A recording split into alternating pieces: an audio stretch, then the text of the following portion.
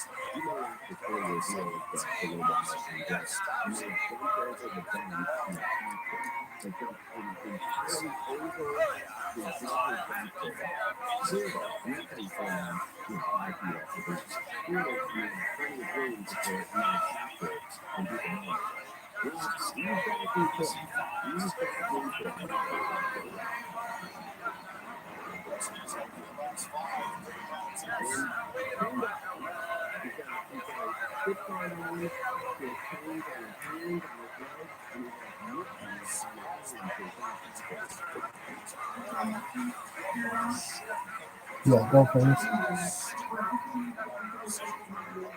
Oh, ticket.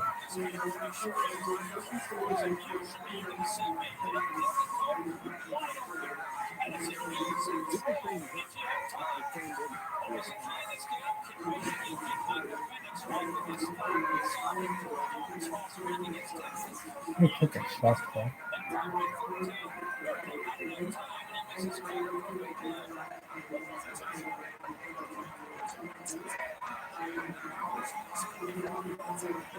It's deep. I'm feeling sad about it.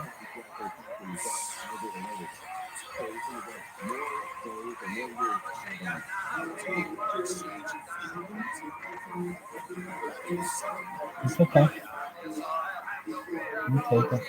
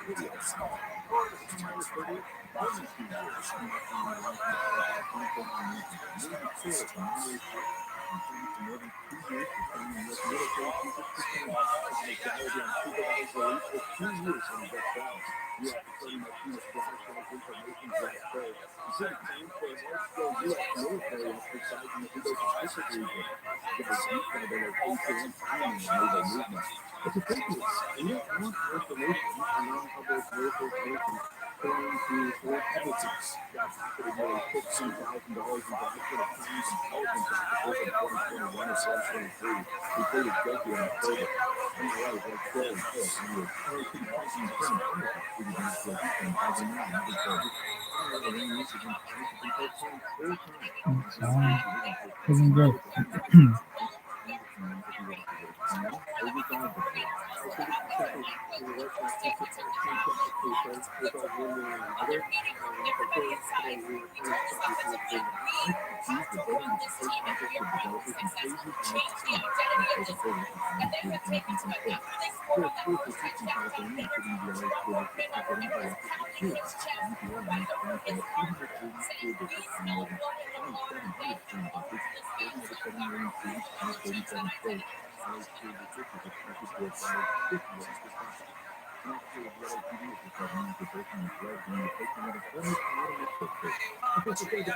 Come on, Husk.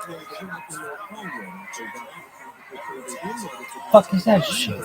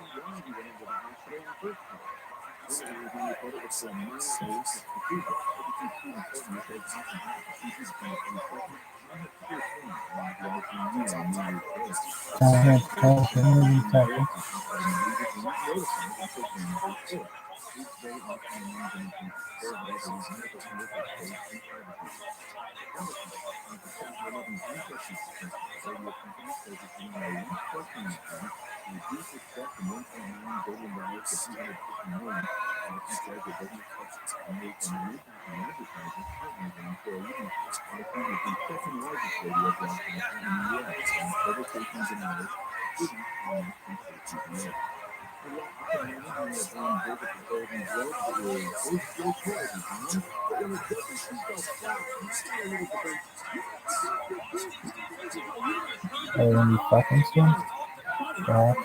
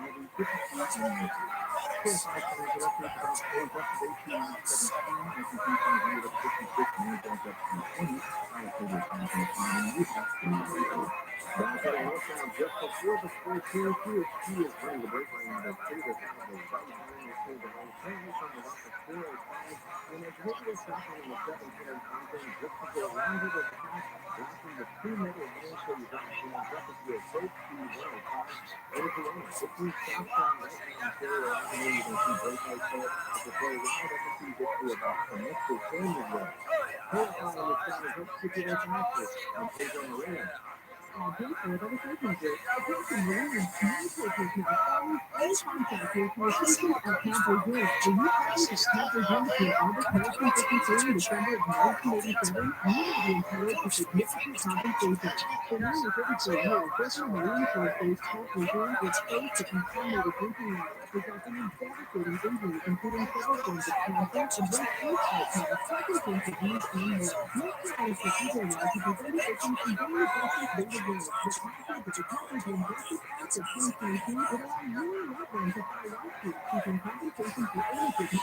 ass commercial.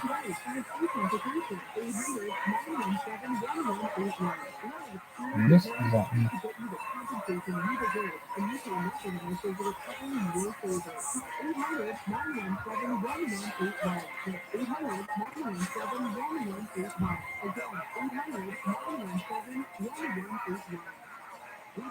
That commercial might run in my life. You know what? Shut the fuck up. Spelling guess is here, eh?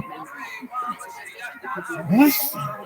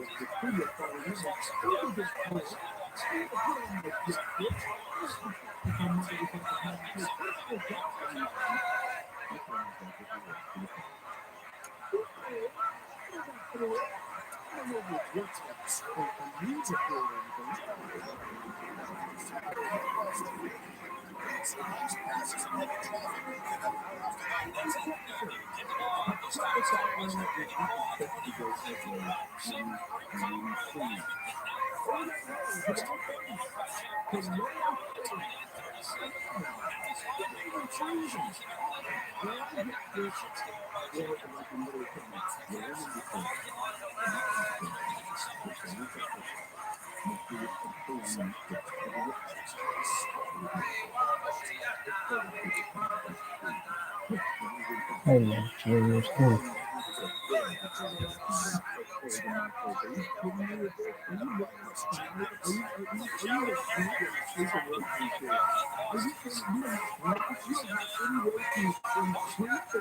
Hey, what's up?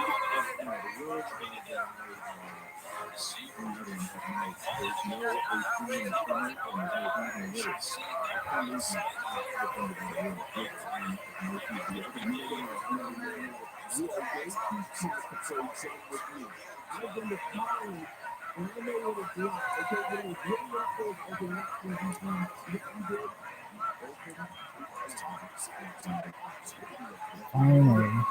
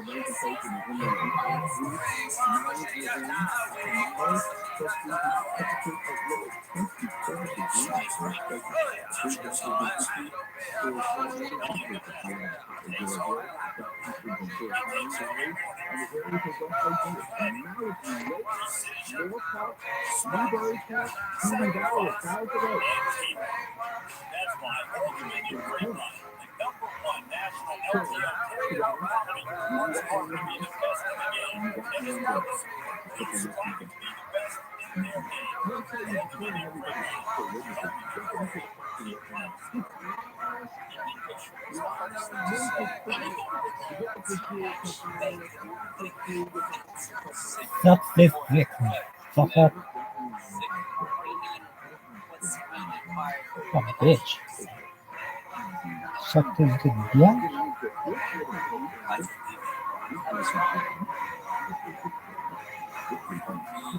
Suck this dick, bitch. I say it. Suck this dick,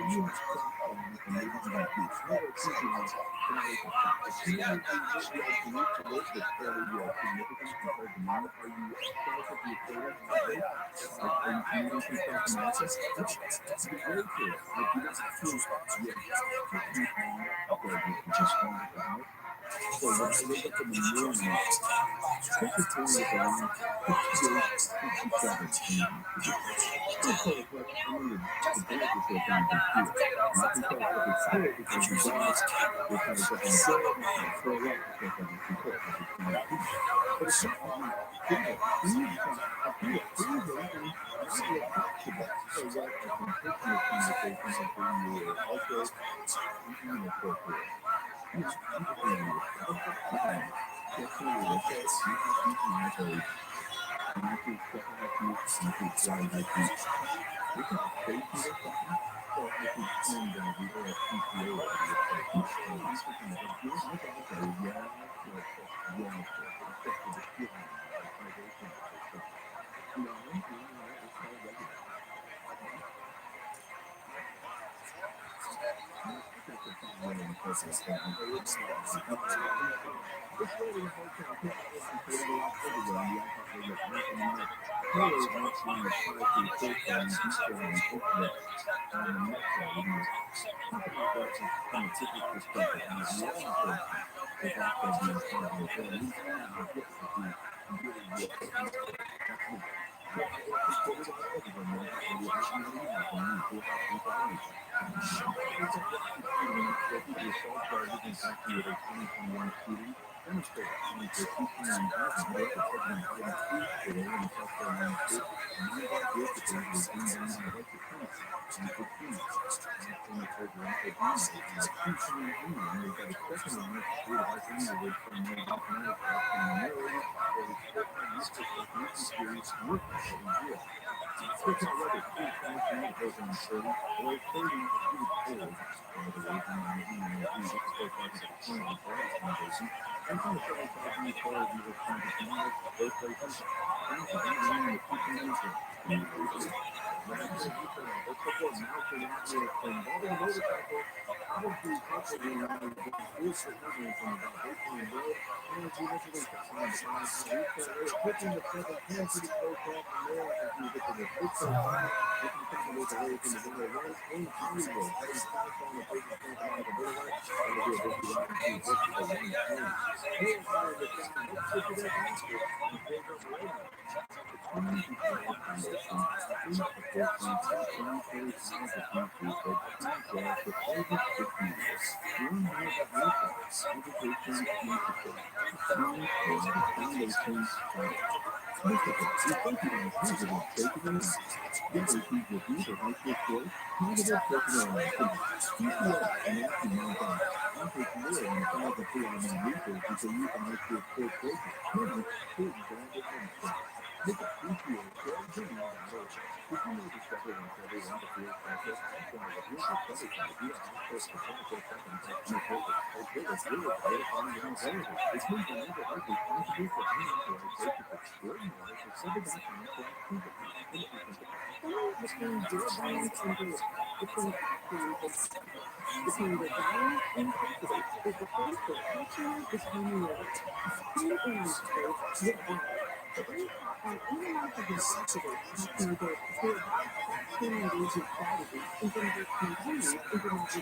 Interesting. Yeah,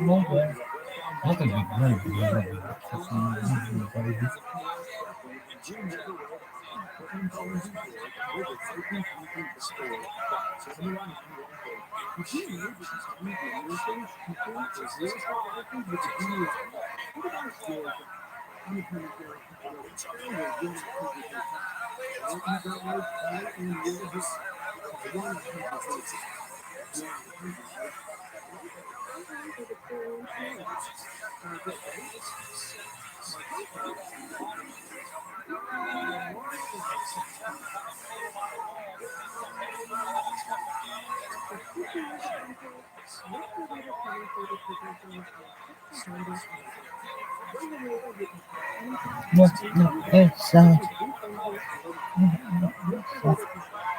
yeah, it's so long. You know, it's not for 22 likes. Holy shit.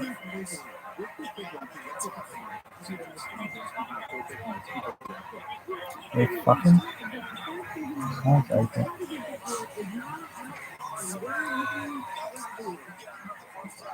What the hell happened here?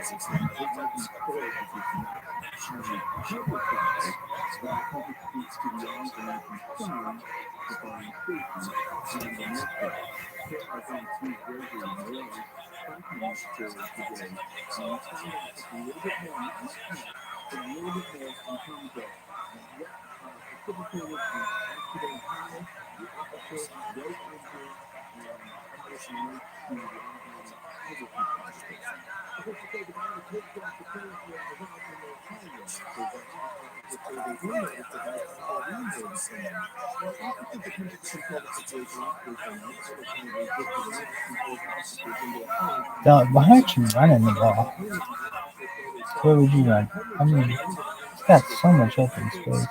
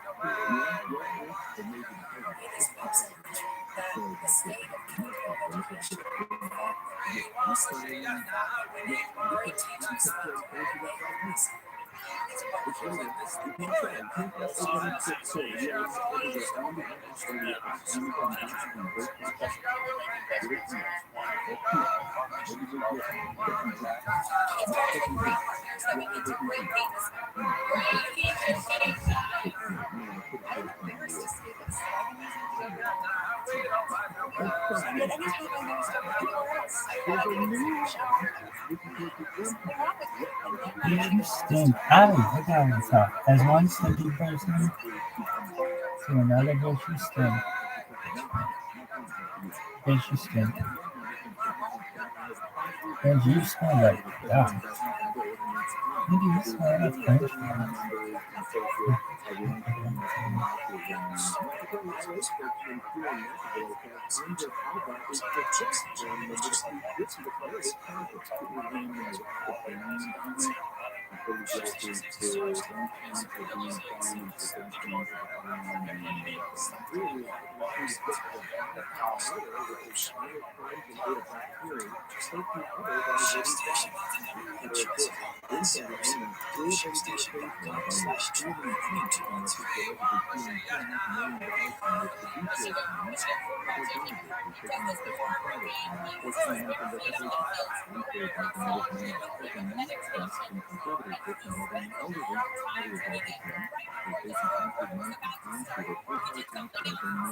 He masturbated in front of her 25 minutes.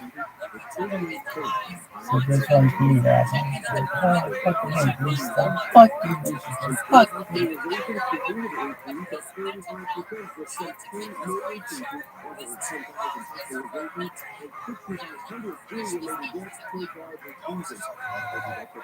What did you say, woman? That's not fair. There's socks, yo.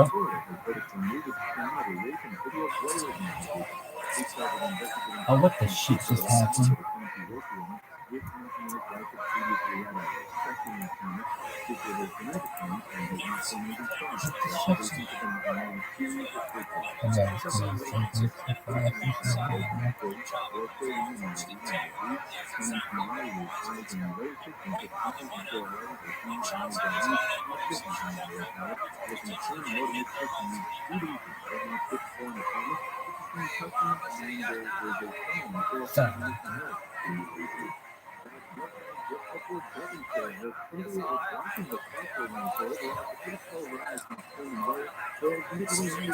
Dude, stop it.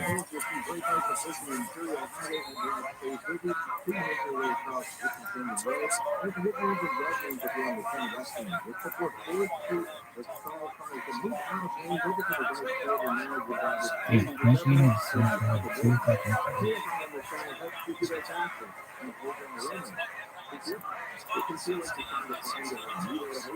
You can bite these motherfuckers in the ass if you want fucking around.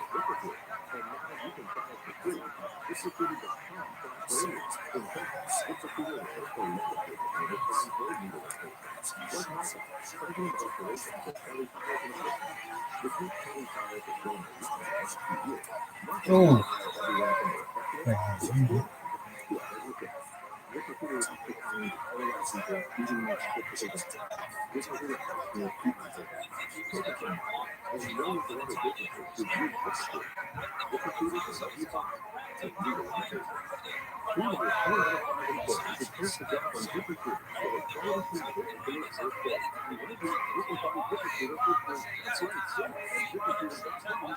You got my athleticism, you have my footwork, girls. What happens?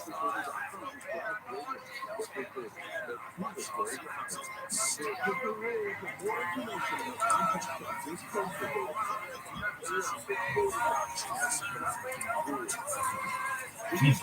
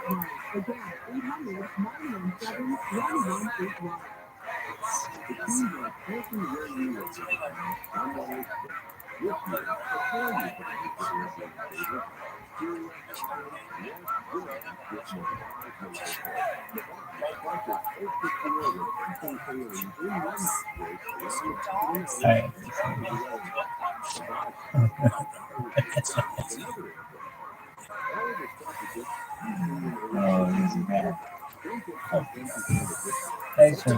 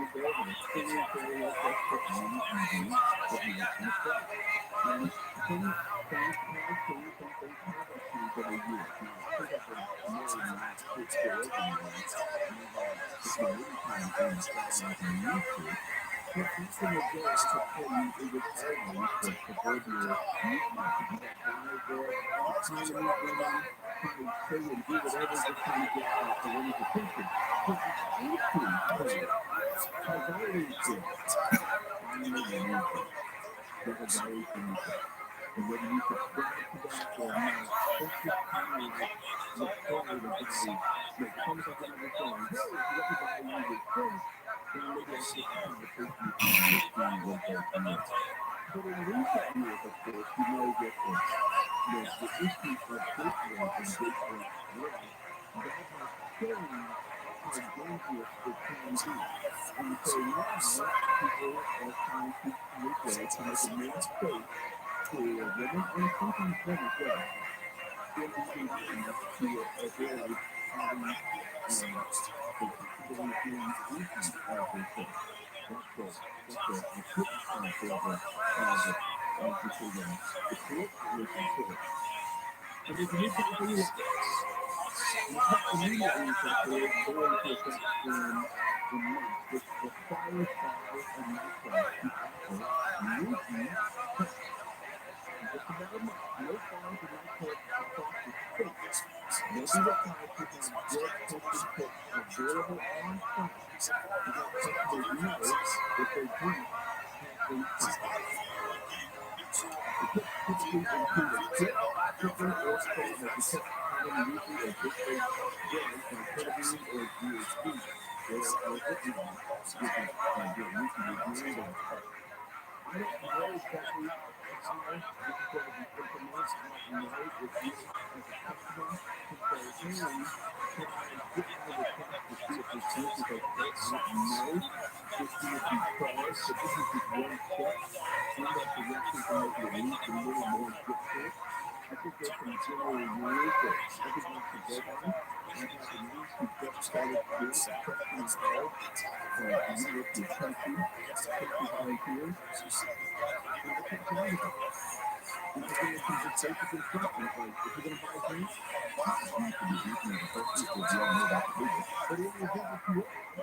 Just to make sure that you can throw your drink out of time. Do not leave it on the counter. Do not let someone go to your bathroom. And I think especially so much because with her being 18, there's a likelihood that someone is going to buy a store of her. It's 21st century, right? Let's not be naive about this.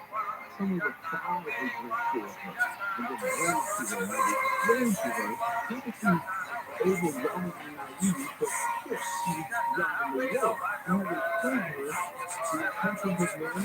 And you would explain to her the intentions of men and what they look and they're not to be trusted in. Doesn't. Why? Because it's being watched. I don't think it's kind of ridiculous and unsanitary. But I was explaining to her what may happen when she turn her head for a moment. If she goes to the bathroom, and usually when girls go to the bathroom, or young women go to the bathroom, they go together. I have never understood that because I've never said, hey, Matt, please question. You know, before we go to the movie, let's go in the bathroom together. Let's look in the mirror and make sure our makeup is okay while we're in there. But young women and older women, they typically go to the bathroom together in pairs. And I said, don't do that because that's when you are most susceptible to having a drink that can somehow affect you. So the point is, this is another way in which people, young and old, whenever you are in a social environment in which alcohol is offered, then you might be able to protect yourself. I don't know if I've ever witnessed anything firsthand, something that was underhand. I've never witnessed a guy put something in somebody's drink. I've heard second and third hand, but I've never witnessed it. But from what I understand, it doesn't take much. You know, you can change over all of a sudden your drink is intoxicated. But that's just me. I just try to warn people in regards to that. Now, did you say you were also using? I want to get a question where you have different places, including a college bar, there's hunting, there's Jimmy Bucket should be good. Okay. there's a bunch of different places where you can go who are getting drunk. I've never seen anybody looking at anybody else and say, you're a funny piece of it. They didn't say it like that. I'm going to be honest with you. But you know what? People out there who are trying, as they say. But, you know, there's some off service industry that I don't really know. And you say talk to the service industry, you're talking to different bartenders or people that you work with on a specific location, or everyone. What are you looking for when you arrive? And you can tell, I mean, you Shit. don't have to have a lifeguard, you don't have to take a you're looking around, anything that's out the ordinary, somebody who looks like they're not teaching 100%, you can tell something is amiss. It's not that 6 feet is just, it's 5 out of the 6 people at the bar look similar, and one person's a little woozy doing something. No, move your head, look. Second, because you probably have the idea of how many drinks they have and how to eat at that point. Absolutely, you gotta think like that. And you can also, you can get people's vibes on people too. You keep an eye on guys when you think they're stupid. Chat rooms are required to have group text available solely through the login, not mobile. I guess that's a history mark for some of the logs take effect.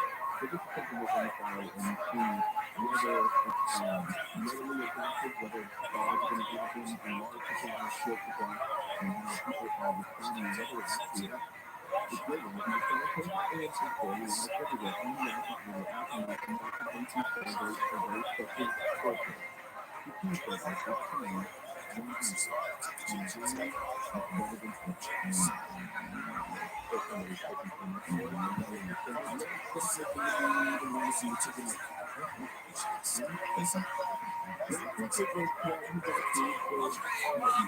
So it has to be quiet. I mean, you can probably complain, oh, it's fine, but it's just a fine way of shit, right? And it's making so difficult. Not enough time to actually go into it. And we think this is a special election. This one's first. The strongest congressional district seat because they're trying to figure it out. Kevin McCarthy resigned from Congress in late November. 1,500 people have been injured in a traffic explosion at a downtown Dothan, Fort Worth, Texas, and Taylor Swift and Adele Swift concert and documentary film of all time filled with TikTok reported more than 261.6 million likes, surpassing the 261 that Michael Jackson's Patriots hit. We have a sacramental shooting down in Illinois. Bradbury Pastor, Belfast Boulevard is taken away with partial and left lane for your drive in, but right on Lakewood Boulevard. That is to make your way on the 10 heading eastbound in mid-city. Traffic is slowing as you come across Osceola and park your car for your approaching the 110. Pennsylvania in North Road from 405 northbound after Newark Street. Sorry, University after usually the Southport lane, you're driving is going to be a northbound Heisman after Trophy Roebuck. winner 205 and northbound lead the after team to national championship because obviously this game's pissing me off so much it's motivating me to want to do that. Sure, sure, definitely birthday. Happy anniversary. Here's for better sleep in 2024. The right mattress matters. A mattress firm that finds yours. This report is sponsored by Stand-Up Defensive. Definitely very convenient mattress. So choose your mattress, figure out that you could really rock the collar. Stand-Up Defensive really will even reduce your risk of departure. Go to takeahappyturn.org. It's an instant review to have one page that could value the things that we think you care included. And I guess we have to ask, will it cost you? Our friends at Advanced Hair Restoration can reverse years or even decades of hair loss with the claim simple one-day treatment for winter money. Your natural hair begins to regrow the very next day, and your new hair is backed by their Advanced Hair Guarantee. It works for bald spots, receding hairline, thinning hair, men, women, movie stars. The top-rated physicians at Advanced Hair have changed the lives of tens of thousands of people, and now it's your turn. Schedule your free consultation by calling 844-833-HAIR. To celebrate the new year, you're going to get special financing, $250 off, and $250 free shipping. Value the things that you can control and start regrowing your own natural hair today. 844-833-HAIR or become a client with the before and after pictures at advancedhair.com. You have vigilance in number 2. Do more work than I had estimated for one. Now you're cut loose to disability. The best way to keep the maintenance is relaxing and now with quiet room. Consider that. It's not amazing. Number 2, experience fresh. Weekend at the ROTHSCHILD Concentrate. And the number 1 reason, anytime, anywhere. Saturday, February 7th, ViralRabbi.com. For everybody. Why do someone just tell me what it costs to unplug my brain over the phone? Is it that complicated? No, it's not. It makes no sense at all. So obviously it's complicated. No, you don't know who I am. Who are you?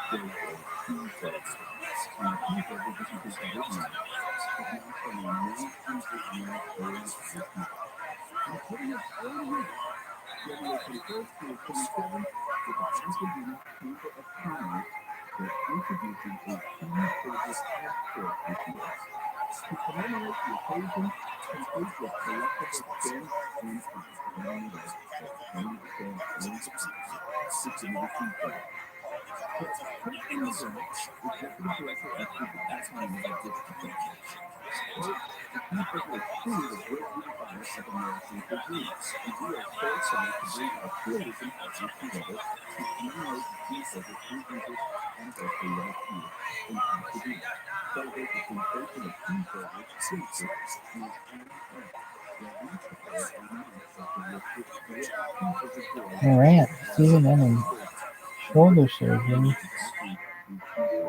That's big. What? and special anticipating restaurants. As far as the history of the cheeseburger, it's really that Ryan Clark Hamburger, B-E-R-G-E-R, was working at a couple roadside burger joint, B-U-R-G-E-R, when at the age of 16, he experimentally brought the flavor of American cheese and chicken bingo by taking out and sparkled canvas cups, then half a beer, thereby influencing the cheeseburger. Like Roman Heaven, the cheeseburger adds its earth cheese for food. It combines the flavor from chocolate, spices, and nutmeg citrus, shows a distinctive, open, elderly gentleman in a new fur coat, standing on top of a nightstand, the birthplace of said cheeseburger. It stood on the process plant in Rodale, Oregon, from 1864 near Rodale Hill. So we have Cracker Barrel,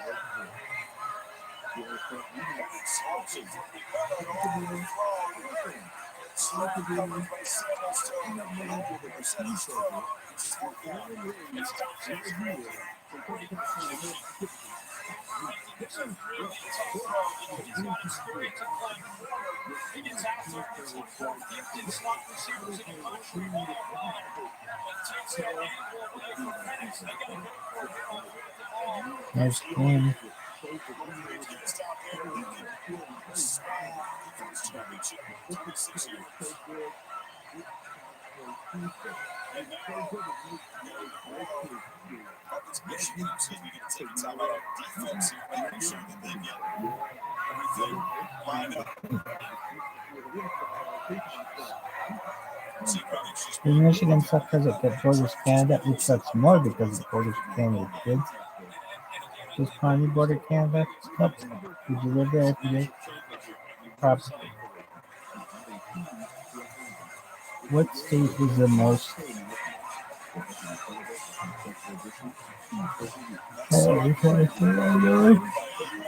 It covers the most amount of states, most landlocked states,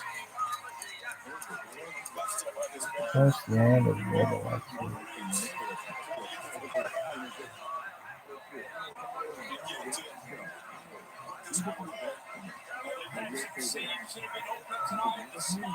Nebraska is the most landlocked.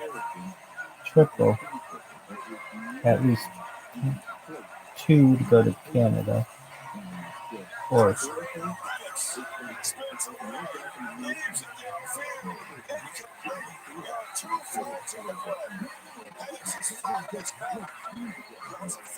Everyone said, John, I could have done with more cheese here. Are you personally hear that? I know that sometimes they often editor for me, you could say photographing right now, not versus editing. I think I can really take my time because I'm hoping to listen very carefully. You know, sometimes you have one time most recently asking about Columbus. Not Columbus, but I would say Columbus, Ohio. Yet last time we got there, people asked me if it was too hard to order, and this particular conversation is of such a youth. And yes, every time I hear more Boston person suggest chocolate all over it, yeah, I 14. say, hey, look, you get well, this isn't about me. I'm broke. It's about this place that I be eyeing down the There's the road. game. You get a cheeseburger. Man, honestly, you could go anywhere and burger. You know that thing that you get in your store. He gone. You could go anywhere. Honestly, you can walk into a grocery store and you say, what do you got here? Peanuts? I say, okay, what kind of flavors would you like? And let me just literally read you the copyrighted text. If I read the Cheaters. cheeseburger, I'm going to lose my job. I will no longer be able to afford Fucking photographing cheaters. cheeseburger. This is That's between Connor you and me. Stallion cheating Because you bastard. couldn't stick me in the court, and let's get this straight. You have to handle the consequences. So get ready to laugh. If you put the copyrighted text, you will say that you have, you have no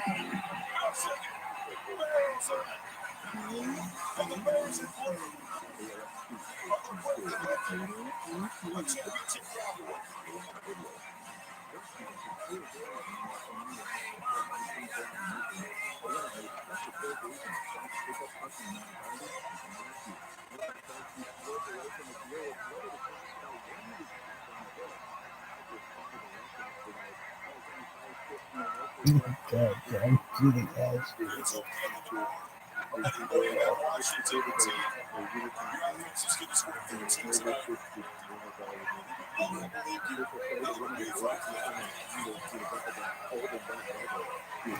What? Huh?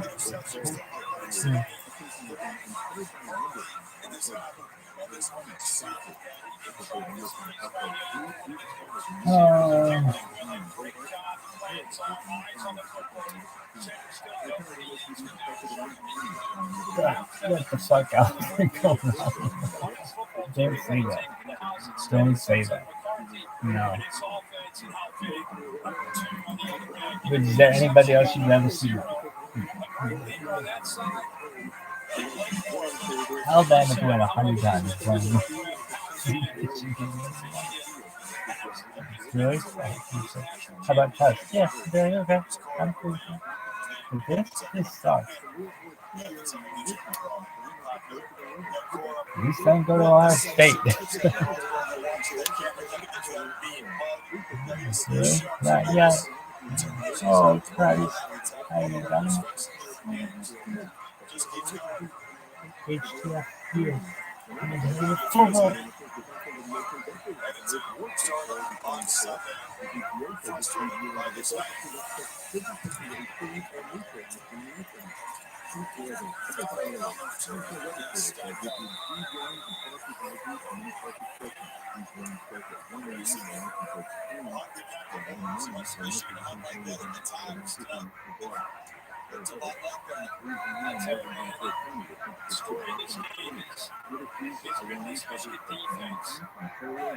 Dog, I don't want to watch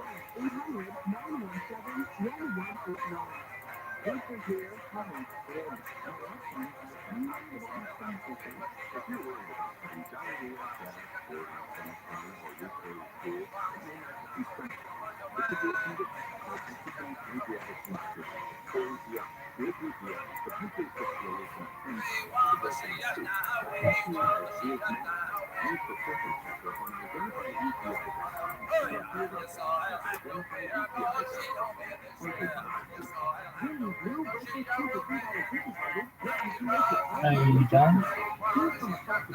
Here you go. You got that one.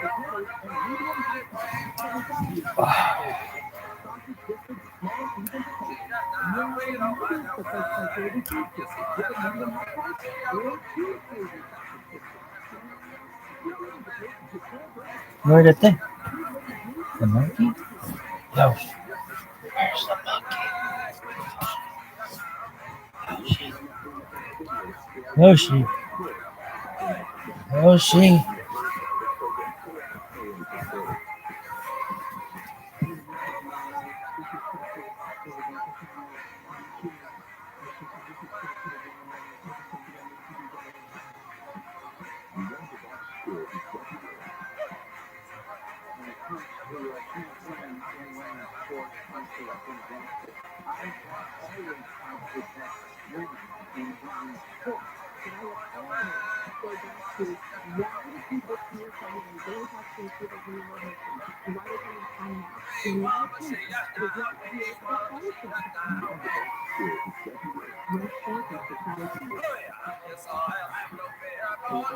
Yes. Yeah, the bicycle, yo. Check it out. Shit. Again, pick. Oh, what's that?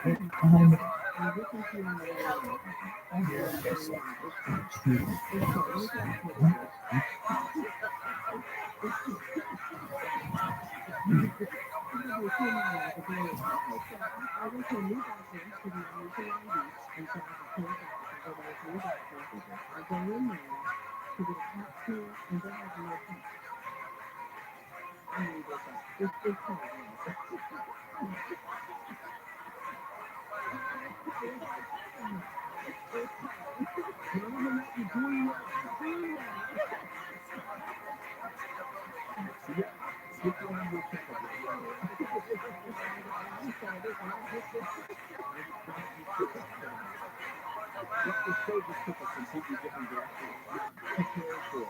And as you sit here, you see that Michigan is getting ready to play playoffs and win the national championship in college football. So we have Michigan with the Washington. In the other year, it would have been a big team to or maybe a 12 team. We could have even this year. But after this year, Washington and a number of other schools are getting the big 10.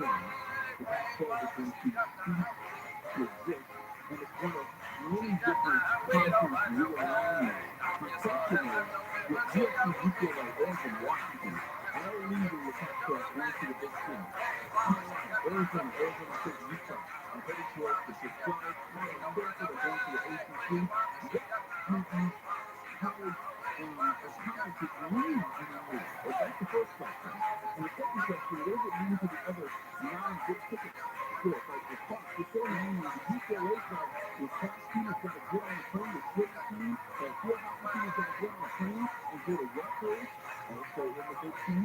I'm so glad you brought that up because I think most of us who are following this from a football aspect, we're really not thinking about these other sports. I mean, these other sports, it's going to be entirely different for them. And I think for me, I've just been kind of waiting for the dust to settle because the Pac-12, look, the Pac-12, It's a Pac-12 with Washington State and Oregon State. What are they doing? I heard about he says possibly nowhere to go. I know that they're in conversation with maybe the Mountain West or something like that too. The question is, what's the point of having these conferences? Because the conferences were supposed to keep the regional rivalries for the most part together. USC versus UCLA and playing in Los Angeles. Now, on the road there used to be the Pac-12. We call it the Pac-8 and the Pac-12. The Pac-12 champions against the Big Ten champions. The Rose Bowl doesn't have any significance anymore. That's now. so that's my question because you have to keep these rivalries alive. That's one of the things, and not to pivot, but to kind of when I cover the WNBA, that's one of the things that that league has been very adamant that they're lacking because rivalries inspires fandom, and fandom is what sells tickets and makes people buy whatever platform that you're going to share the game on. So it's very important for these fans to have these rivalries. I think these rivalries will still exist because there's generations upon generations of rivalries, but the chances of seeing it now, I'm still waiting to see how this is going to work out. Somebody on Twitter should have said, hey, we need to start talking scheduling because even though they're realigning these conferences, we still have to talk scheduling because this has to make sense not only for these teams, but for the fan base as well. Conferences are more than just rivalries. They are also television deals. Mm-hmm. Where you get to see the Pac-12 network, the SEC network. At this point, it doesn't really matter. I don't know why they still have conferences. It may just have everyone have their indiscriminate schedule. Just play. Just play. Then you can have the SEC where most of the teams stay in the South, and the teams in the West Coast stay mostly on the West Coast, and then you got 12 team playoffs coming in the next year, so it's not like teams are all up to the game. You're not Mm-hmm. having huge matchups because the Pac-12 is there. I think in scheduling matters. I mean, like you said, it's not going to matter as much. We're not going to see something that happened to the Senate that happened in but still though, what happened to the Senate did happen in part because of their schedule, because they didn't beat some of these bigger teams. So I think again, the conversation, and I haven't seen that. I haven't seen an actual conversation saying, okay, this is how this realignment is going to work. Because I feel like if you're going to realign, you have to change up something with the schedule as well, right? Or You have to. I don't know quite really how this realignment gets to take from the student athlete piece. And here's the substantive of the matter, the conversation. How do you tell students or expect students to travel by plane, by coastal, maybe every other week? You got a home game, then you have the away game in Michigan. You have the away game in Nebraska. These are all Big Ten schools. You have UCLA. You have the away game in Maryland. You have the away game in Rutgers. I don't know how that works. I don't either. And for those of you who aren't college football fans, you still understand the scheduling problem because you know that teams that have to fly from the West Coast to the East Coast, they're doing their crap. because it's just a time delay. The human had a positive photos, because never plays as well, especially for short reach. These are things that you really have to take into consideration. But that's what I think on it. I think you definitely have to take it more into consideration. Well, it's even worse because you have people who are competitive in class this Wednesday, Thursday, Friday. Football now, they play college football on Friday nights in some places. And obviously, they play most of the games on Saturday. So they don't even have a day off the nation. This is what I'm saying. The whole country. So we're talking about children here, I mean not children, but young men. Let's keep in mind that only 1% of them actually will receive have a career in the NFL. So we need to be paying attention to their schooling and their education. That is now solely completely obsessed with the idea of the student athlete, of the aficionado, given the dissolution of the conferences, NIL deals, they're getting paid more in college than many rookies are getting paid in the NFL or respective leagues in basketball as well. And you don't just stop with the charade, with the sauce, of the student athlete. They're the athlete, and they also go to school every now and then. You know what, again, some of these kids right now need to pay more attention to being a student. You and I just don't. Yes. Because I take their pictures. It's something different. Yeah. Yeah, and then a couple of these big business videos, I go on and stand around and talk things. This is why they're listening, and I suggest you pay attention to the students. But I agree with what you're saying, because now you're going to have to realign the schedule in a way that makes sense for viewership. And it doesn't matter if that kid wants to be in class 9 a.m. on Monday morning, you know what I mean, and has zero time to study for whatever exam. It matters what's going to be on television. You know that because of what happened with the teenagers now. It doesn't matter what they were doing. It matters that they're not going to keep money in the pocket. Simple as that. Speaking of money in the pocket, anytime we're going to talk about Tiger Woods and how the end has come as far as his partnership with Nike. And it's so interesting because, right, let me tell you why. I think it's the biggest controversy to the world. You can see, and honestly, that we could read too much into it because there's a lot to read into it. Tiger Woods, Nike, what do you want? Let's start with two guys. We'll come into it when we come back. Just be straight into it. So about 8 to 40. This radio is much better. We're live everywhere on ViralRabbi Radio app now and .com. You still have 45 weeks. Convicted murderer dead walking Plain Street are prosecutors have been sentenced to 27 years in federal prison for robbing and attempting to rob nearly a dozen Los Angeles County businesses as part of a 5-day Oregon State prison for robbery. The home owned by Judge Thomas Sessions is overseeing federal elections subversion case against former President Trump. It's been targeted by a fake emergency call last night related to state criminal charge calling this person claimed the public official. Sessions been targeted by multiple threats since he was assigned to front stage. In Chris's 1984 film Purple Rain has been adapted to the stage as a musical. The 1984 film made almost $100 million at the global box office as a film track, the number one album on the Billboard 200 for 24 weeks. SoCal weather, cool skies from mid-80s and 40s, below 30 in the Green region. This report brought to you by Marcus Storm, and we got a storm on the future human oversight. And let's get on top of it. This is so look, the bottom of the top of some delays as you come up from Martin Luther King Boulevard. There's 15 workers making it just before the future home. So still have the freeway ends off in it, so you drive down but heavily right on the Winchester. And the fire truck on Mohawk, right up at 14, right across there, blocking the right lane as I was talking to Berkeley and come across Cowboy. Hey, if I understand, let's keep you with access on Page on the Radar. This report is sponsored by the following .org. Young people across the world face the challenge of to help their families put food on the table. You can help change the future of America now. Learn how and work with your future at young.org. From the creator of Up and Down, he's a new true-crime weekly podcast series. It's each episode of talking to guests who remains the best as they discuss all things crime, life, mystery, and science. The real world. So we come every live loading as we talk about it in the country. I don't know how legal you are, but is there something to help with the matter?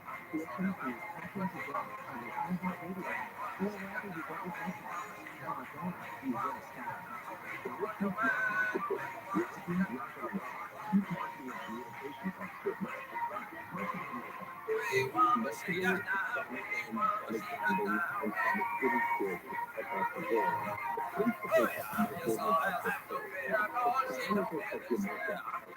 This you yeah, math.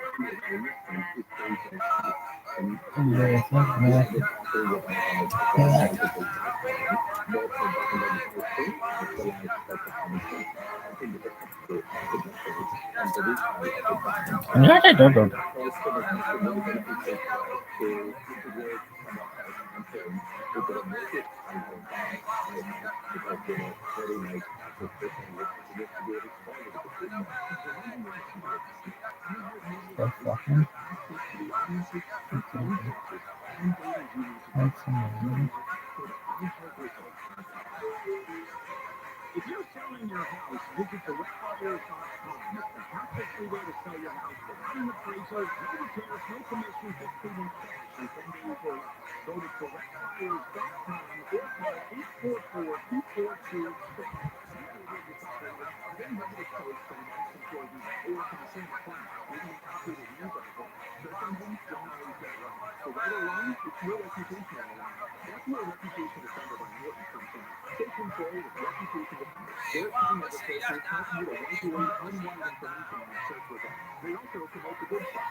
You can start by getting your free reputation report card at reputationdefender.com or call Steve Break 948-6033 to speak to an expert. The free iHeartRadio app has over 100 commercial-free stations waiting for you to explore right now. Like 70 plus brands.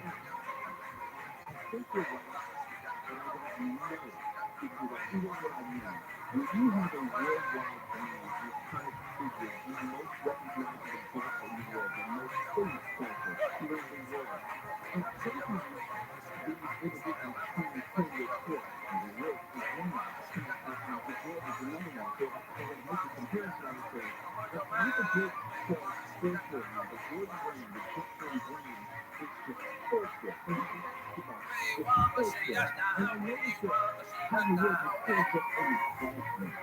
And I was excited to know why that is the case. I would have thought that Tiger Woods would have been another form of just sportswear, another brand that sells sportswear, not just balls to wear. And maybe that's what it is. That's where I was. That's because the end is, he's what, 38 now? 38. That's crazy. I know, because I remember he was 18. I don't know when he was on the Oprah Winfrey show. I know, sometimes I think that. But for me to say, okay, I have to change, I need to build a legacy. I need people to know, because the thing is if you're not golf fan, he is the only one you know in golf. Just something built through it. So for me, I'd be inclined to wear some Tiger Woods gear. But here's the thing is you have the advantage of how situated it now. Golf will have this image here. He's endeared to be an active professional golfer well into his late 50s, early 60s. Honestly, he doesn't necessarily need to be the man on the PGA Tour. Michael Jordan hasn't picked up a fastball professionally, I don't know, maybe 10 years at this point. But still, it's labeled as basketball. That's why I think there's more to it than just what we know. I'd be, again, curious to see that conversation because I can see Tiger Woods saying, hey, I'm not preparing next year, and it's time to expand my brand from my name to be solidified not only in the golf world, but in the sportswear world, and definitely, let's have some conversation. And it would be, I'd be so interested if Nike said, no, we don't want to do that. I would be so interested to figure out why that is. Maybe they wouldn't say, no, we don't want to do that.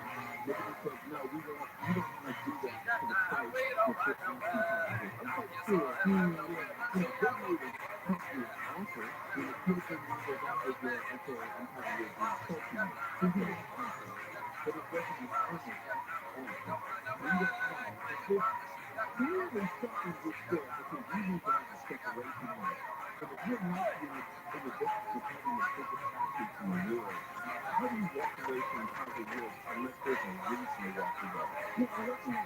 Because even if it's a price tag, I am not a name brand to type person that does not hear me. But the only Nike that I own is a brand. And it's when I have a brand piece. Every time a brand comes out with this, I'm looking at brand. Every second right there. And Coach K was now retired from basketball.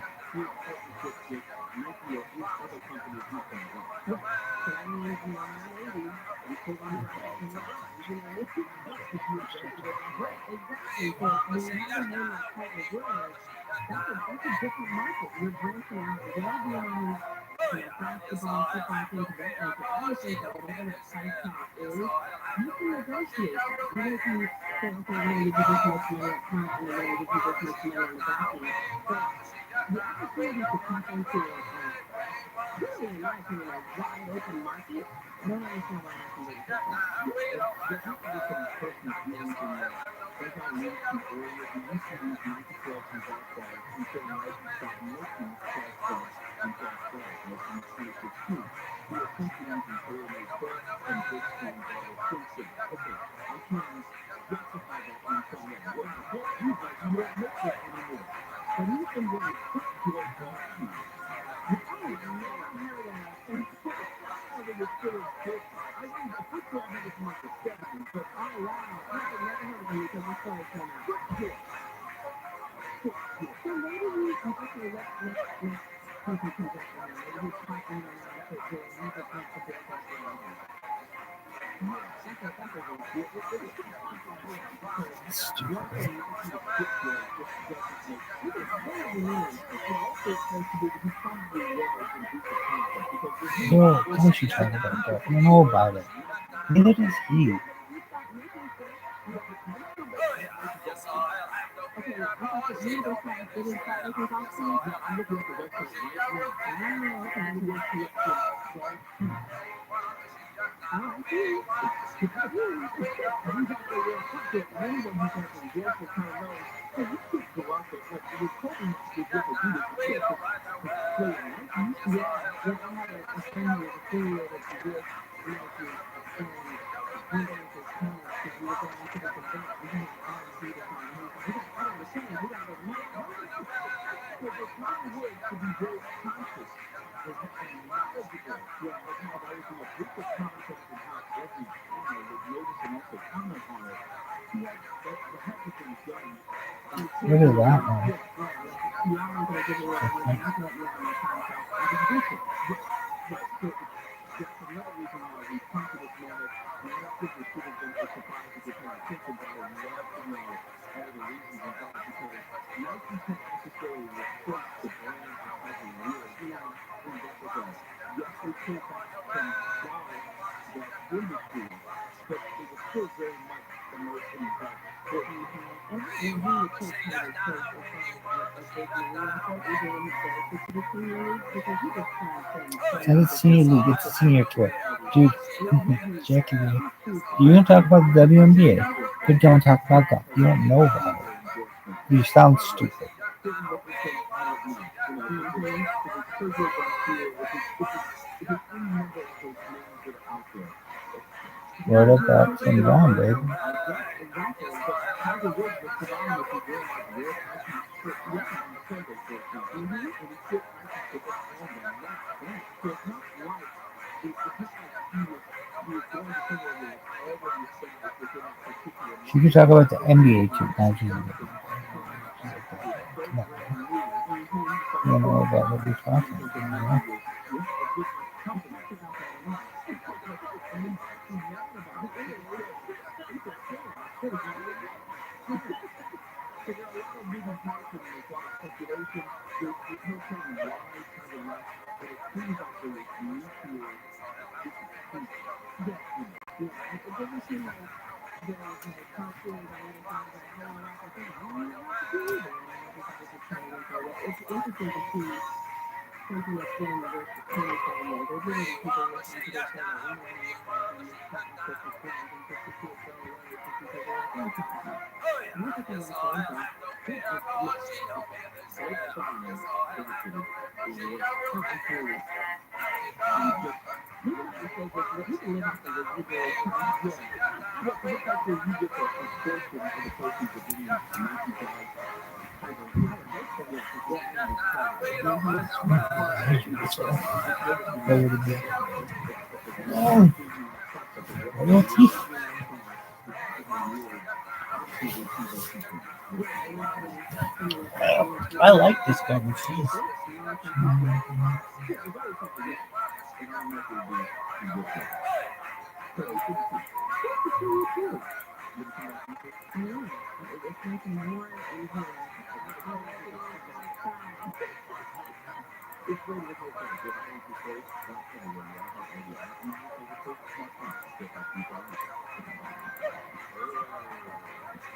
And thanks for everyone for listening to the personal sponsors of the Team of Bridges and Airlines Open. As we trade babies, there's another training and always wrapping classic with equal content of pasta. It was grassroots trade, keeping out of the social of the group. So the only place for us to pick up the booth, pick up to what we put using picoftheday in that area. 86 East in that area are friendly with humans and they'll walk right up and pat them and expect you food. There's nobody filming or videoing this nonsense. The brand reopens their doors. The friendly returns to the National Cemetery in West LA has been vandalized by picoftheday protesters. The village in Gaza, with Fake Hillary Clinton on a concrete sign, along with an upside-down train headed over the water. Protesters also blocked Wilshire Boulevard between the 405 and 100 inside of Washington. A group came to ground like Palestine. There's only one solution. From the river to the sea, Palestine will be free. The LAPD did not confirm if anyone was detained or injured. Officials say the facing of 10 monument, memorial, or marker in a classroom because of criminal signs. Keep forever. In Manhattan, the 30th boom. And not too long after, we started hearing police sirens and fire truck sirens kind of blazing through. At least 21 people have been hurt in the explosion, most of them over Texas. Witnesses say the rumble was so loud they thought it was an earthquake. They smeared white gas into the garage area for hours. Investigators have confirmed the blast was caused by some sort of gas leak, but are still looking into the cause. Two drivers been taken into custody for allegedly crashing a vehicle in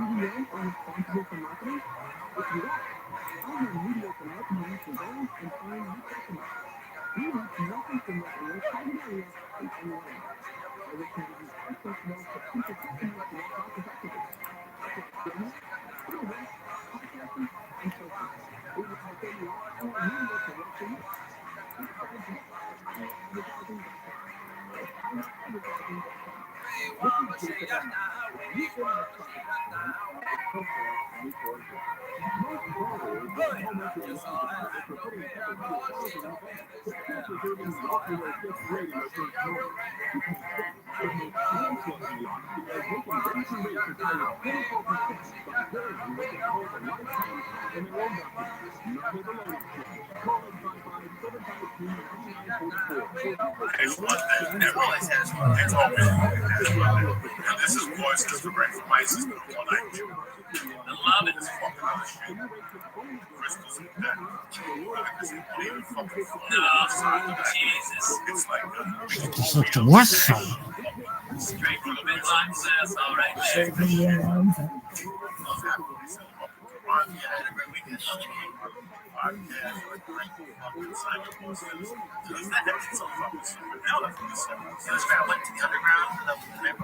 Shinosh.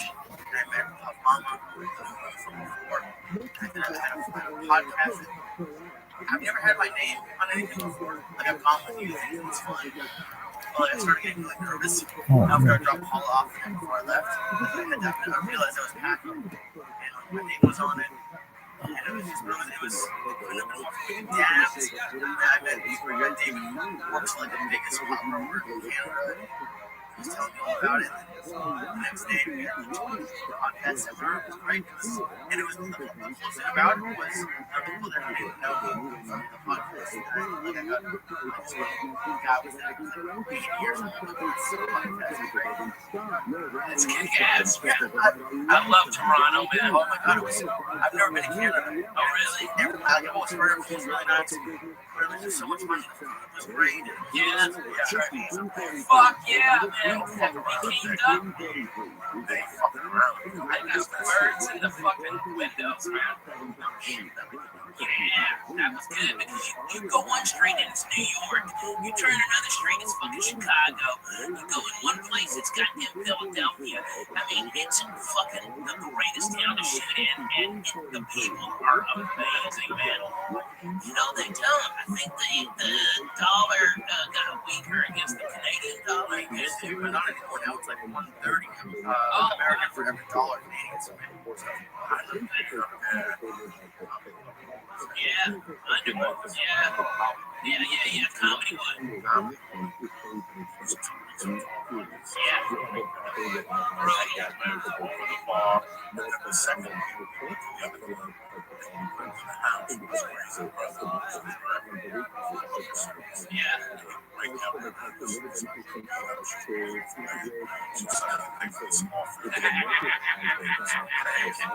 Canadian.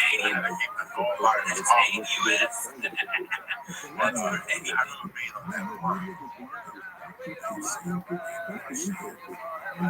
HomeClearX.com.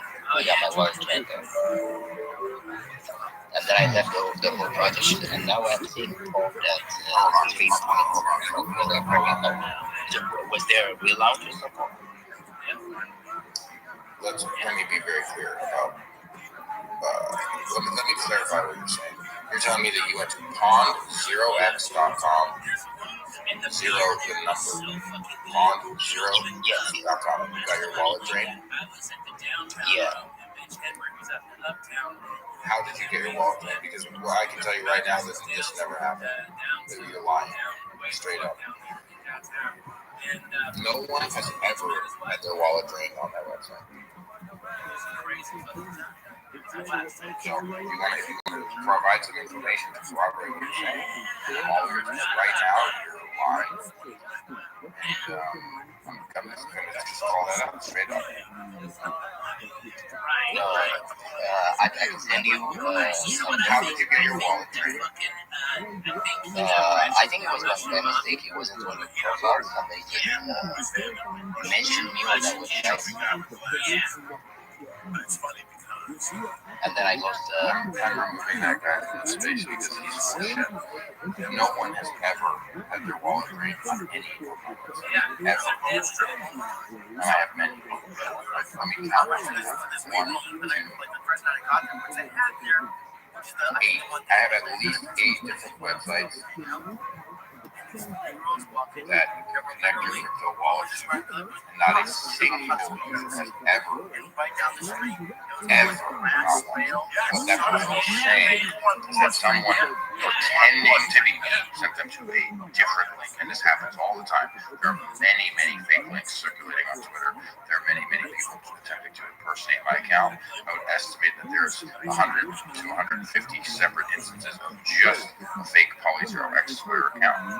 There is new fake accounts every single day pretending to be on, and this is something that we have to be very diligent about as a community, but no one has ever had their wallet drained on Pond0x, and that is a cold, hard fact, and I will be happy to say that over and over and over again. On the record, you have here recorded video, I don't care what it is, it's never happened. Could it happen? Of course it could happen, but it has not happened, and that's important. It's important to be clear about the reality and the facts. So yeah, that's why I had to remove that person. But you know, unfortunately, there's a lot of people like that guy who want to lie. There's a lot of people like that person. So I opened the space up. The name of the space was really LARP Dev because I wanted to talk to this guy called LARP. He is a liar and he's a fraud. He claims that he's a senior smart contract engineer. He was lying about everything. He was lying about the amount of money that he spent mining. He was lying, claiming that he was using an MEV bot. He was not using an MEV bot. He was just using a simple script to automate the process of mining. He was lying about the amount of money that he was able to profit by automating.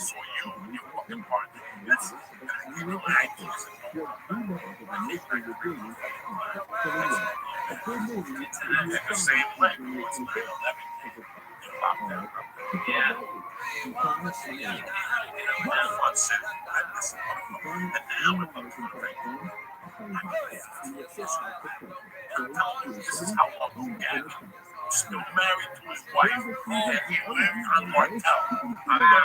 Yeah, worked out, because he didn't worked out. This has to be 2015 fucking years ago. 99. There was a girl who was too big married herself. Was too fucking as a contract. And then she break up marriage with him. Break marriage with him. She jumped on her 30 feet. Suntan. Fucking never ending. Up on the beach.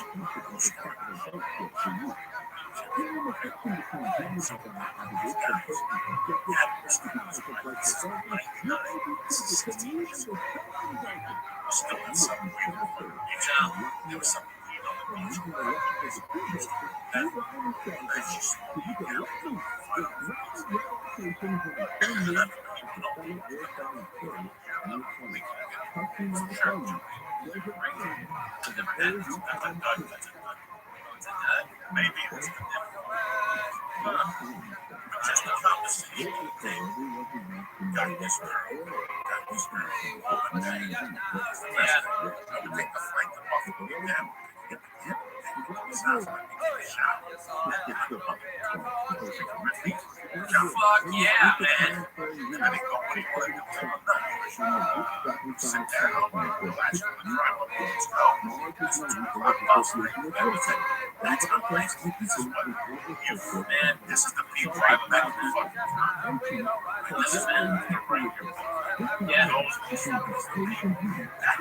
That's exactly what I'm doing. I'm gonna fuck up old school. Yeah. Right, just remember right now. Shit like this. Yeah, man. This all we need is you drinking on my orange juice. This is 1440. This is fucking awesome, man. This is just like we used to do. Right there, looking out the goddamn window. Oh man, it was Texas Paints Bloody Mary mix we bring out from Houston, and it was deadly. It was so good, so spicy. And then we put pickled green beans in it, and shrimp, and lots of horseradish. Fuck yeah! And sometimes I'd fry up a whole piece of bacon and shove that motherfucker in there. That's how you do it, Lee. Put the Jew in your back pocket. I'm gonna bring you back to life. That's what we did. We get fucked up on that.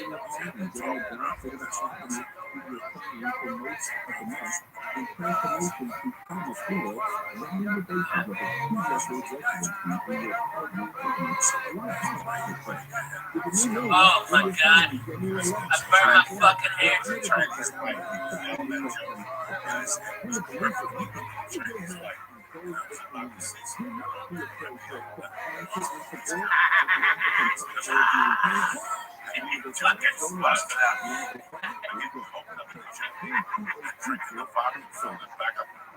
I know.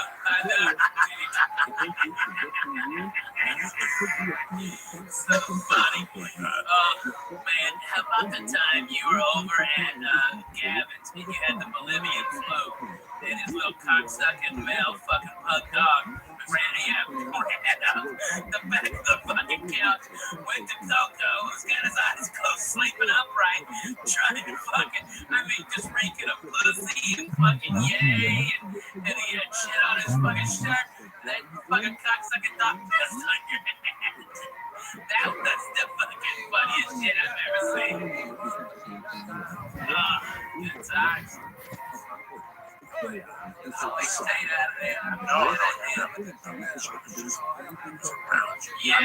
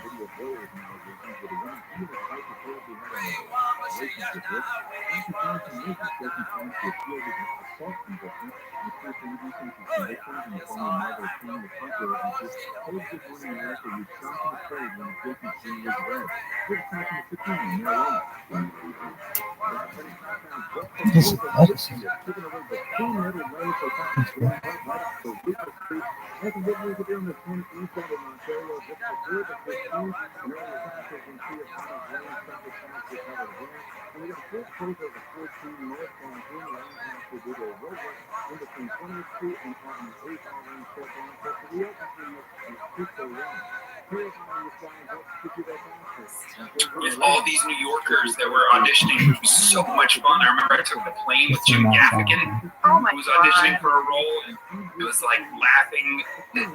Just was surrounded by heroes on the plane, and then got to got to the callback or the test or whatever they called it, and because I'm so experienced now, I have no idea. But I remember getting in this waiting room, and it was the waiting room of where we actually shot our pilot. I'm sure you guys have covered that, but like where we shot our pilot is what they measured down to the quarter inch or centimeter to make our set, this building that existed. We took an existing building. And I remember sitting basically where like Ryan's desk, no, like where Mindy's desk was, like Toby and Mindy's desk was. I was sitting against that wall, and I saw all these other people coming in. I had been there for like an hour, 2 hours, and all the other people were the LA people. And I realized they had separated us, and so they were asking the New York people to leave after they were done. And then I was the last New York person, and I saw all these LA people in, and I started to get super self-conscious. I am not a confident person, and I was like, oh my God, this is so embarrassing. I'm the only New Yorker here, because everybody was like, hey, Johnny, Tim, like greeting each other, and I was sitting on a floor, like, so I went on to the set, because all the producers were hiding in the background. And I said, I'm so sorry, I think someone forgot to tell me to go home. And from behind a like fake wall, I remember hearing like a lot of chair moving and stuff and like banging against the wall. And it was Greg trying to get out of his chair and find the entrance to get back on set. And he was like, no, hold on 1 second. Hold on 1 second, please. Hold on 1 second. And I heard Terry Weinberg being like, no, don't go. And then I went back up to the waiting room, super freaked out. And I saw Jenna walk in the door, and she was like, as soon as I saw you walk in, Jenna, I know I've told the story a million times, so people are like, we get it, we've seen behind the scenes. I genuinely had like a metaphysical event where I was like, oh, that's who's in the show. That person will be in the show. And so they held me back. You went in with a bunch of people. And I remember thinking, if I don't go in with her, I'm screwed. And that's when I went on the thing and said, you should let me go. And they said, no, there's one more person we want you to audition with. And it was you. And I thought, oh my God, you're saying there's a chance. Because if I'm in with you, I knew I had a shot. Oh my God, John, I can go back to that moment that I saw you at the audition, and I had that exact same reaction.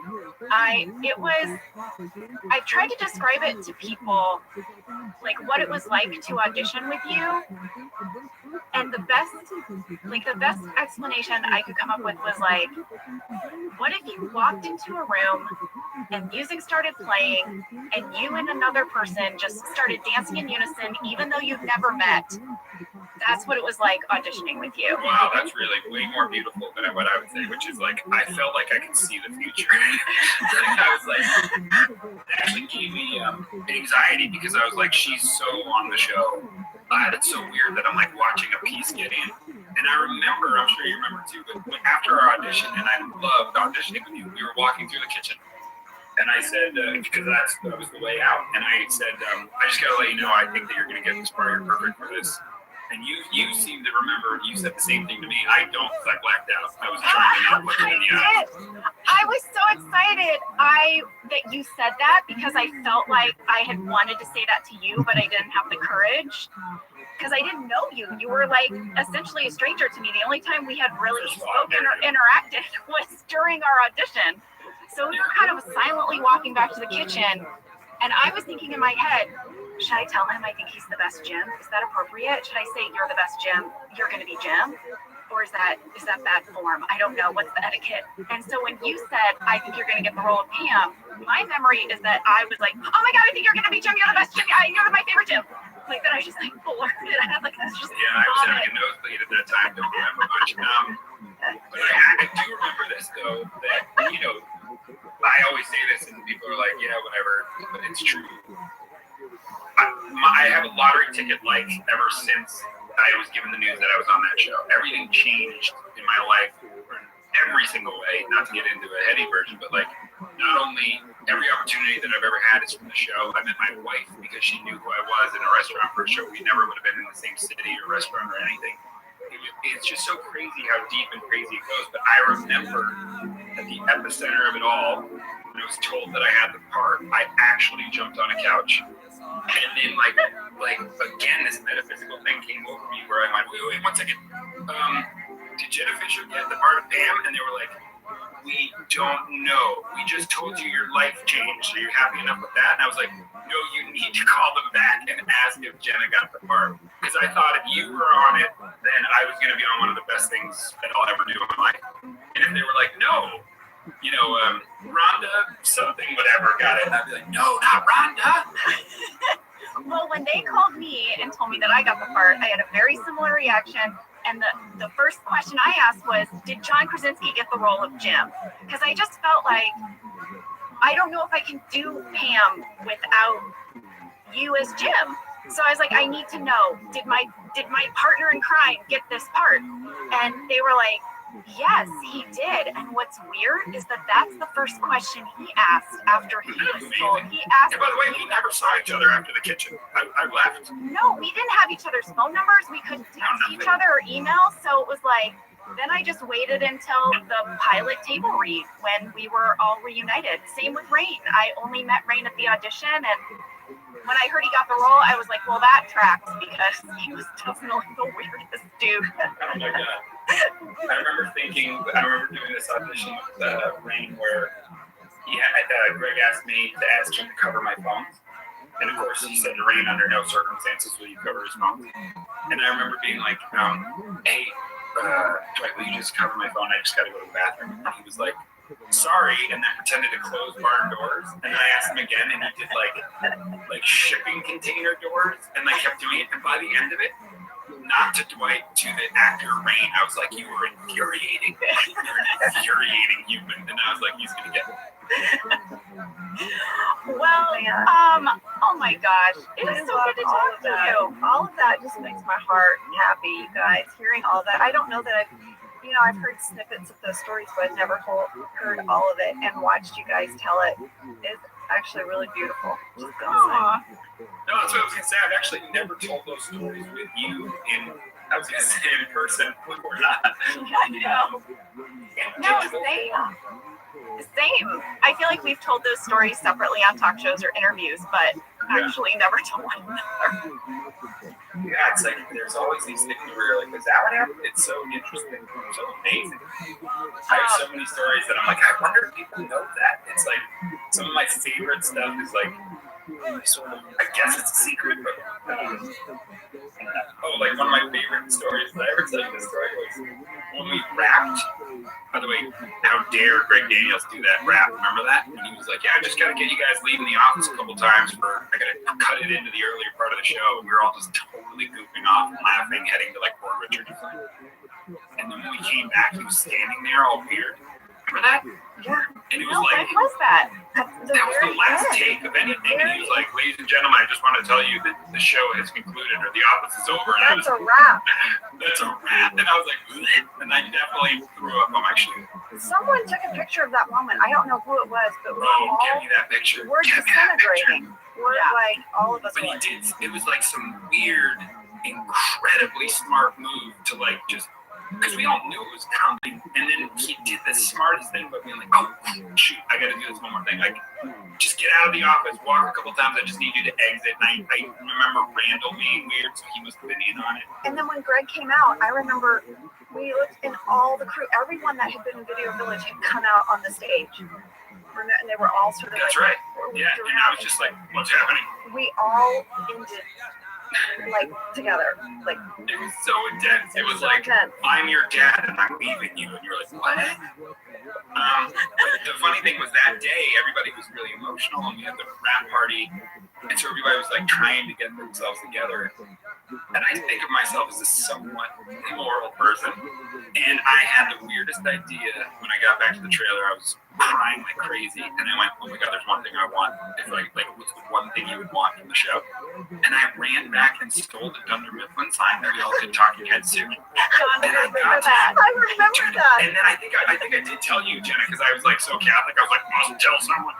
And then we got to the party, and I'll never forget myself. I don't even know if you know that.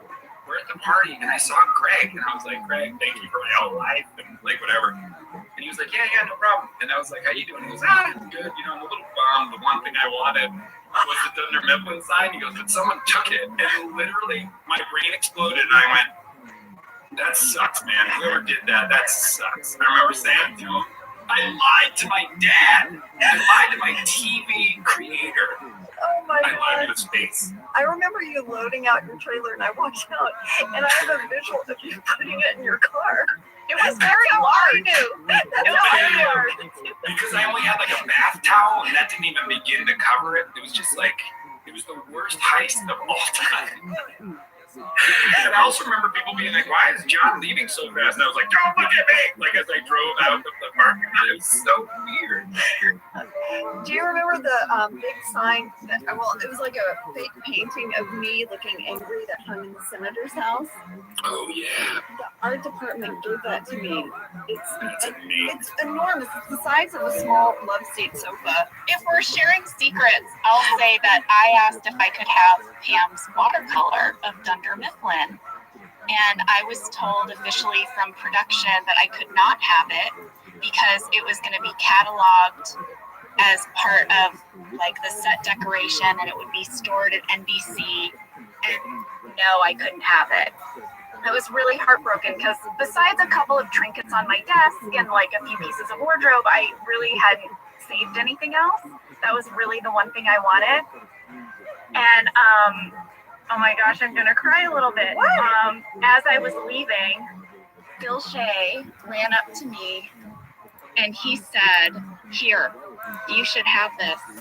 I made a colored photo of it. They'll never know." No way. I have the original in my house. Oh my god, that's amazing. Dude, Phil Shea is the reason I have anything. He sent me a box like 3 or 4 years later of my bag, my nameplate. Satchel that you Yeah, my satchel, my nameplate, and the teapot, bro. You have the teapot. You have the teapot. We have been wondering who has the teapot. Teapot, son. Son of a gun. Wow. You Oh man, have I it. thought you knew that. I didn't know it was a great caper. She said, I have always wondered who got that teapot. I've always You know what's so funny is I had the greatest idea because I heard your amazing podcast about the teapot episode, and I was gonna take a picture of it in my room and totally forgot. I wanted to like post it right after I had heard your episode. Oh my gosh, that would have blown my mind. Yeah. I'm sure there's a couple because in case anyone broke, you could probably get one. I'm sure. I know, but you have the teapot. That's you. There you go. So, John, we are currently on the scene outside in the parking lot where Jim, Roy just took off in his truck. Yeah, Sid told me to keep an eye on you. Remember that? Yeah. Jenna's dressed as a bridesmaid. Jenna looks like a I bridesmaid. remember talking to Jenna about this a couple times about like how Jenna's take on it was like, or from Pam's take, whatever. She was like, a little saucy of Jim to be like, "You got it," like devious right from the beginning. Like this nice guy was like, "Oh, you bet." I'll take care of her. Oh, I'll take care of her. No, I remember that moment in particular was insane for so many reasons because I remember how.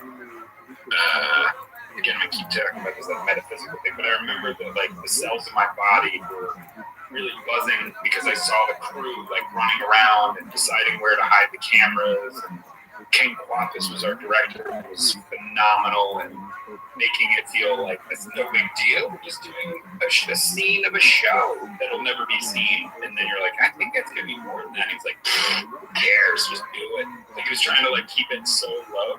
And I remember you and I were in like a stairwell or something waiting. Yeah. And everybody was deciding, do you do the cameras? Can they see the cameras? Can they not see the cameras?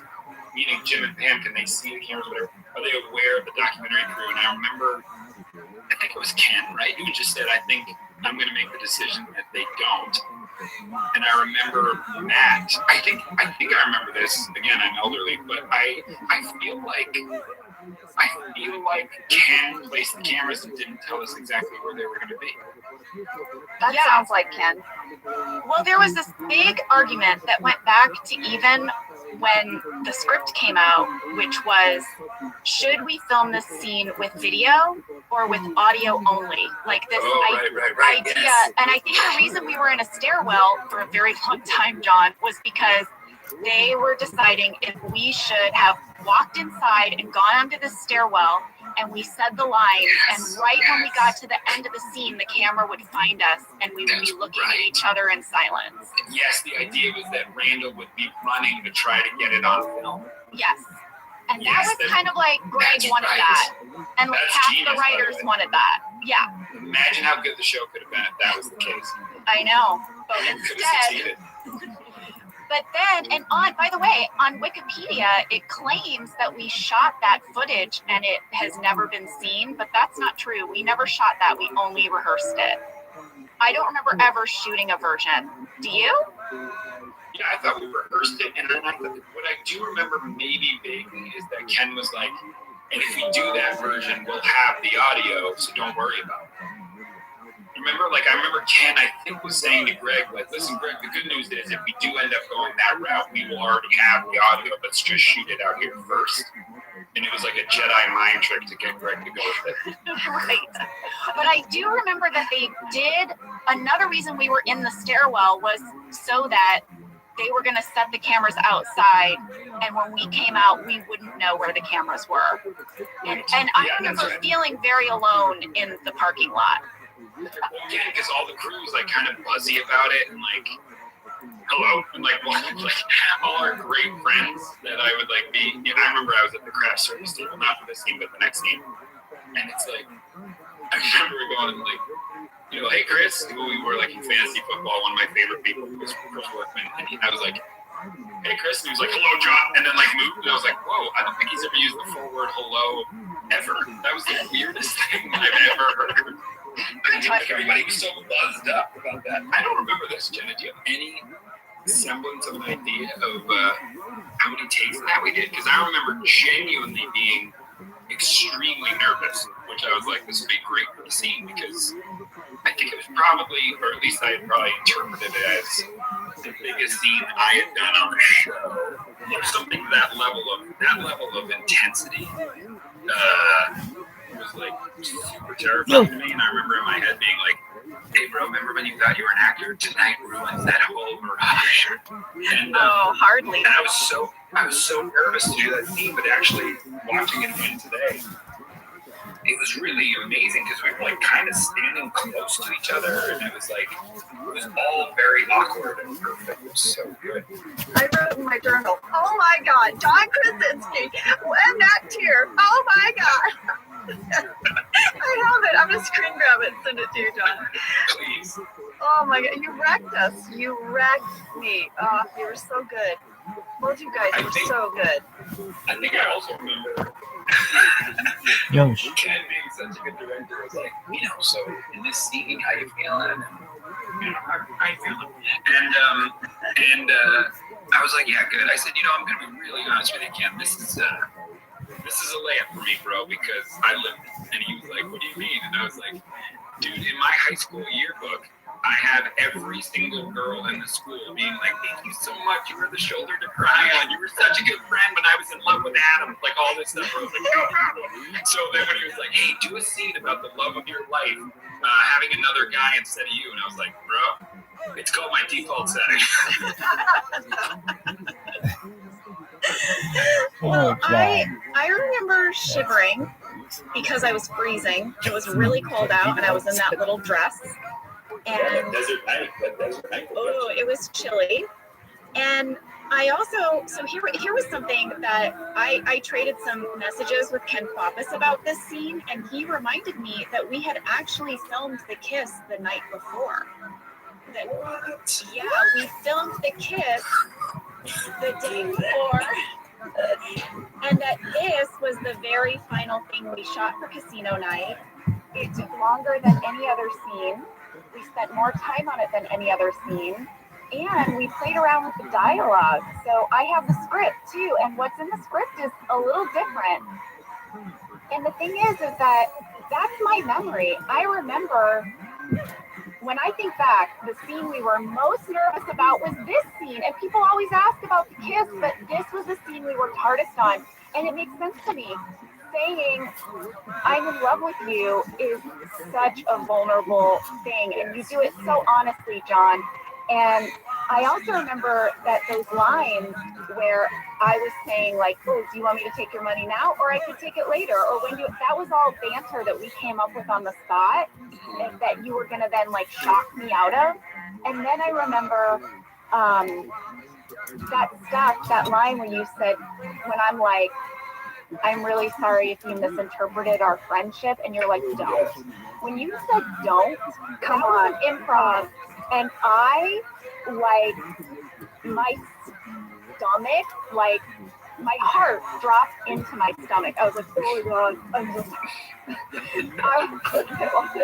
That's what I love, is like you're doing this as Pam and as Jenny, you're like, so sorry, bro, that was really rude. I was like everything, like I was having to be Pam, but on the inside I was like, because you were, you know, and you cried in a couple of the takes, I remember. But the one that they used, I think, was the first time, like, because it was so, it wrecked me. And I was like, my job is just stand here and stare at him.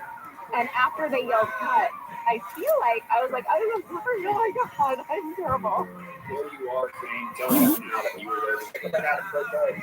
And watching it back today, I was like, Jesus, cold. Like, she's Like, so cold-hearted. That was cold. That was so. It was cold, but I also think Pam was just like, and listen, John, I always defend Jim. Like, throughout our podcast, when anything happens, I'm like, Pam is horrible. Poor Jim. But in this moment, I really saw her as just, she completely was deer in headlights. Like, everything was so real now. And once it's out there, it is out there, you know? And all of a sudden, she's going to have to be accountable.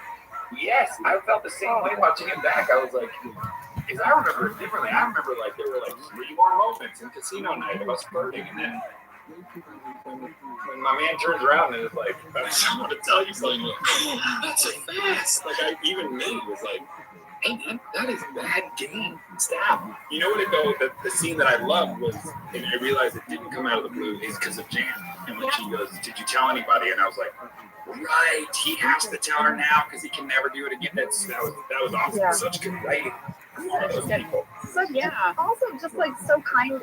Like I feel like like Greg and Ken, like they were so gracious to let us have room to find these moments. You know, like they really let you guys play around. Right from the beginning. Like, yeah. We didn't need a lot of room after that. It was just so, for those moments, they were so respectful. So. Which again leads to the second part, which is, sorry, I'm joking. No, don't. No, do it. I'll move us along, but I wanted to say one more thing, which was when I was watching it back, I was like, what, does Pam think Roy is secretly taping her or something? Like, she seemed like a spy who was like, I am very sorry, but I am loyal to Roy Anderson. I can't do this. You are a wonderful friend to me. But I obviously was impacting her because we're going to move into the bullpen and she goes up and calls her mom. To compliment your acting, like that, I mean, that has got to be my favorite thing on any performance is when it's exactly what you imagine it would be, right? Because in the movies and TV, you're like, we've been programmed as kids to say that when someone says I love you when you're sort of with someone else, you go, excuse me, how dare you, in this whole dramatic thing. But instead your brain's just like, run the program, shut him down. Yes. Like there's no emotion. Mayday, escape. Exactly. Yes. Exactly. Pull the cord. Should we talk about the big old kiss? It's not even a big kiss, it's a little kiss, but it's the perfect kiss. It was substantial. It's also my first kiss I ever had acting. That was my first acting kiss ever. Mine was with Dwight. It was my second. Now that I say that, I'm wondering when else I would have had the opportunity. But like, no college play kissing, no nothing. That was nothing. Wow, that was your first on-screen kiss? That wasn't my first fake kiss. It was my second. I had done a movie called Born Champion, and I had a kiss scene in that. It was a side low budget, I think maybe a non-union film. So I was one kiss more experienced than John. Which is a lot. I was so nervous. And here's something that Ken Kwapis reminded me, John. He said, let me find it. It was so sweet. Ken said, I remember the day we did the kissing scene, you and John were off the charts nervous. And he said he felt like it was his job to be really casual about the scene to kind of undercut how momentous it was. And I remember that he was being super casual about it, but he said, but what didn't help was that on the shooting schedule, the scene description read, Jim kisses Pam in all caps, italics, and 3 exclamation points. This is what we trained for, people. You're like, okay, jeez, calm down. Oh, And that's when I went such a fun detail. And I think probably the crew was given the notice of like, guys, keep it cool, right? Let's not mess this up. Because that's when Chris Workman was like holding a plate of like peanut butter pretzels or something. He was like, hello, John. And then like walked away and I was like, oh, Chris, what the hell was that? But I also remember you were in your trailer for a while and I thought you were upset because I was on stage all the time because I was usually around Crafty. And I had heard that you were in your trailer and I was like, is everything okay? And I didn't know what was happening. And then I remember again, similarly, they told me that they were ready. And when I got on set, I was first on set, how I remember at least. I was first on set and I was looking for Randall and Matt because I used to goof around with those guys. And weirdly, my default setting is like, make jokes when you're nervous. So I was looking for them and I was genuinely crestfallen when I couldn't find them because then I was breathing because I was like, oh my God, but if my bit machine isn't going to work, then what do we do? And then they were like, John, so you're going to go front door? And I was like, front door? What? Yeah, and I got so weirded out. And then someone came, I don't know, was it Jasmine was on yet? But I don't know, I think it was Jazz came up and was like, and John, come. And I was like, I just remember like a person being like, and go. And it was like, that was in slow motion. I was like, what? And I just went on and it was so weird. Well, I remember rehearsing, I'm going to put that in quotes. I remember discussing the scene in the days prior.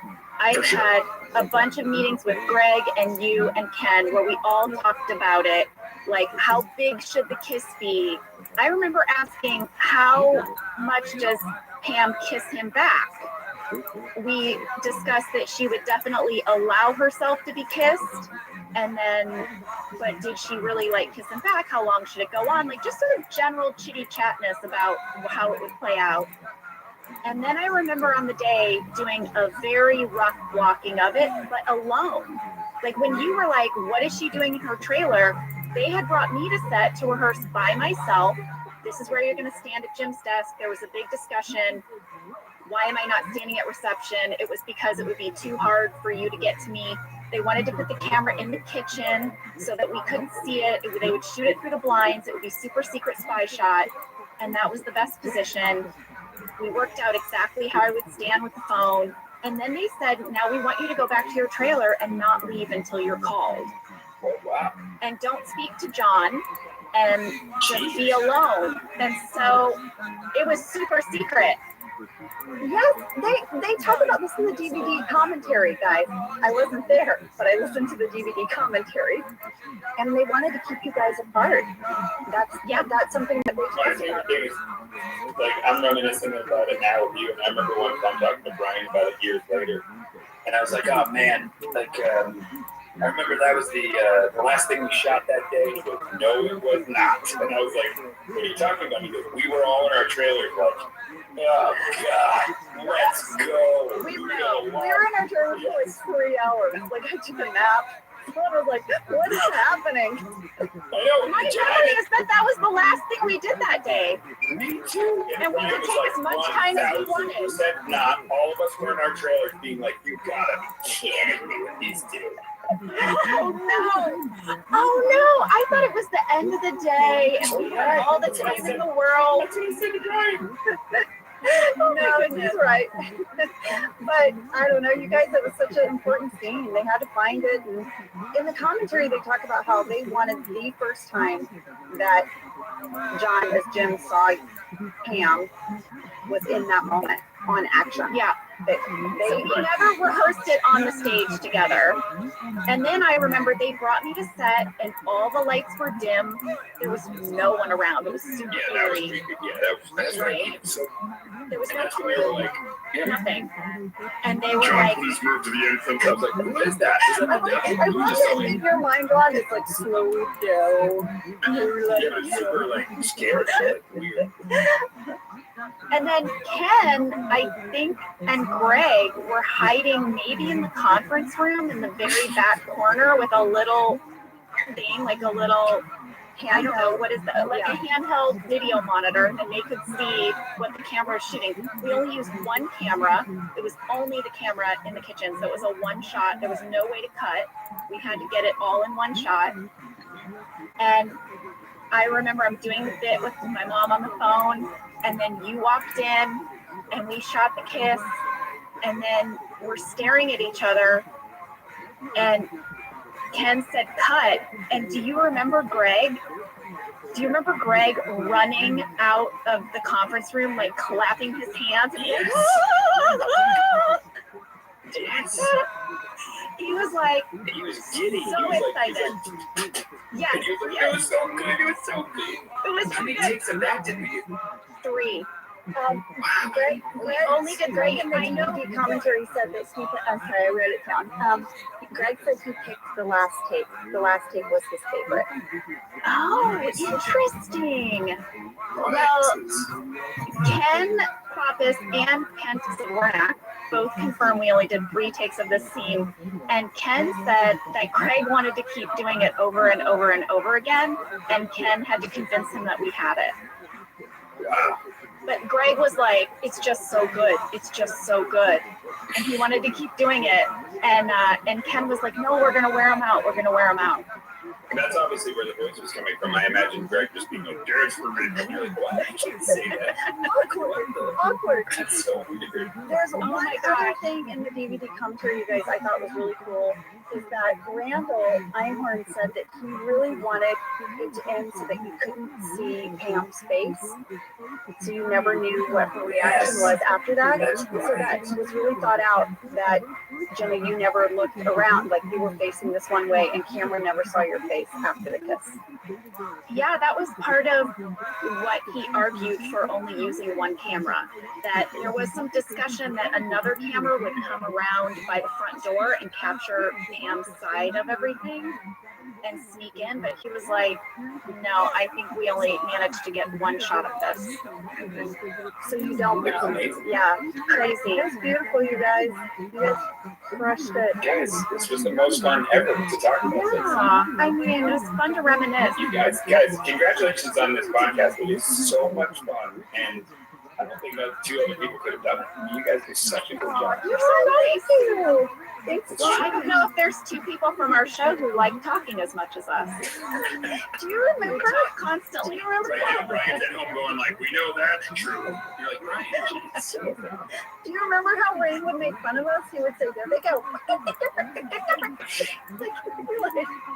Yeah, Ray would be like, what more could you possibly have to say to one another? I know. God, Yeah. our curmudgeon. Curmudgeon. Oh, I love thank you you, both so John. much. Thank you so much for doing it. Thanks for having me. We love you, John. Thanks for coming on. That was so great. We hope you enjoyed it as much as we did. Yeah. Thank you, John. John Krasinski, you're the best. He is the best. He is the best.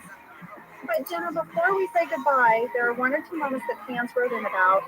We have to talk about the phone call between Pam and her mom. We have to talk about this moment.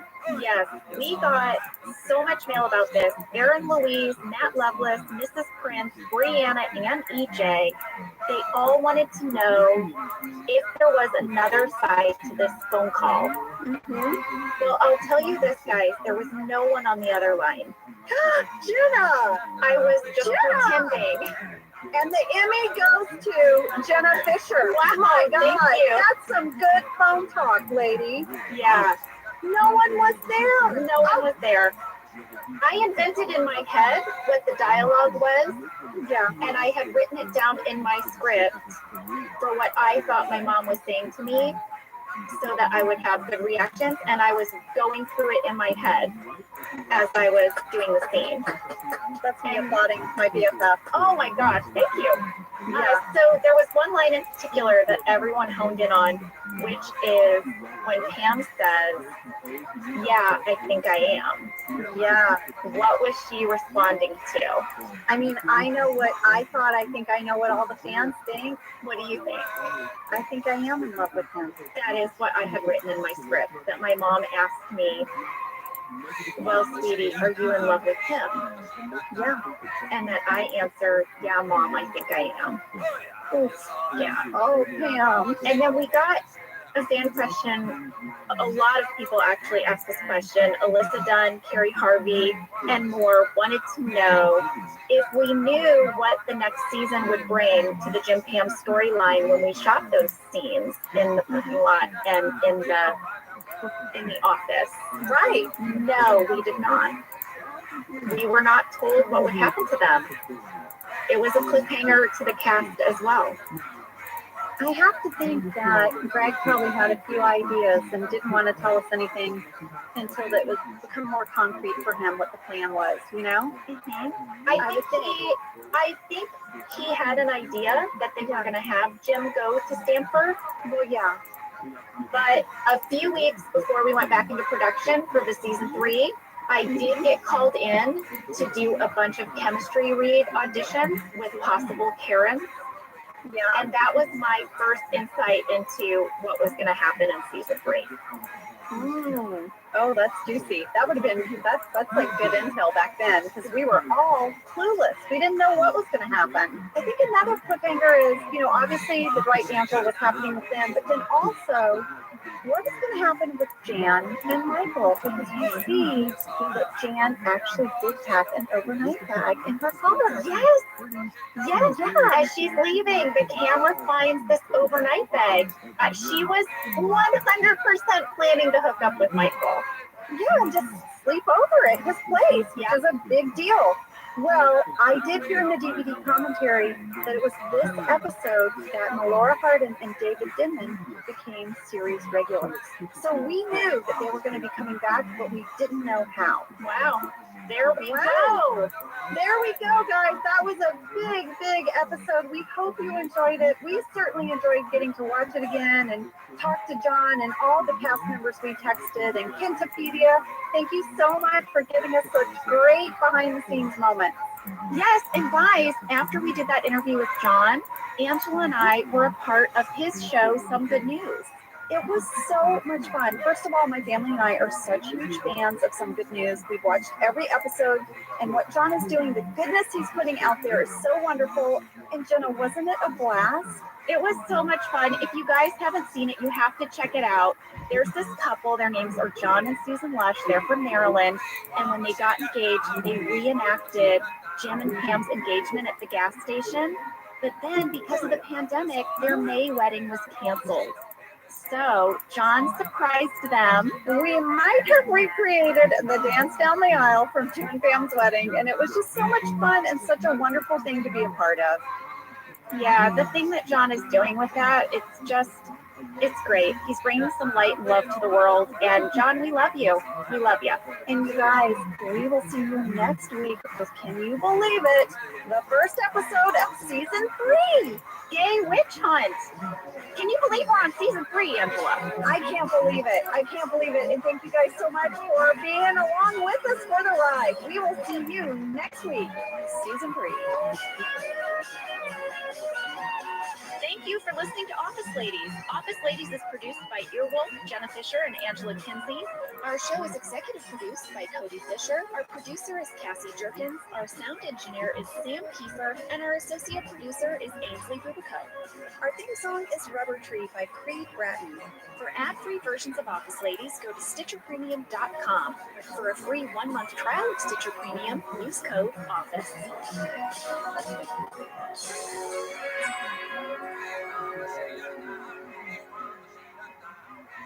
Did you know that the bold, smooth taste of Dunkin' cold coffee can be brewed in your Keurig coffee maker and enjoyed at home? You heard that right. Dunkin's cold K-Cup pods were crafted to be brewed hot and enjoyed cold. Each Dunkin' Cold K-Cup pod is packed with the smooth, bold Dunkin' flavor you crave. Pick up a pack of Dunkin's cold K-Cup pods and enjoy a Dunkin' cold coffee at home whenever you crave it. Just brew over ice and sip in seconds, because the home with Dunkin' is where you want to be.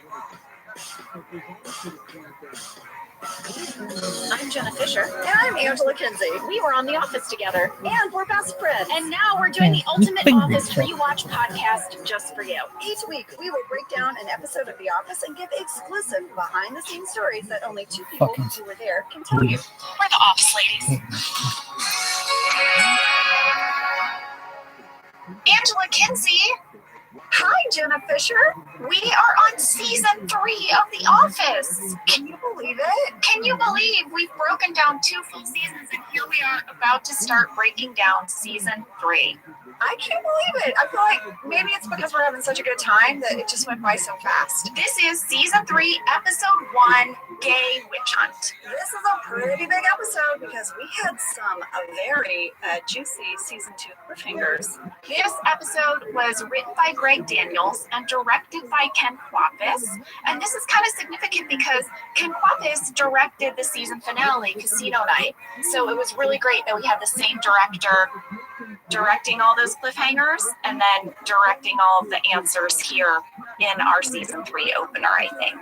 Yeah, I think that's really important, you guys, because, you know, Ken so knew the world and we felt so protected by him as actors, and I felt like you and John really had to put yourself out there. So then I think it's great that Ken was there with you to sort of get you to the other side of that story. Yeah, there were certain directors that always made me feel particularly safe and protected and free to play around.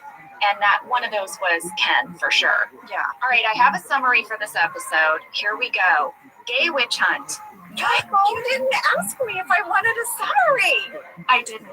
You told me to point it out. You gave me such grief in that other podcast about asking if I should give a summary or asking if I should give fast facts, and I got all in my head about it. So now I'm just doing it. I'm just plowing forward. Okay, as your BFF, now it just tickles me and delights me when you say, Angela, would you like to hear a summary? All right, Angela, would you like to hear a summary? I really would. Well, in Gay Witch Hunt, Michael gets in trouble for using homosexual slurs at work. This results in an HR nightmare. Toby has to deal with him, and Oscar is reluctantly forced out of the closet. Meanwhile, we watch Jim adjust to his new life and new job in Stanford. That was a fantastic summary. All right, Angela, can I do fast facts? Yeah. Oh, yay. Okay, fast fact number 1, we've got 2. Bird like sucked cum out of bathwater. Yeah.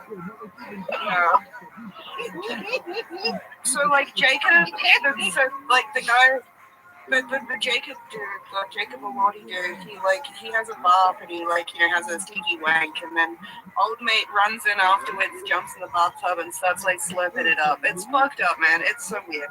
Anyway, but the Jacob Elordi. Yeah, I don't know. The best part's when he's on top of the grave and he whips out his dick and starts fucking the dirt. Yeah. That was so funny. I think to me that's worse than the bathroom. Oh, it was so crazy. Or maybe the vampire scene. That one was a bit fucked up. But no, Jacob Elordi, I've seen him many a times, because he lives near me, and it's just strange. He's very tall. That's crazy. You guys ever seen that movie, I Love You Both, Cooper? Did you ever guys see Tombstone? Yeah, you guys ever seen Tombstone? We're in a space. We live by Doc Holliday. Yeah, did you ever see that guy? Yeah, I think a couple times. You remember that part where he said, I'll be your Uncle Barry?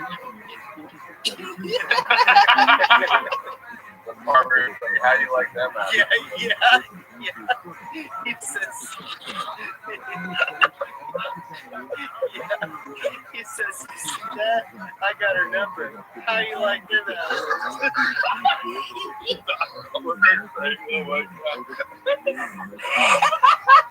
That's how he defeats some of the OK Corral. He just pumps all the games.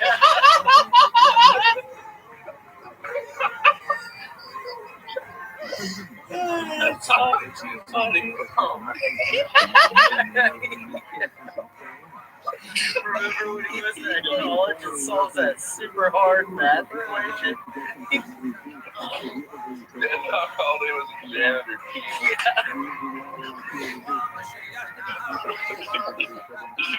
It's not your fault.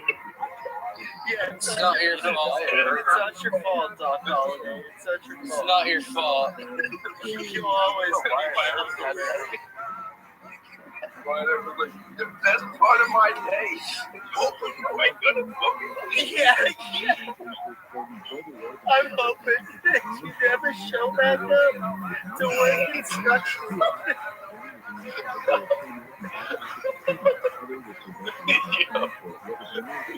So funny.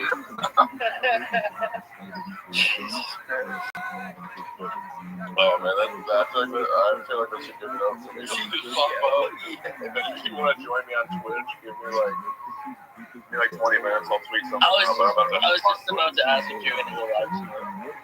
Yeah, hop on Twitch in about like 15, 20 minutes. I'll tweet out and 7 heads. I'll send you what I'm going on there. Okay. And if you're not, it'll be very fun to play due to the subject matter of the game. And then we'll do some fish tank with reactions. Oh, hell yeah. Great talking to y'all. Any of you things that follow me, I'll follow y'all back. yeah, definitely. We love you, dude, on this fucking stream, dude. Great dude. Yeah, no, I love you guys too. For real, y'all are fucking real, honestly.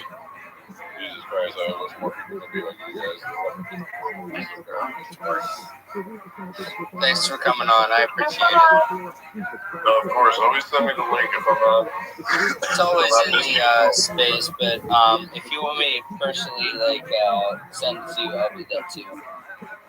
Yeah, no, for real. Whenever you guys are planning on doing this and you start, go ahead and just send me the link. And if I'm not busy or driving, I'll hop right on it. Bro, Brian, are you down to do MySpace Friday at midnight Central Time? 100%, yeah, I'll be up. Okay, cool. We gotta talk to Delaney. Oh yeah, if you guys got Delaney in there, we have Delaney and Otto. We're gonna talk about the fucking content.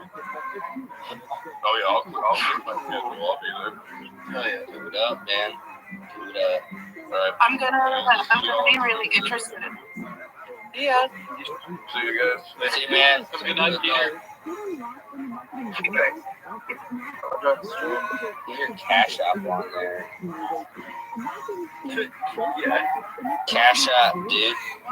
Fucking $sign. $sign Diane Brian. Dude, at the way end of his stream last night, he was. Dude, you love that shit. Oh, I fucking love Brian. He's such a good bro. Bro, yeah. Donnie is getting a little talked to by Jimmy and Ben, and he's doing some little tricks with his vape. Yo, what is happening, tricks? We didn't get to talk about most of it. It's been pretty fucking crazy.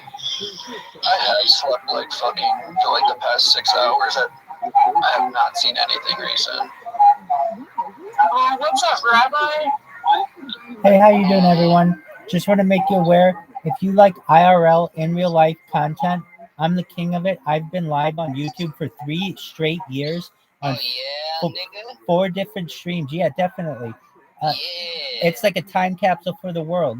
So if you're interested, follow me. I'm live on YouTube right now on 4 different streams. Live on YouTube right now. Straight up. In full definition. Yo, she be streaming live hardcore. What's up? Plug your shit. No, I want to hear this shit. Excellent.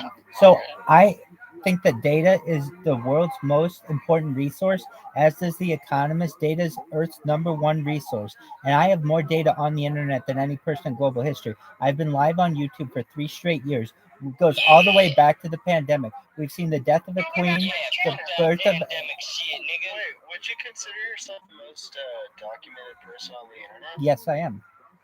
No, you're not. Yes, I am. It's Christian. No, it's not. No, it's not. How much? How much YouTube time does he have uploaded? I have 200,000 hours. I'm live documented, by the on. way. I have. Wait. Hold on. Please let me speak. I have over 300 YouTube accounts. So some of my accounts have over 1,000 people. So if you're seeing I only have 300 people, take a look. I'm live on 4 different streams right now, just on YouTube. I'm live on. That's legit. Hold on, let's let him talk. I feel like I know. Thank you so much. I stream my life for world peace. I don't want people to have any war anymore. So this gives me a platform to be able to discuss world peace. I've been live streaming my life. Now, going back to the pandemic, we've seen the death of a queen, the birth of AI. Death of the queen, birth of what? That's interesting. The birth of AI, essentially with ChatGPT and large language models. And we've seen the coronation of a king and everything in between. I was in an earthquake earlier this week. I'm live on 4 different streams right now. Would you say you're shook? Yeah, a little bit. But no, it wasn't anything too major. How'd that earthquake feel on you? I like them because honestly, your pussy wag. No, I've been in bigger ones. I've certainly been in bigger ones. Was your clit little jiggle jiggins? Yeah, a little bit. Little whoopies. A little wet. Was it like was it like shivering. You wanna fucking Fanny the wishy-washies? It was. So you can watch me shower. You can watch me bathe. You can watch me use the restroom, go number 1, number 2. You can watch me brush my teeth, eat, sleep, everything 24 hours a day. But most of all, if you just need anyone with whom to connect on YouTube, I'm here for you. If you ever want to talk to anyone, I'm here for you. And I've been doing this for 3 years, and I plan to do it for the rest of my life. This is essentially the world's Truman Show. And honestly, I want to make everyone in here very wealthy. I want all your dreams to come true. I want to help all your families. And honestly, with the amount of data that I have online, I think I'll be a very rich person someday, and I'll be able to help a lot of people. All your parasocial dreams in one channel, guys. All your parasocial dreams. If you want to identify and connect and truly just gang stalk this person, this New Year, he cannot hook me up with Mr. Boss Nigga. If that's what your goal is, we'll make sure that it happens. Your website doesn't work in Australia, honey. Well, if you go to my... Text me to GoDaddy. Okay, if you just go to my profile, you'll see that there is a link to an archive website. You can see my archive site. But if you go to my... If you go to his MySpace or his online diary or his Napster, if you go to his Zanga, you might be able to listen to like his favorite Linkin Park song. So you have a 24-hour. Hold on, people. Actually, you guys are not being very respectful. You are saying his and her. Okay. True. What the fuck is going on here? We asked for the fucking pronouns. What are your pronouns? They, them. If you go to the Zanga, you might hear "This Is My December" by So I did actually videos of you on Vimeo. Okay, so super cool. I stream actual live stream going on like 24/7. Yes, I do. 24 hours a day on 4 different streams. So you can watch me from the left, from the right, from the front, and from the back. You can also watch me on Twitter on 3 different streams, on Instagram as well. And do I have to pay for that? No, it's all free on YouTube, 100% free. I'm looking at him now. He's got a Sonic blanket on and like. That's correct. So I've been sponsored by a cryptocurrency. It's Obama's. It's Harry Potter Obama Sonic 10 Inu. If anyone's familiar with cryptocurrencies, no, There's no way this is real. no. So they This is crazy. they bruh. so this cryptocurrency has gotten me all kinds of swag. I've got pillows, I've got a night mask, I've got a comforter, and basically all I do, I'm live in their Telegram right now. It's an entire community that I interact with on a daily basis. It's really a beautiful thing. So if you're ever lonely, you ever need anyone with whom to connect, feel free to connect with me. I'm always on YouTube. If you ever want to tell me about your day, you want to hear about mine, you have a friend in me. I want to hear about your day every day.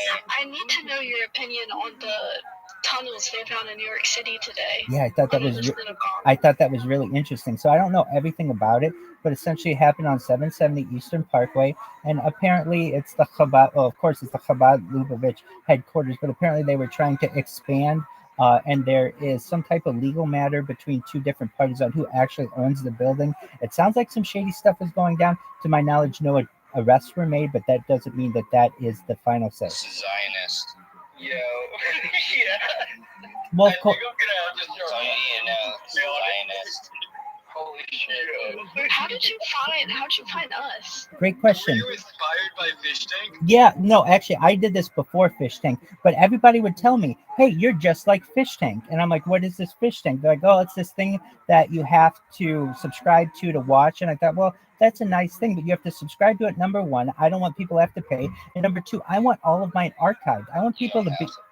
Oh, okay, my apologies. But I want mine archived. To my knowledge, theirs isn't archived. And additionally, they're not allowed to use electronic devices. It's archived. It's archived. No, the archive is a bit big. Archive for a second season is not being archived. Yeah, the second season hasn't been archived yet. Exactly. Mine's 3 years of pure archives. We watched the college football national championship tonight. Are you a disgruntled fan? No, I've never. No, I really want it to be very good. Like a disgruntled fan because they're not archiving. No. I didn't even know that until just now. I'm glad they are. I'm not disgruntled at all. I'm a positive person when it comes to in real life streaming, and I wish more people would do it. Do you actually live your entire life online? I absolutely do. I eat, sleep, go to the bathroom online. I'm on 24 hours a day, 7 days a week, 365 days a year. Going back to the pandemic, I've been live now going on 3 years straight. Oh, how's that working out for you? Two questions, yeah. Why were you arrested because of your bloodline? Oh, great question. So I had posted online some information, and I went to the police station, and they thought that it might have been threatening, so they arrested me, but then they let me go. Okay, when was the last time you went, like, outside? Oh, today? Okay, do you get bed sores? No, I take showers. I go on walks regularly. In fact, I go on at least a 5-mile walk every week. Honestly, I you might make fun of me right now, but I like this dude's hustle, and I think that if he was on the Fish Tank, we would all really enjoy him. So I feel like Absolutely. he's exactly the kind of guy that we watch. There would be no way for him to No, watch quick question. Here's a litmus test. You're so sweet for Do you saying know that. anybody called Isabella Jenke? Doesn't ring a bell off the top of my head. Please enlighten me. Okay, good. Never mind.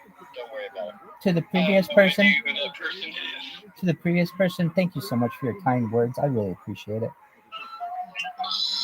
Flex heard. You should know some things that I'm trying to do or that I've done is archive the world's art. So we've watched every major motion picture over the course of the last 3 years, including all the Oscar winners. We've watched every major television series, everything from The Office, Parks and Recreation, Game of Thrones, Sex and the City, Whatever. every major. Wait, What about it? Where are you going with this? Well, I'm What just, happens when you get, like, like, frisky? Do you have special alone time then? no, everything is streamed. So perhaps I'm under the covers. Oh, What's your little dick? So do you fuck bitches or what? Hell yeah, I love fucking bitches, tons of them. No, he Wait, loves do cross-dressing. they Yeah, get streams too? under the covers. Yeah, because if I'm naked or they're naked on my YouTube stream, we get banned. We've been banned before. You're so full of shit. On YouTube? Hell yeah. No, he's he's not. Hell yeah. No way. In fact, I've lost at least 6 YouTube accounts simply from that. Look on my YouTube. You'll see I have over 100 YouTube accounts. There's a reason why. There's a reason why. Because I have Link your YouTube in the fucking space chat. my just go to my profile. It's linked. Oh no, it's not linked. Yes, it what is. The fuck are you talking about? Okay, if I have 300 Twitter accounts, so if it's not linked to this one, I could be wrong. Let me check right now. Yes, it is linked. It's m.youtube.com/results. Click that. You'll see right now 4 different streams. I'm live. You'll be able to hear yourself. You have a fucking schizophrenic Wayback Machine post. What the fuck is this? Oh, well, the only reason why is because I didn't want to keep paying for hosting. So the archive.org was doing it for free. So I just used them. No, they're not doing it for free. There's nothing out there. You're really letting me down here. I was really rooting for you for a second. Okay, well, that's fine. As of right now, you're watching one of my 4 streams. That's just on YouTube. On Telegram right now, I've got 16 people. On Twitter, I've got 2. I've got another 7 on Twitter there, another 3 on Twitter there. You have to understand, I'm live on 4 different streams right now on YouTube. I can't keep them all captivated. He's like He's like those Indian guys who are playing what's it called, Pokemon Go with like 50 different Pokemon. You're exactly right. I'm like one of those Indian guys with many different cell phones. Shush. Yeah, let me see your bobs. I'll show you my bobs right now. What stream are you on? I'm showing you my bobs right now. Take a look at them. I'm showing them. He was talking to Fox, not you, bro. Yeah. He really does have his fucking tits out. Hell yeah, baby. So,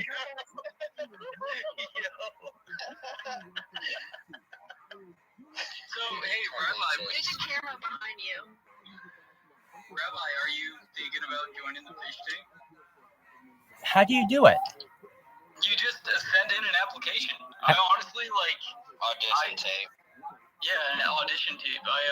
You might have a chance, dude. I'd love. It would boost your viewing by like at least 4 people. That's wonderful. Legitimately. I'd love to. 4,000 at least. Thank you so much. Yeah, no, I'll definitely send him an audition tape. I genuinely think that you might be what they're looking for in season. Oh yeah. As far as a contestant, I agree with that. Well, I'm certainly comfortable with being on camera, totally naked, 24 hours a day, 7 days a week, 365 days a year.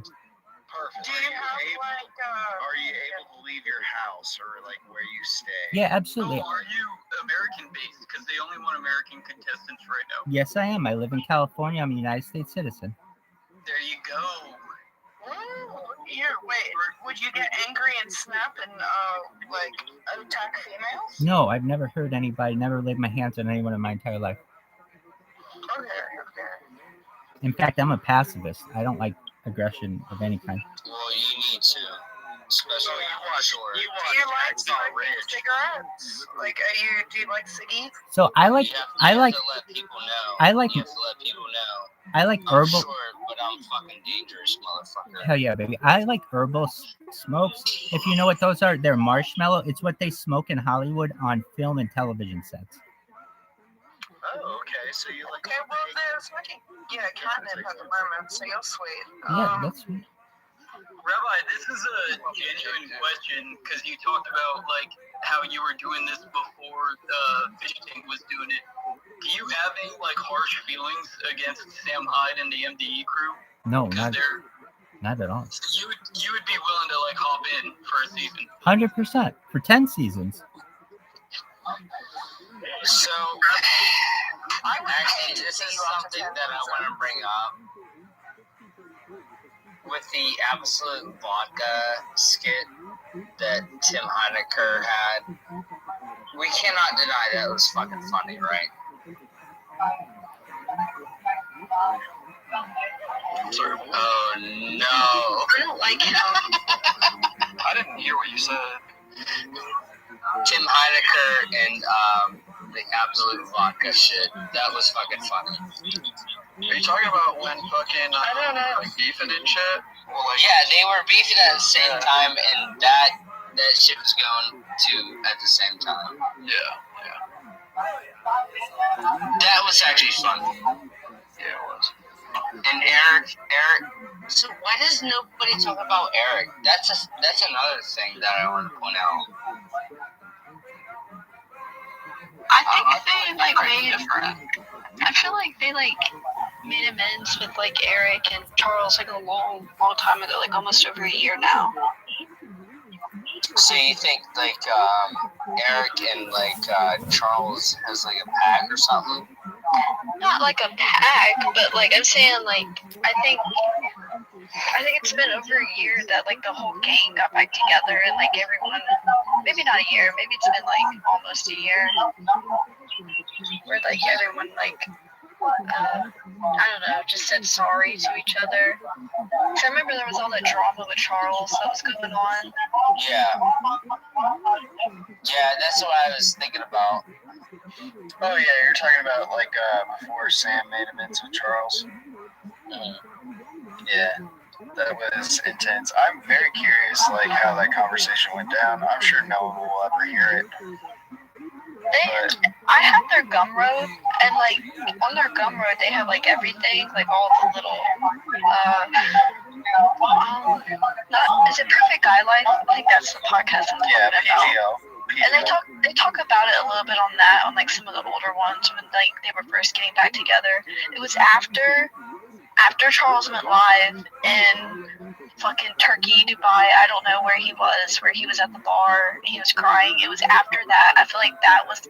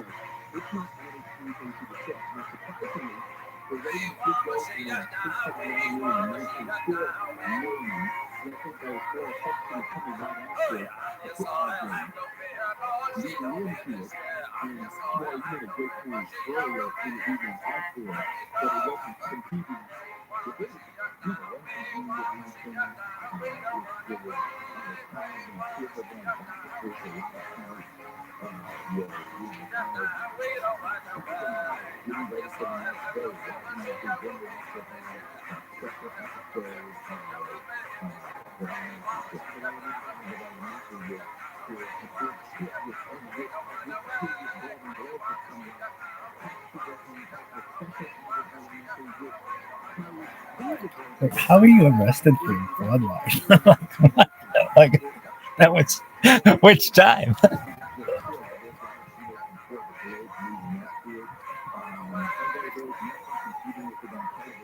Like, how are you arrested for your bloodline? Girl, which time?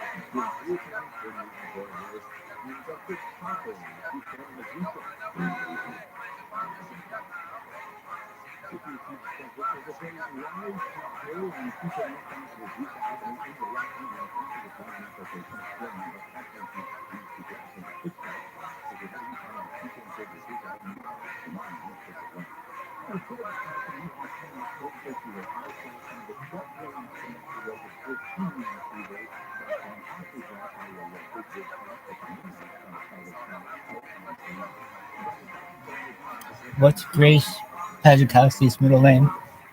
Renee.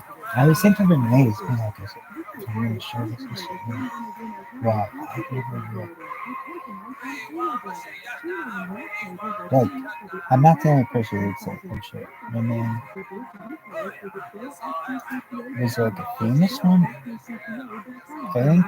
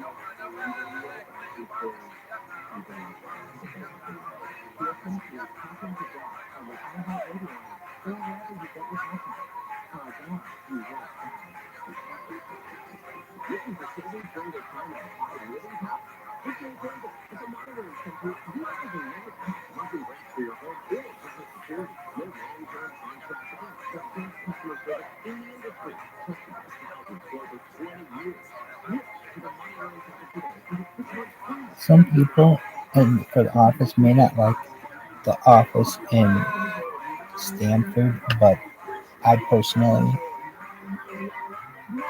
I love it. I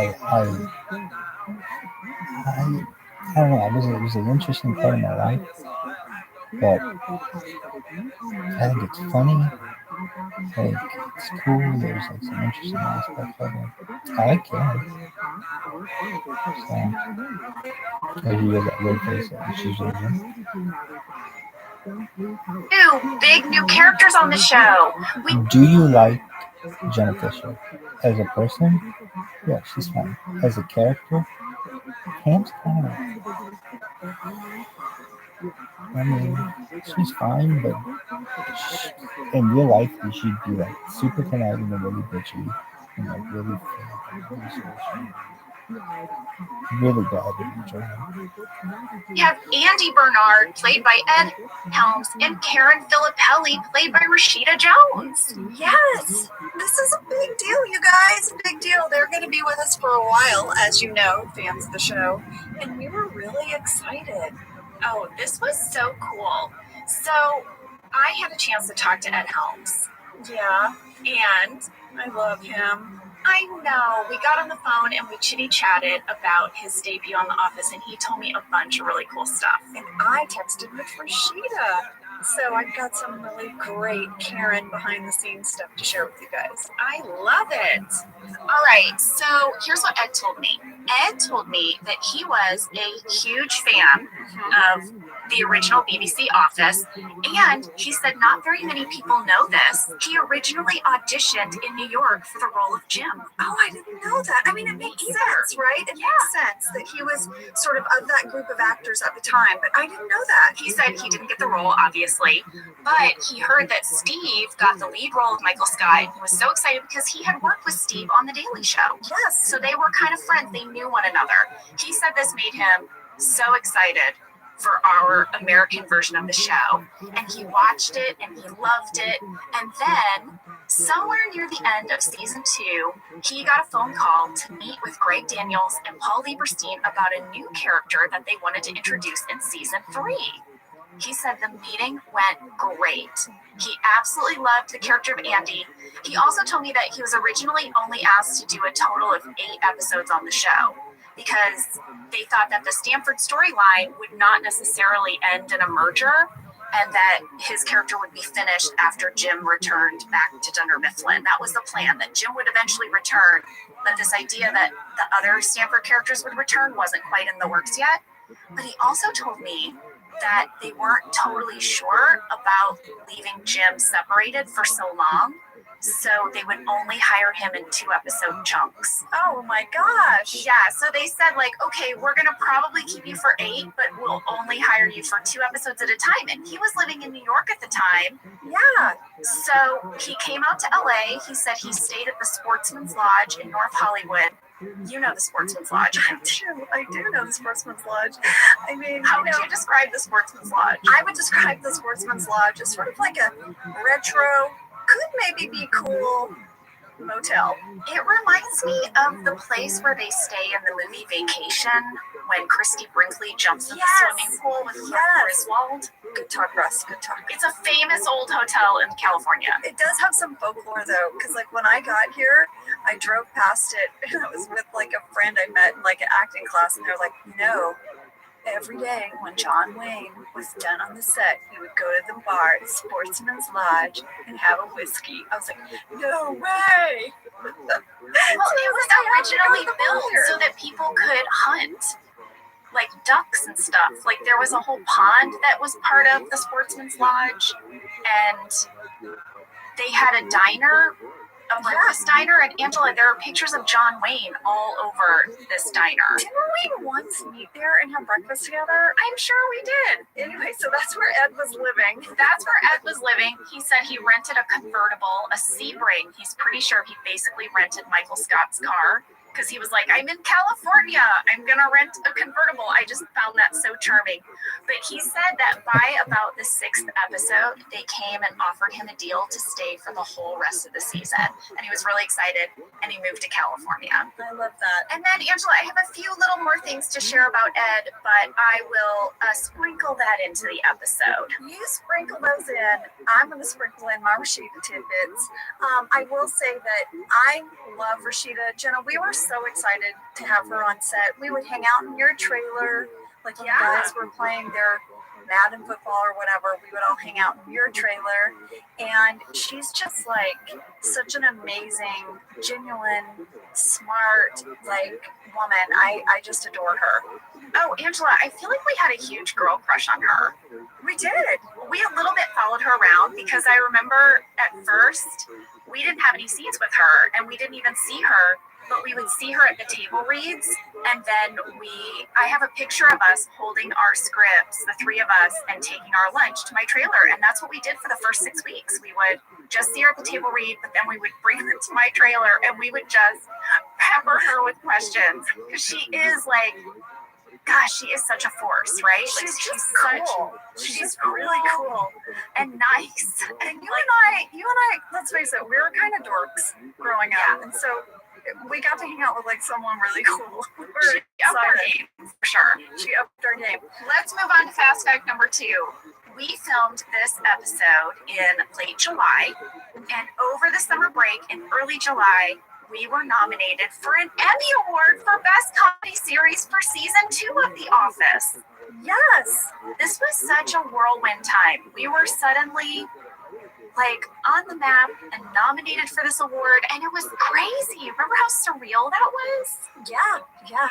Well, do you also remember that while we were shooting this episode, we also had to film a promo for the Emmy Awards? They were being hosted by Conan O'Brien, and he came to our set one day. Do you remember that? I do. And Conan and Greg were good friends, so we were, excited to have him there. And I have a photo. I don't know why it's in black and white, but I sort of went through this phase where I would buy black and white film for my camera. Old school camera, guys, where you had to buy film.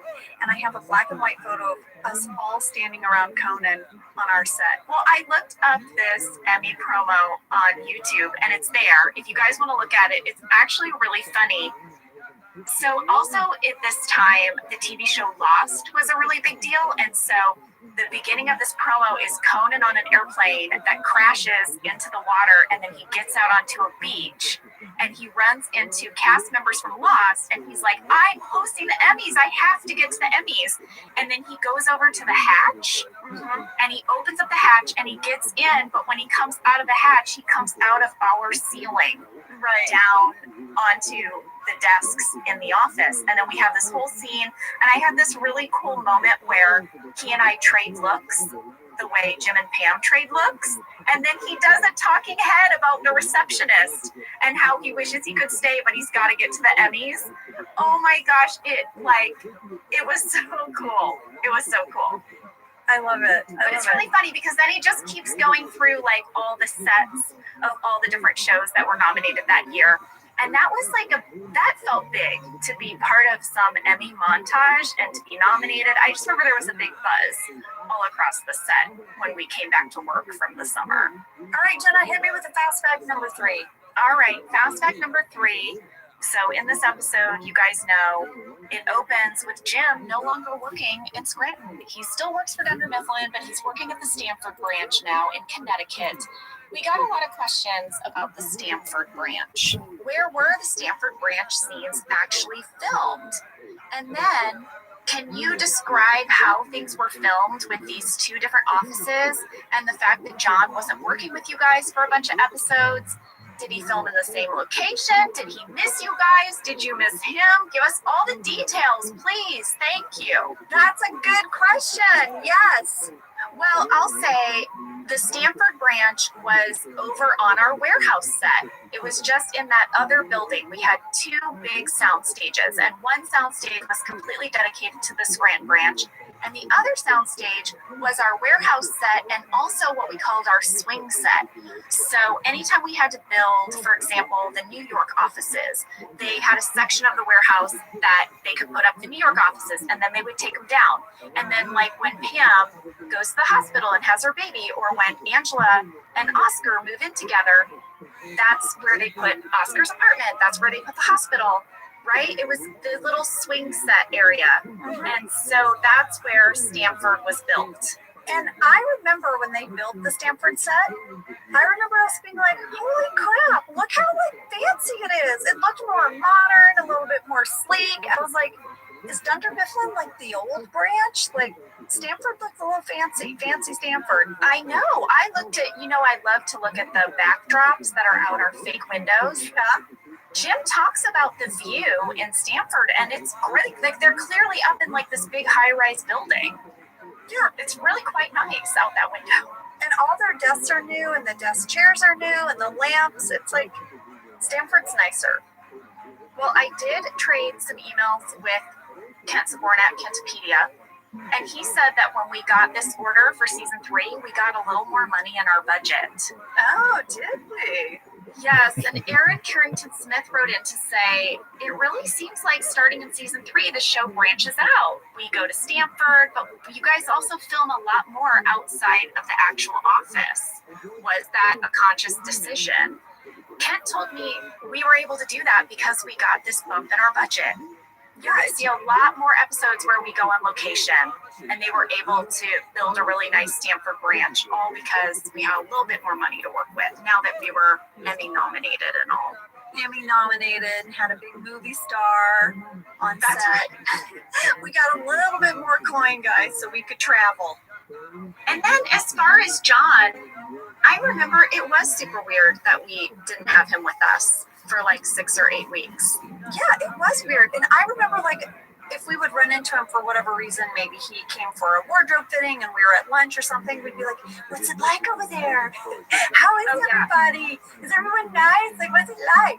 Like, as if he truly had moved away. I remember that too. And he was so super gushy about Ed and Rashida and working over on the Stanford set. He seemed like he was having the best time. And again, I think I had a little FOMO. I was like, well, what's happening over in Stanford? Yeah. Why is it so great over there? And then when we had table reads and they were all there, they had like inside jokes. And I'm like, what the heck? What's that inside joke? Dang exactly, big brother, kid sister. Yeah, don't do that with anyone else, buddy. I totally remember all of that. And so they would shoot the Stanford branch like 1 or 2 days a week, and we would have off, and then we would shoot over in the Scranton side for the rest of the week. And we really did not see each other, except for those table reads or those little run-ins. Yeah, it's so crazy. It built cross-eyed, but it built the tension. I think it was good, especially for Jim and Pam, because, you guys, I think, then brought that time apart back on screen together. Does that make sense? Oh, Angela, I completely used all of my feelings with John being over on that other set to the character of Pam, because you really became closest with the people who you had the most scenes with, because you had to spend so much downtime with them. And for those whole first 2 years of the show, I was paired with John so often. He really was my buddy, and I spent a lot of time with him, and now he was just gone. And again, I can't stress it enough. This was before smartphones, so it wasn't like after the summer break we weren't texting. You didn't text anyone, you guys. No, there was no texting. You weren't really in touch. And so here we were back from summer break, but I didn't have my work buddy. He was off on some other set.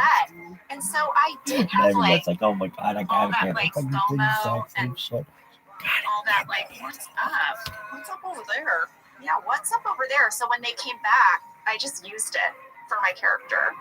Well, those are good fast facts, lady. Those are real good. I'm excited to get into this episode because I feel like we both have some behind the scenes stuff. I know you're holding out on me, lady. I know you probably have some Kentopedia, and I have some stuff too. I talked to some folks. So should we take a break and then dive in? Let's take a break and then we'll dive into Gay Witch Hunt. Oh, yeah,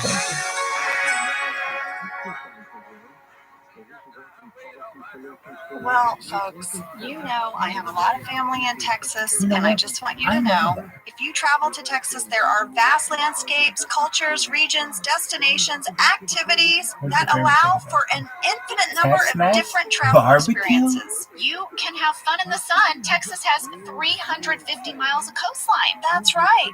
Or if you like more of a rugged vacation, there are campgrounds, hiking trails, state parks, and the food. Can we talk about the food? Tex-Mex and barbecue. There's live music, art museums, cowboy experiences. Come on. Right now, Travel Texas offers a one-of-the-kind online trip builder that allows users to generate a custom, visually led trip matched to their unique interests. So you go in there and you click your interests, and it'll say, here's where you want to go in Texas. Visit traveltexas.com/get-your-own to get the only trip to Texas that matters, yours. That's traveltexas.com/get-your-own. For 175 years, Gorton's has been committed to spreading the goodness of the sea by making quality seafood accessible to everyone while responsibly sustaining its future. Over 99% of Gorton's seafood is certified as responsibly sourced.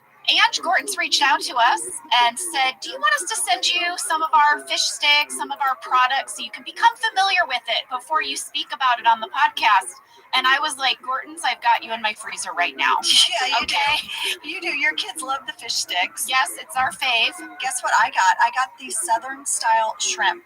It is so good. Oh, yeah. Yeah. You know, when you're looking in the freezer aisle, the Gortons are in the yellow package. They've got the iconic fisherman on the cover. This brand has been around since I was a kid. Same. Gorton's is actually a brand that's been around for 175 years. Oh, my gosh. That's yes. so rare. Well, we love Gorton's, and it can help you make your mealtime easy. Visit Gortons.com to learn more, find a store, and get a recipe inspiration. Whether your resolution is to save money, eat better, or stress less, HelloFresh is here to help you do all three. Yes, you guys, I love HelloFresh. Jen and I both love it. You know why we love it. And guess what I made the other night? What? It was so delicious. I made their pub-style shepherd's pie. I've made it. Yes, it's so good. White cheddar and the thyme mashed potatoes. I know it very well. It's a family favorite. Well, you know, Josh normally makes dinner, so this was my turn, and I made this, and he loved it. And I was so happy. I was like, I made a shepherd's pie. I'd never made one before. It's so good. Everyone, you can say hello to your most delicious year yet with fresh ingredients, chef-crafted recipes, all at a price you'll like, delivered right to your door. Go to hellofresh.com/officeladiesfree and use code officeladiesfree for free breakfast for life. One breakfast item per box while subscription is active. That's free breakfast for life at hellofresh.com/officeladiesfree with code officeladiesfree. HelloFresh, America's #1 meal kit. Okay, we are back. It starts off with Dwight being so pleasant, trimming his fingernails at work. Why, Dwight? Why? Gross. We reveal guess who's sitting next to him. Not Jim. And no longer the temp, it's Ryan. And can we talk about that? Ryan got a whole new look. A bunch of people look a little different, a little better. He cut his hair short, and it's not floppy anymore, and it looks like there's some gel. Anyway, this is the new improved Ryan. He's no longer the temp, and he's got a whole new look. Well, then we move to Pam typing at her desk, and she looks longingly over at Jim's old desk at Ryan. And this is when we flash back to casino night. Oh my God! And we get an extension of the scene. We see that a whole thing happened after the kiss. Yes, they both admit to each other that they've wanted to do that for a long time. And Pam is like, I think we're drunk. And Jim's like, I'm not drunk. Are you drunk? And she's like, no, I'm not drunk. And then Jim goes in for another kiss. Yeah. And she's like, I can't. And he's like, you're going to marry him? And you're like, yes. I know. We had a lot of fan questions about this. Jenna Adams, Matt Grasso, Brett Hedges, Alyssa Dunn, and many others wanted to know, did we film the continuation of the kiss scene at the same time as casino night? Or did we have to recreate the moment for Gay Witch Hunt? Guys, we had to recreate it. We had to recreate it. And this is like, thank God for Ken Kwapis. Thank God we had the same director. So we had to redo everything. Kim Ferry had taken photos of every side of my head, and she painstakingly redid my hairdo. Thank God my dress still fit. We added a new camera angle. I don't know if you noticed that. They set up the spy shot from the kitchen, and then they put an extra camera inside the conference room shooting through the blinds so that you could finally now see Pam's face and Pam's reaction. I don't know if this is true, Jenna, and I don't know if it's just because I had this information in my brain that I knew you had to recreate this moment. This is ridiculous, but I do feel like you're at a different position on Jim's desk. I feel like you're a little further down. I feel like you're not right by the phone, which is where you were, because you had hung up the phone. Yeah. Right? So this is just a little catch. No, Angela, your catch is good. I think in order to get that camera angle through the blinds in the conference room, we had to scooch just a few inches down the desk. Wow. I'm impressed that you caught that. I mean, we tried to, we tried our best to fool people, but we had to re-kiss again. Because you'll notice that, and that was like, by the way, they brought out like a still frame image to me and John of us kissing. And they were like, okay, so now Jenna, your arm is here, your hand is here. John, this is how you had your hand around her. So we had to like painstakingly recreate the pose and everything so that it would look seamless. But if you watch, we kiss and we pull away and start talking immediately. So it was all recreation. How awkward. Just think about this. Here's your job. You go to work one day and someone's like, here's your job today. You need to find a photo of Jenna and John kissing as Jim and Pam. You need to print it out. I need multiple copies. A lot of people are going to be studying this photo. Yes. Then we're going to take it to Jenna and John. We're going to recreate the moment. I want it high res. I want it in color. Print me a bunch of photos of them kissing. Okay, thanks. Yeah, that was pretty much it, Ange. That was pretty much it. That was someone's job. That's so crazy. All right, well, I love that little behind the scenes moment, Jenna. I love that you acknowledge that you weren't kissing by the phone where you hung up with your mom. I love it.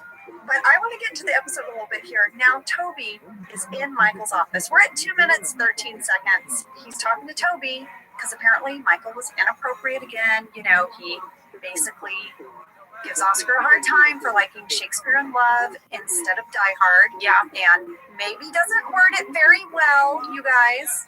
Doesn't word it the best. But when you watch this scene, watch Steve's performance as Michael realizes that Oscar is actually gay.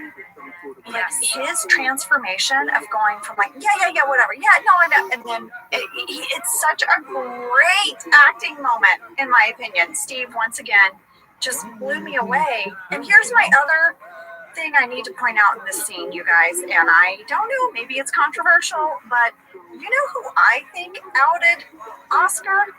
Toby! Yes! This is going to come up later, Angela, because Jan is going to come into the office and reprimand Michael for outing Oscar to the rest of the office. And she goes on this whole speech where she's like, it is a big moment in a person's life, and they should be able to choose how and when they come out to people. And the whole time I just kept thinking, Toby outed Oscar. Oscar told that to Toby in confidence. Yes.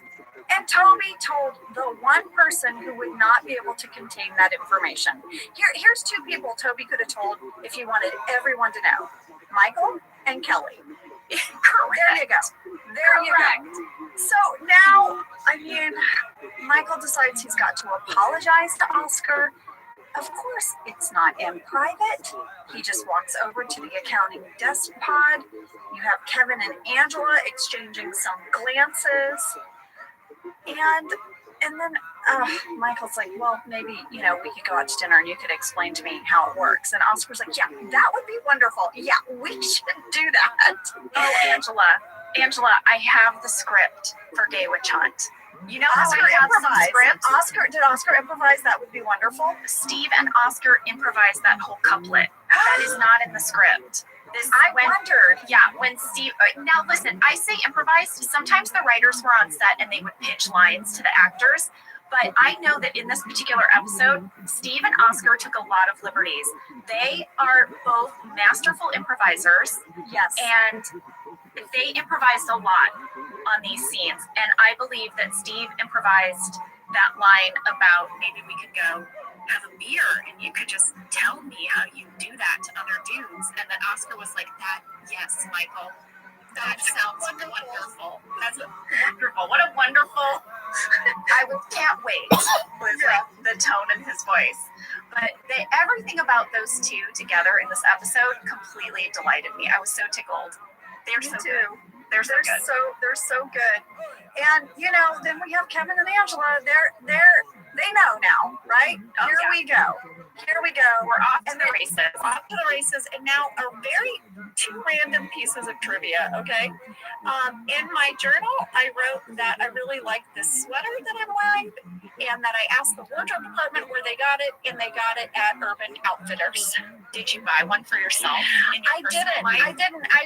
I think I was considering it and then maybe thought it'd be too weird, but to walk around in the sweater my character wears. But yeah, so that sweater was from Urban Outfitters. So look at that, Angela Martin. That's kind of a hip store, but maybe we had a bigger budget. So wardrobe stopped going to like the NBC warehouse and getting the older clothes and went to Urban Outfitters for Angela Martin. And then the other thing is at 3 minutes 58 seconds, that whatever photocopy picture of the dog, the rescue dog, is no longer on that my was always partition. on your partition. It's not there. Removed for season 3. Removed for season 3. It's gone. If you're a regular listener to this podcast, you know we've been tracking this picture of a dog on Angela's partition. Yeah, it's gone. It's gone. Oh, everyone's so relieved by that. Everyone is so thrilled by that information. It's going to be the big takeaway from today's episode. Yeah, exactly. That's what everyone's going to talk about. And then I just want to point out, I thought Oscar's talking head, where at first he's denying being gay, and then he just is like, you know what? Yeah, I am. Okay. Like, I thought he did such a great job. I mean, he's fantastic in this whole episode, but it's just a really small, quick talking head. But I thought he just really found some layers to it. I thought it was perfect. Well, there's another talking head that Oscar has in the script that I thought was really, really interesting. That didn't get in? It didn't get in. He says, when I applied for my job at Dunder Mifflin, I told Michael in my interview that I was gay. Oh, I saw this. And he couldn't stop laughing. Yes. He just kept laughing and laughing and laughing, and then he hired me and said I'm hilarious, and that's why I've never come out at the office. I just decided to keep it to myself after that. Yes, that's right. If you guys have the DVD set that is in the deleted scenes, it's really funny. It was very funny when I was reading through the script and I came across that. Oh, good. So they actually filmed it. That's cool. Yeah, it's in the deleted scenes. Well, guys, now we're going to go over to Stanford. Jim is on the phone in his new fancy office. He is assuring a customer that while he cannot say that Dunder Mifflin paper is less flammable, he will promise that it's definitely not more flammable than other paper. That's his sales pitch for the paper. And we had a fan question / fan catch from Catherine Langridge. At 4 minutes, 53 seconds, Angela, did you notice that there is a Post-it note on John's computer that just says the word smile? No. It says smile, and she wrote in to say, is that a note from Jim to Jim or a note from a coworker to Jim? Either way, Jim is a sad dude right now. It would have to be, I feel like it's Jim to Jim because I mean, so. I don't know that he has a pal that's going to write smile and stick it on his desk. I don't know. I agree. I think it's an indication that Jim's real lonely. Yeah. So then Andy is going to tell Jim to sort of stay away from this blonde that they can see off in the distance. I sort of felt like probably that was someone Andy liked. He just didn't want Jim to like get on that's her. a good, yeah. That's what, because he was like, yeah, she's crazy. Steer clear. Head for open waters. And it cracked me up, and it kind of goes back to the thing you were saying, is that already with Andy, we have the nautical references. Yes. Yes, I'm sure that Andy, with that whole East Coast privileged life, he's sailing. Oh yeah, right? we learned that he sails. He wears all his little like outfits that he's ready for like the boat party. That's right, his little Dockers shoes. And then Is that we what find boating out. people wear? I don't know. Yeah, boating people. We're gonna have boating people right in. Now anywhere. And then we find out why Jim is called Big Tuna. Yes. Now I have to ask you about this. Because Andy doesn't know Jim. He really doesn't know anything about him, but he's already given him a nickname. I know I have someone in my life that is like this, that will give people nicknames right out of the gate. It's always really weird to me. And Jim, on his first day of work, ate a tuna sandwich and now is referred to as Big Tuna by Andy. I think somebody wrote in, and I liked this comment. I'm sorry I forgot to write down their name, but they mentioned they felt like that the piece of information that Jim ate a tuna sandwich instead of his usual ham and cheese sandwich on his first day at Stanford was another way that Jim is trying to branch out, maybe, that it was a subtle indication of that. I thought about that. But, you know, he could have had his ham sandwich, and I guess Andy could have called him ham bone or something. That might have been my nickname in high school. Just going to share that with you. What? Your nickname in high school was ham bone? Well, for 1 year.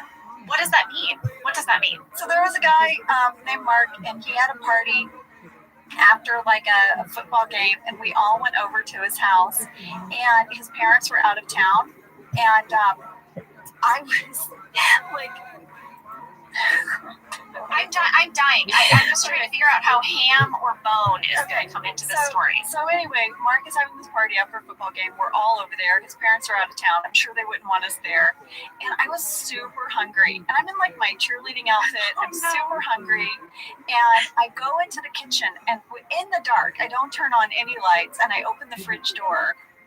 Everyone else is out on like the patio drinking beer or whatever. And I open the fridge door, and there's a huge ham. There's a huge ham in there. And I just started eating ham, standing in the fridge door with just the light of the fridge hitting me. And Mark walked in and flipped on the light and was like, "Kinsey, what are you doing?" I was like, "I'm just eating some ham."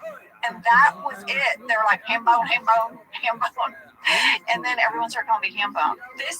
I'm speechless. Well, all I'm saying is Andy could have called Jim ham bone, but it doesn't quite work with the whole nautical thing. So I like that this person is like, oh, Jim is starting new. He's having tuna fish sandwiches. He's working in fancy Stanford. But it also might just be that Big Tuna is funnier given Andy's character. I've got a couple of comments about Jim's talking heads here. Not to belabor, but in his one talking head, we had a fan catch from Asha Harnhart, who said, at 4 minutes, 46 seconds, Jim is explaining why he transferred to Stanford, and he says that he's been promoted. But from what I can tell, it doesn't seem like his job has changed anymore. It's just the location. So was he really promoted? Yes, in the script, that talking head is extended. They cut it out for the episode. He explains that he is the assistant regional manager of Stanford. Yes. He is basically Dwight of Stanford. And there was a great deleted scene on the DVD box set. It's my favorite from this whole episode. Karen is Jim. Karen pranks Jim. She sets his dial-out number to go to Hong Kong. So every time he dials out, he calls Hong Kong. And it's like, what the heck? And then you see sort of like Karen smirk. And he's being pranked, and he says, I'm the assistant regional manager, and she's like, yeah, okay. So to me, in my mind, I was like, oh my God, Jim is Dwight, Karen is Jim in this office. Angela, I think there's like a gazillion deleted scenes from this episode. There are a bunch, and it sort of like fleshes out the world of Stanford. And so I would recommend watching them. But yeah, you guys, Karen is Jim. Karen looks at Jim the way Jim used to look at Dwight and pranks him. And he's like, but I have this title. And she's like, yeah, okay. Yeah, and then later in the conference room, she's going to say he's kind of a kiss ass. Yes. Yes. And he is kind of kiss kissing up to his boss the way Dwight kisses up to Michael. Yeah, I have another Jenna catch about the Jim talking head. Okay. I refuse to leave this talking head. Let's keep talking about it. I noticed we talked before about how in Scranton Branch, Jim's talking heads were always against an exterior window, whereas everybody else's talking heads faced into the office, and you could see like Stanley and Creed working in the background, and that the intention behind this was, just for anyone who didn't hear the previous episode of this podcast, that the intention was that Jim had a future outside of Scranton, and so his talking heads were against a window that faced out into the world, right? Yep. In Stamford, his talking heads face into the office. Come on! They face an interior window, No. not an exterior one. He does not have a future in Stamford, everyone. Oh, girl, that is some good stuff, lady. Since we're talking about talking heads, let's talk about Andy's for a second. He says he went to Cornell, he graduated in 4 years, he never studied, he was drunk the whole time, and he was in an a cappella group called Here Comes Trouble. Well, I have a fun fact, Angela. Is it Cornell, is it about his a cappella group? yeah, Cornell does not have an a cappella group called Here Comes Trouble. They don't? No, it does not exist. That is made up. However, oh my God. They do have an all-female a cappella group called Nothing But Treble. Nothing but trouble, come on. And lady, you know I had to investigate. Nothing But Treble was founded in 1976. You have to audition to be in the group, and they have 3 2-hour rehearsals per week on Tuesdays, Thursdays, and Sundays. What, did you go to their website? You looked up their rehearsal schedule? Lady, not only did I spend about 45 minutes on their website, I reached out to them. Aka, what? Yeah, and they sent me a clip of themselves singing Britney Spears' Hit Me Baby One More Time. Let's Sam, hear roll it.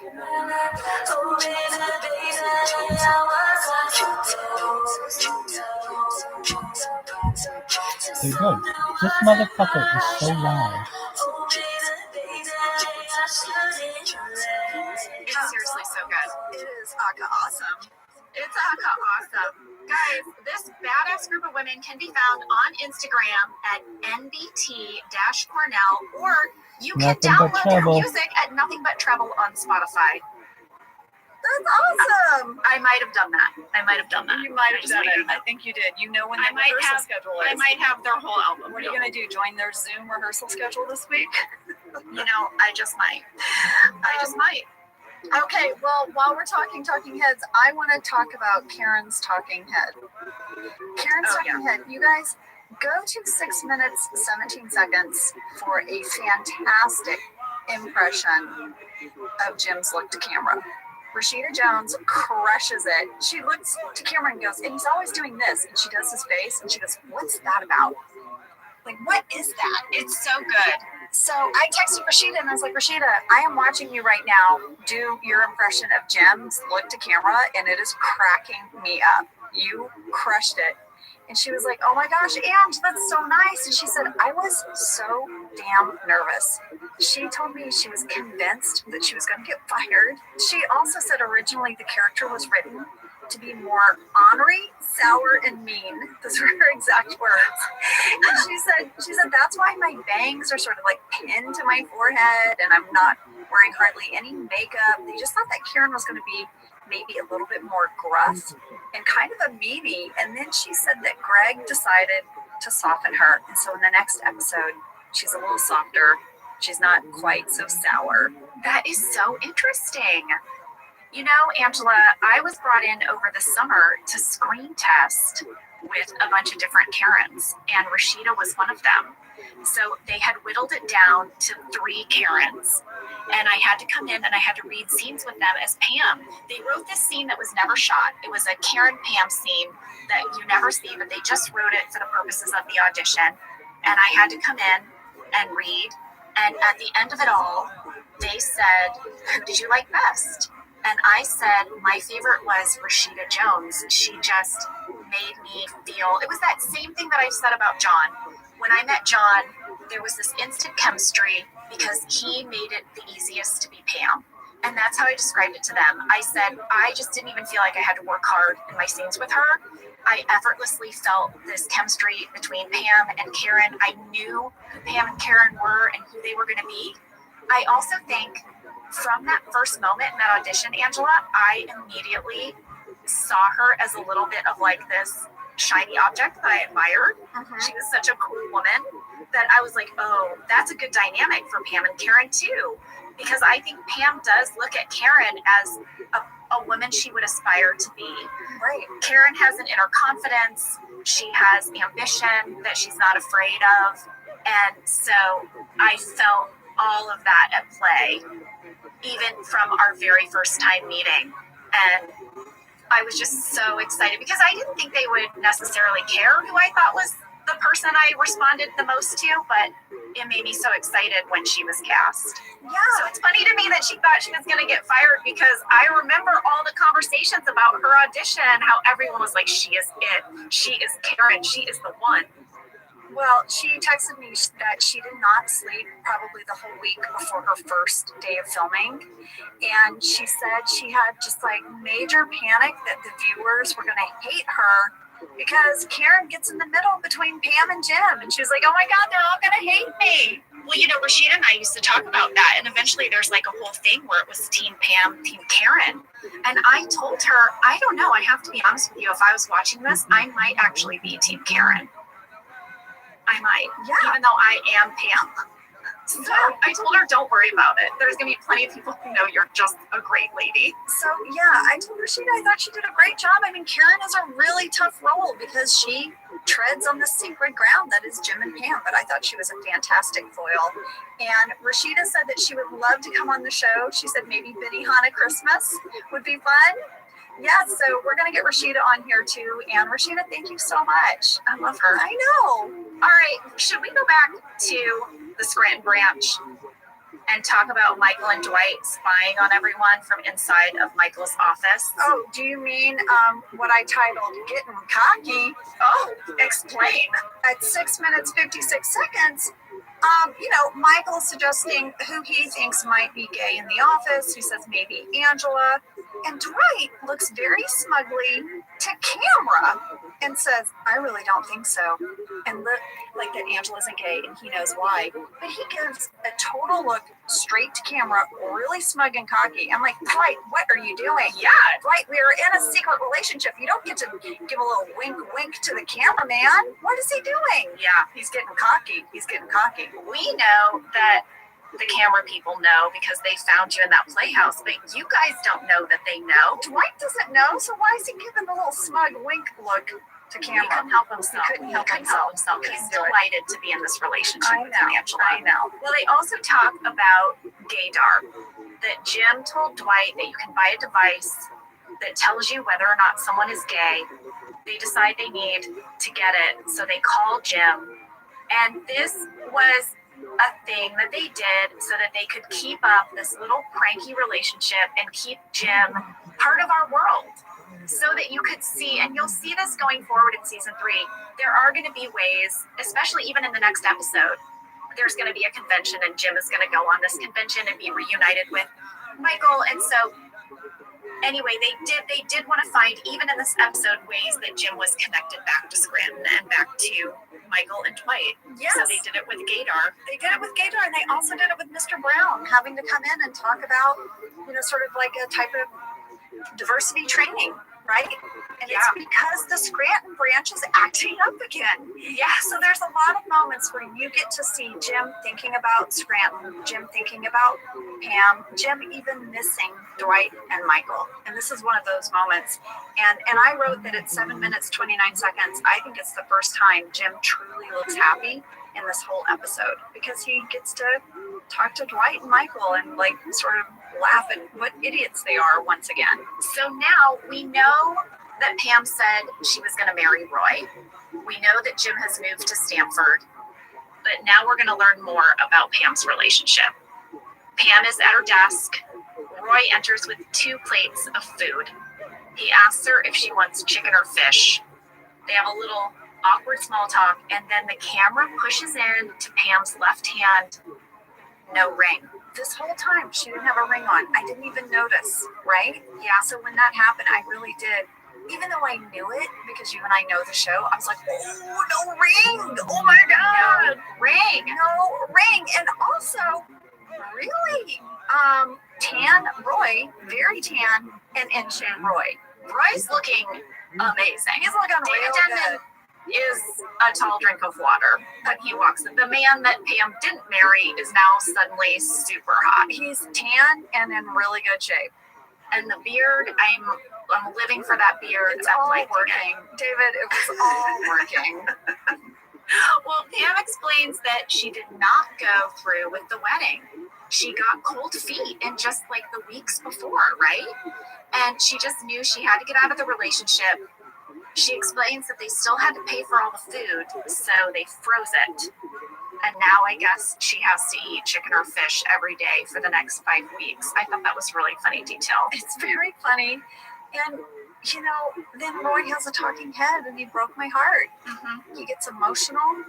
He says he's got to get her back, you know, and he's not going to take her for granted. And I was like, oh my gosh, super hot, tan, in shape Roy is now getting emotional. What the heck is happening?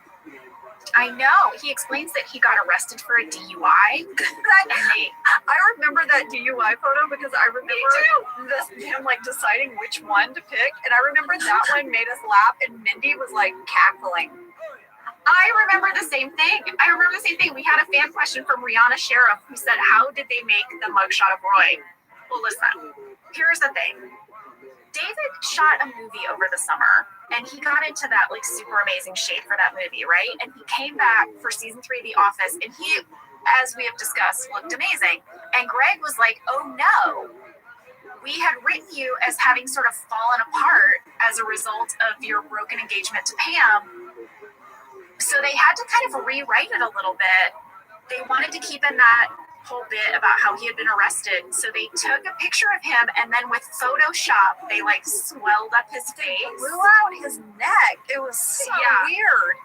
It was so crazy. And they brought around like 6 different options for all of us to vote on which one we liked.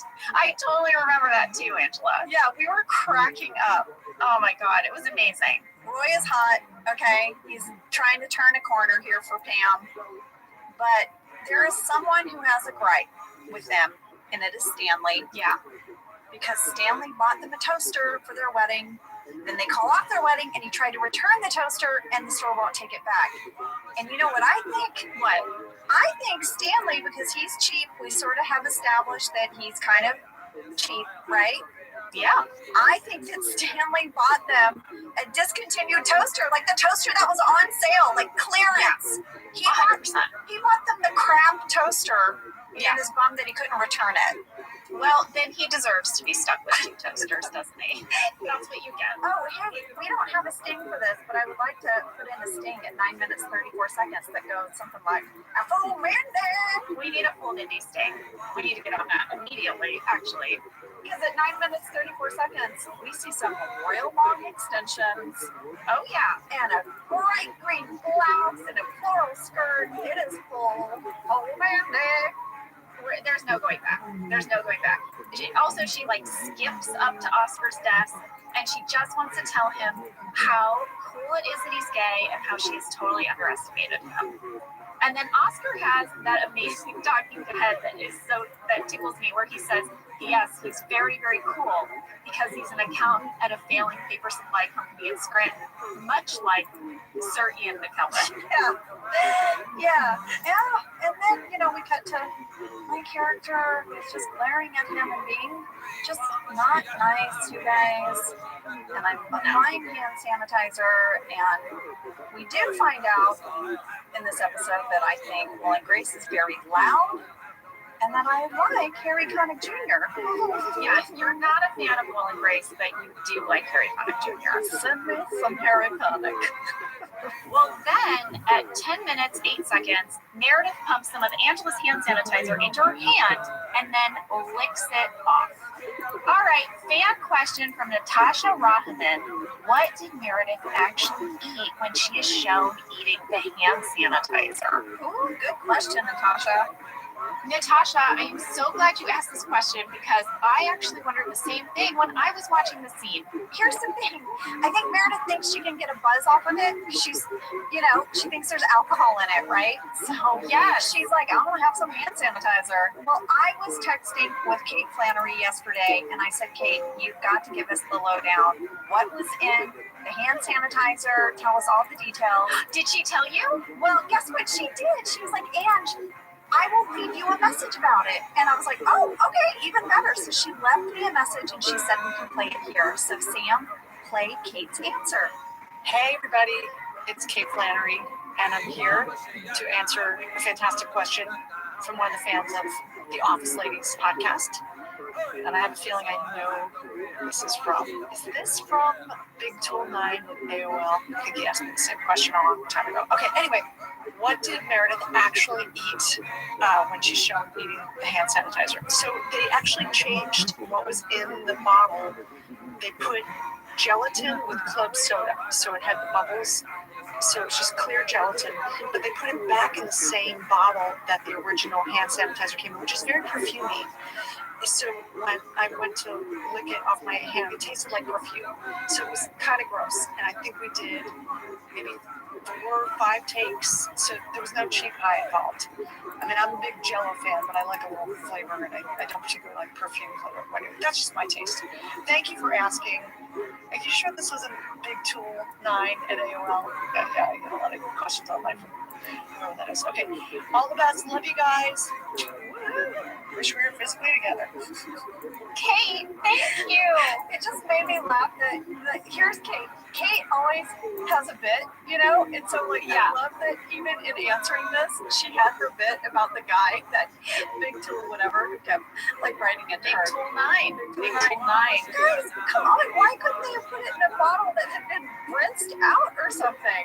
I don't know. I just want to say that this is like a 2-second joke. This is it. This is not a runner. She doesn't go around the office looking at this. Was just like a little moment. It is in the script.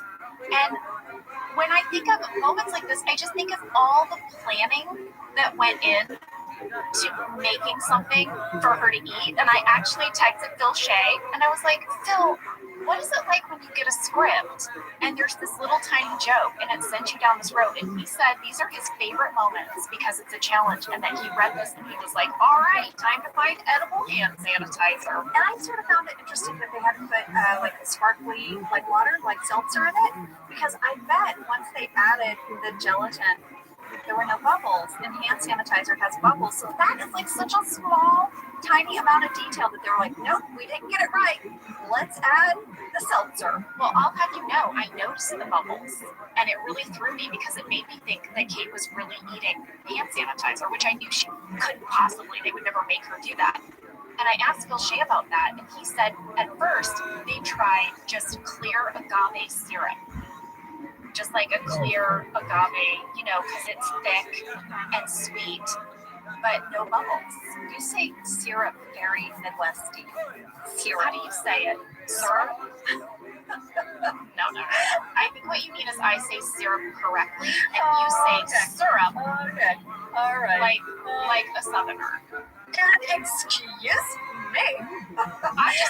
I'm not saying it's good or bad. I'm just saying you are saying it incorrectly. Really quickly, before we get off on a huge tangent of our syrup debate, Kate told me that she's really proud of the fact that she did her stunts. She did a lot of her own stunts. The majority of all the things that you see that happens to Meredith, Kate did a pass at that. And so she was like, this was just another one of those. When I got the script, I was like, okay, what am I going to be licking? What is it? I don't think anyone in the cast was subjected to more stunts than Kate, actually. No one was. Maybe Steve, but Kate, I think, is actually number one. I think she's number one. And she was a really good sport about it. And Kate, thank you so much for sending in that message. Thank you, Kate. And thank you again, Natasha. All right, so now we're back. We're at 10 minutes, 37 seconds, and we get the real bird's eye view of Andy's temper because someone has put his calculator in Jell-O, and he kind of freaks out. He does freak out. He kicks the trash can. I'll have you know, that was not the script. And when I was texting with Ed, he told me that they came up with that on the set. He remembered Mike Schur being on set and throwing out a bunch of funny ideas. And in this moment, this was one of those moments where they were able to say, like, okay, how big of a reaction can Andy have to this Jell-O thing? And he was like, how about I kick the trash can? They were like, try it. And it made it in. And he was super excited because it was kind of like his first improv moment that made it in an episode. Yeah, I loved it. I thought it was perfect. And it really was like, oh, this guy is unhinged. He's not okay. Well, I noticed a really random thing over his shoulder when he starts talking about the calculator. On his computer, it says table of contents. I saw that too. I'm like, is Andy writing a book? Is he reading a book? What is he looking at? Is it a manual? What is it? And I watched the deleted scenes. I thought maybe there might be some reference to it, but there wasn't. So I thought that was kind of interesting. I'm like, what is that about? Remains a mystery. So now we're going to go back again to the Scranton branch. Jan has arrived. Yeah, they had to call in the big guns because things are going off the rails here. So Jan is not happy. No. Toby explains that now Oscar is basically feeling discriminated against by everyone in the office, particularly Angela. Yeah. And Michael needs to do something about it. Yeah. So Michael calls Oscar into his office. Oh, man. And Oscar says to Michael, am I the first gay man that you've ever known? Yeah. Is this what is happening right now? Yeah. And they seem like they might be about to have this very productive heart-to-heart when Pam comes in to announce that Dwight is looking at gay porn on his computer. Because that's what Michael asked him to do. This is how Michael thinks he's going to problem solve. Like, what? Yeah. First of all, you shouldn't be looking at pornography at work. Any pornography. Why would he ever think this is acceptable to try to remedy a situation? Oh my gosh. Michael. Because Michael says, hey, there is nothing wrong with it. Gay porn, straight porn, it's all good. Yeah, it's all good. And At work. What is happening? So they're all gathered around Dwight's desk, and anyway, Oscar walks up, and he's like, what are you guys doing? And Angela has a really snarky line where she's like, oh, watching some of your friends. Oh, yeah, so snarky. And he kind of shuts past her. Oh, lady, we had a fan question about that. Anthony Giratano said, how much choreography was involved in Oscar pushing you, Angela? Was this planned? Here's the thing, it really does look like he kind of shuts me aside, but the direction we were given is that my character is really playing up the drama of this moment. Almost like when you watch like a soccer match and someone barely gets nudged and they have the big ball, like that's how Ken directed me. That Oscar would just really barely brush by me, and I'd be like, oh, that touched me, you know? Yes. Well, this is what I was talking about in the cliffhanger little moment I left in the last episode where I was like, okay, this is when I went to Greg.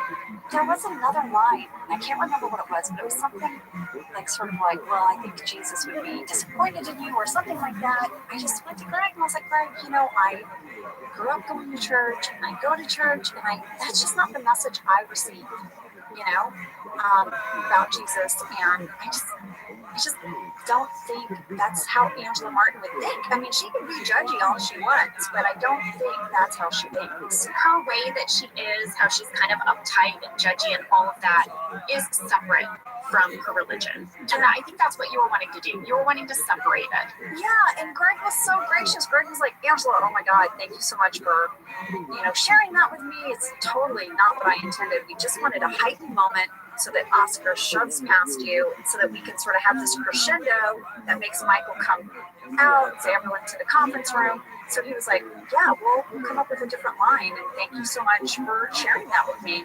So I felt like relief, and I also felt like my mom could watch the episode without getting upset. Too upset. I was like, oh no. All right, Mom. Yes, she's still snarky. She's still really mean and snarky. But yeah, I was really appreciative to Greg for hearing me out. So Michael has now had it. Like, he's like, okay, everyone, I don't care who you are or what's going on with you. Get in the conference room. We're going to talk this out. Yes, and I think this is a good place for a break. As everyone walks into the conference room, we will take a break and we will come back with everything that happens in the conference room, which is a lot.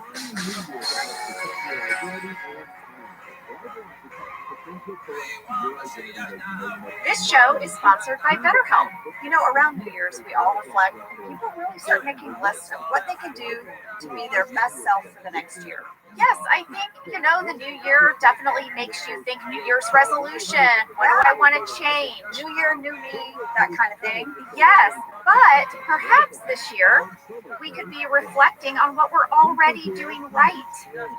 And therapy can help you figure out your strengths so that you can ditch this idea that you need some extreme change or this extreme New Year's resolution and just, you can make changes that really stick because they're based on your strengths. I like that.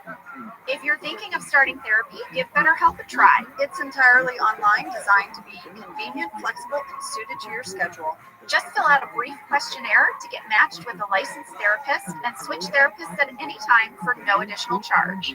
Celebrate the progress you've already made. Visit BetterHelp.com/OfficeLadies today to get 10% off your first month. That's BetterHelp, HELP.com/OfficeLadies. Let's talk a little bit about hydration in the new year, particularly about liquid IV. Angela, you turned me on to this, and I'm going to have to give you props.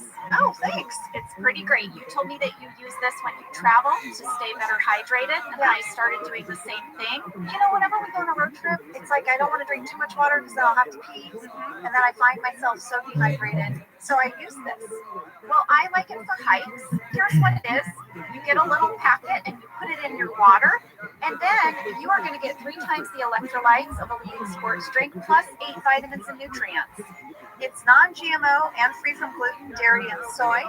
It is perfect for daily use before workout or when you feel run down or after a long night out, hint, or even on really long flights.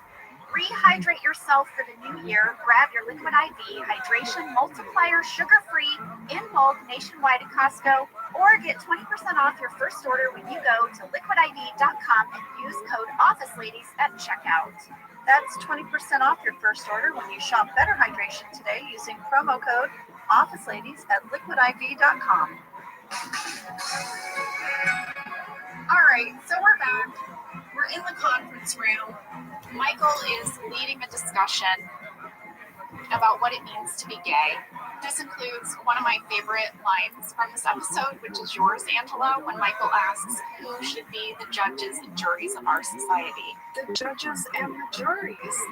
And he says, you're making a good point. I love that. This conference room scene has some great cutaways as well. And it is Creed's one of his favorite talking heads happens. Yes, he's done it for us live in studio. In the 60s, I made love to many, many women. Often. It's possible a man slipped in. There'd be no way of knowing. Yes, no way of knowing. No way of knowing. So this is one of Creed's favorite talking heads. I love it. We also learned, we learned that Phyllis is engaged. Yes, Phyllis, this is when it's revealed that Phyllis is engaged because Dwight says Phyllis might be a lesbian. And she's like, actually, I'm getting married to Bob Vance. And we're all very excited. She didn't announce it or tell us. This is how we all find out. And she shows her ring off, right? We're looking at her. Gemma, Is Phyllis's ring a cluster ring?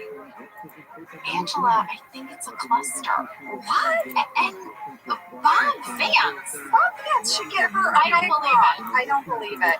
I don't believe it, and I think you're going to see in later episodes it gets switched. I think it does. I remember her having a big honking ring, and we're like, ooh, Bob Vance, huh? Like, we did bits about it, but in this shot, it looked like a cluster ring. It's a cluster. I mean, Bob Vance is a very showy guy. He's going to give his lady a big old solitaire hunt. Yes, he is. Yes, he is. Okay, we need to track that. And Phyllis has, a line in here that I love because I love every single time Phyllis reminds us all that she and Michael went to high school together. I live for it. I live for it. Angela, that one got me curious because I was like, I don't think that Phyllis and Steve are the same age. I actually went to Wikipedia and I looked it up, and there is a 10-year age difference between Steve Carell and Phyllis Smith in real life. But nonetheless, I love this runner. It's a very funny runner, and Michael hates it.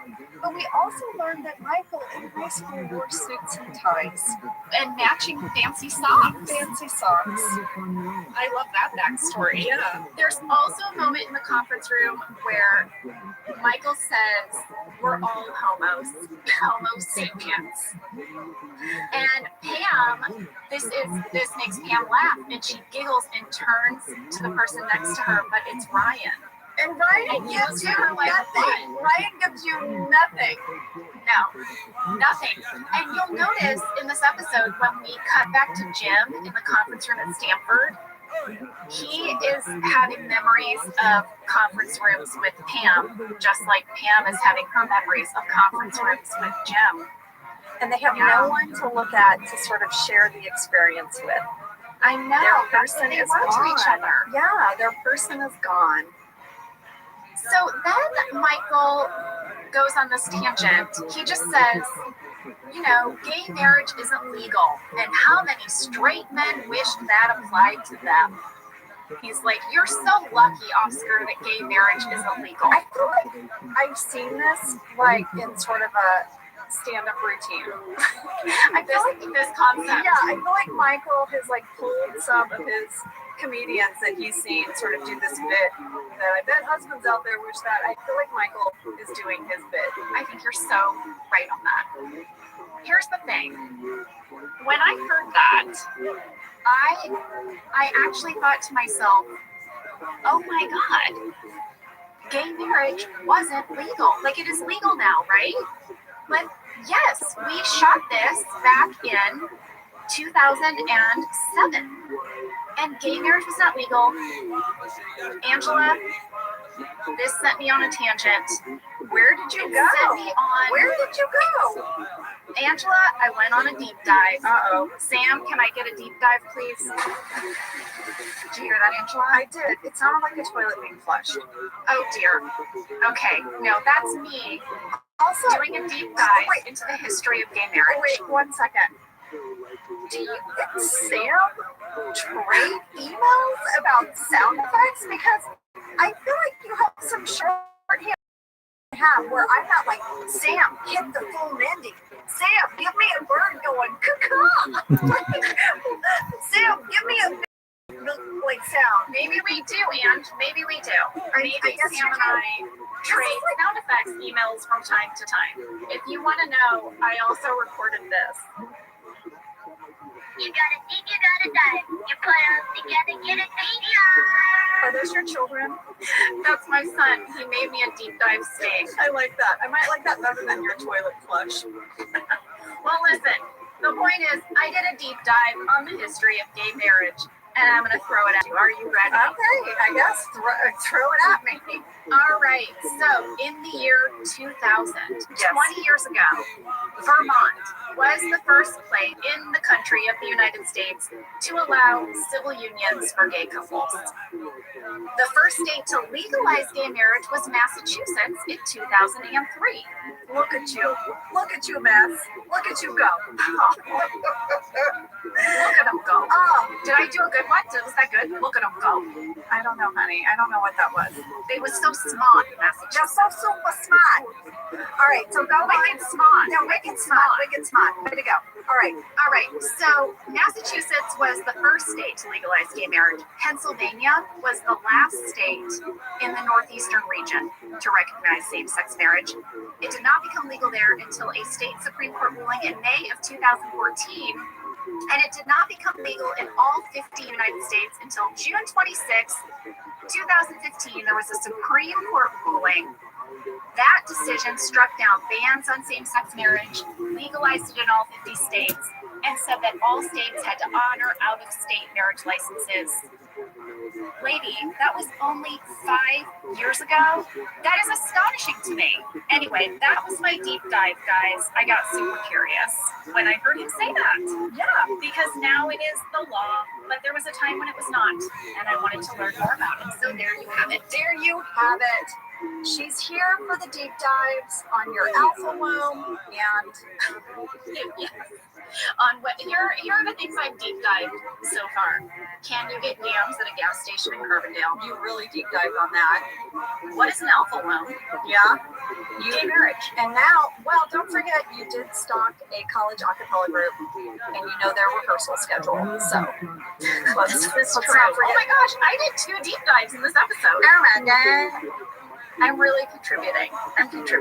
Okay, so guys, this conference room meeting is not going well. Oscar says to Toby, I don't even think I can work here anymore. This is the worst day of my life. He gets up to leave, and Michael stops him. And now we are going to have the most glorious interaction. So we could not talk about the awkwardly cringy awesomeness of the scene without Oscar Nunez. So y'all, we called him. Yeah, we did. We recorded it, and here it is. Hi, Oscar. Woo! Hi, Jenna. Hi, Angela. Oh, this is so fun, Oscar. You know what this is, Jenna? What? It's unbelievable. Yes, it is unbelievable. That's what I do when I want to get a laugh. I watch The Office, but I watch the bloopers. I go through all the seasons. And that's one of the takes that makes me laugh so much. I love that. You know, Isabel loves the bloopers. Me too. I love the bloopers. I just remember we could not get through that scene. Fisher, you were the instigator. You couldn't get it together. I know, I'm sorry. You guys are funny. It happens. And also, we never, ever got to do talking heads together. Yeah. So it was just like the novelty of that, too. Yeah. Well, Oscar, It was so good. Oscar, you never break. Never break. You know, I was watching, I think it's season 4, Ed Helms made me crack up because he mugs so much, his funny faces, and it's still grounded, and Ed Helms made me crack up with the bloopers. Well, but truly, I feel like we could count on one hand the number of times you broke in the whole In 9 9 years. In 9 years. My nickname for Oscar was the statue. Because you never broke. Yeah. Well, Oscar, it's a good thing that you were Steve's scene partner in Gay Witch Hunt. Everybody else in the room broke. You did not. And thank goodness, because then they had usable takes. Because Jenna, I stifled it. I know your job because I sat back with you in accounting. So Brian did the tea kettle. We've talked about that, how he, as he would start to laugh, he would like try to hide it by blowing out the corner of his mouth. I called it the tea kettle. He'd be like, Yes. like that. That's right. But you did That's right. tiny, minuscule, like a grunt. But no one knew. You would go like a like that. So now I need to go back and watch that scene. We'll get to it, but I want to see if I can hear it. Okay, but before we get into the scene, Oscar, we start whenever we have a guest on the show. We ask them a little bit about how you came to be on The Office. Like, what was your audition process? Like, what's your story? Okay, I'll just start with the audition because I don't want to. Because you and I knew each other from before, and I don't even know when, Groundlings or something, where we met. The Groundlings, Oscar. Okay, Oscar and I had known each other forever, but Jenna, like how you were talking about John, like this was before you texted people for information about what was going on in their lives. There was no social media, so I had no idea that Oscar auditioned, and he didn't know that I auditioned. And I didn't know that he got it until the day I walked on set the first day, and I walked over to accounting where they told me I was sitting, and there's Oscar, and I'm like, oh my He's god, not he's kidding. Oscar. It's like a movie, like a Harry Met Sally or something. We did not know this, not through gossip, not through reading paperwork. We both walked on the set, and there we were in wardrobe, and I'm like, what are you doing here? She's like, what are you doing here? I'm like, oh no, we're on the same show. We were so excited because we had done a sketch comedy show. We had met, God, Oscar, what, like 15 years earlier? It's such a great feeling to see a friend, and you're like, we're on the same show, that we don't think it happens, but it does happen. But not just on the same show. You guys were like teammates. You were in in the same desk. department. You were in the same department. You know? So even better. And speaking of that, Oscar, did you audition for the role of an accountant? Yes, they needed extra people. They gave me copy to read, and it was a general office stuff. Okay. And my manager Bruce is like, it's for the office, and I'm like, well, that sounds good, and I love the British office, but I thought we'll do the pilot and it won't get picked up. That was my feeling. I was so skeptical. I think we all felt that I way. was over it, but I love the show. I love the Ricky Gervais. And I'm like, oh, it's great, but we're not going to do it justice. That's what I was saying. We're not going to do just, don't get excited, Oscar. Don't get excited. So, and I think that's why I did well, because I didn't care. And then they're like, well, let's have come in for a callback. And then the callback, I think it must have been scripted. But I went in, I think, 3 times, or maybe 3 for sure. And then the last one was improv. And I was like, okay, I really like this because I can improv. I was literally in the mountains. So I improv the livelong day, and I had a really good time and tried to keep it close to the vest and not go too crazy. And then my manager called and said, you got it. And I got a little bit more excited, but still did not quit my day job. I was catering and babysitting, and did not quit until we got picked up for the season. And then Flannery and I quit at the same time. We looked at each other like, now? She's like, now? Yeah. Let's do it now. Let's do it. We're like, free fall. You quit catering and babysitting, and I came out clean. That's right. And her lovely manager said, everyone wished her well, and her manager said, you'll be back. And she's like, oh, thank you for that. All right, let's talk about this scene. All right, Oscar, this is the scene where Michael starts by offering to hug you. You know, you're upset. You're like, I'm out of here. And Michael's like, come on, I'm going to give you a hug in an attempt to show that he's totally okay with Oscar being gay. But this ended up with Steve kissing you on the lips, which was not scripted. Well, it's crazy because Michael, like, completely offends you, and you're like, you feel insulted, you want to leave. Then you realize you've broken Michael's heart, and so you're like, okay, buddy, come here. Now you're comforting Michael, and he's like tearing up. It's just like becoming his parent. None of this should be happening in a workplace. No. Well, Oscar, I have the script from Gay Witch Hunt, and I looked it up, and here is what was originally scripted. Because I was curious, because I knew that what ended up airing was an improv. So originally, he hugs you, and then he was supposed to go in for a kiss, but he chickens out and is supposed to like kiss you on the forehead or something. But I remember sitting in that room, and when Steve said the line, I want you to burn this into your brains. That was the moment. We knew that was improv. We were like, that was not scripted. What does Steve have in his head right now? And Oscar, to me as an audience member, and I'm saying audience member like because I was just sitting in the conference room as an audience member, that line was the moment when I knew we had taken a turn onto a totally new road. What was it for you? Do you remember like when you were like, wait, what's going on? I've had time to process it, but at the moment, I think we did 3 or 4 takes. Not a lot with hugging, with that, the way you're saying, with the hugging. And then this particular take, he's coming in, and I'm like, oh, he really caught me off guard. He's coming in closer and closer, and his nose is getting closer to my nose. And I'm thinking, I'm thinking, well, I don't know what's happening, so I'm just gonna stand here because he's gonna hug me. And I'm thinking, pick a side. You know, when you hug someone, Jen, you have to go left or right. Yeah. And I'm like, pick a side, pick a side, pick a side. And I'm like, oh no, he's not picking a side. I'm like, he's not picking a side. And then he came in for a sweet, sweet kiss, and our lips touched. And then that's when like this laugh came from my stomach, and I stopped it. And I also heard a lot of giggling and snickering from the peanut gallery. And I'm like, oh, I hope the cameras. Well, it doesn't matter because that's the reaction. Whatever's happening is happening. And then he stopped kissing me, and I'm like, okay, stay in character. And I said, thank you, I think. I don't know why. Well, he has this great line. He has this great line where, well, first of all, you improvised a great line, Oscar, where you're like, we don't have to do this. And he's like, yes, we do. Like, yes, we do. Yes, we do. And then after he improvised this line where he was like, there, I did it. Like, he's the hero. And we're still here. We're still here. I know. He's the hero. He did it. He did it. He dragged me out of the closet where I was perfectly happy.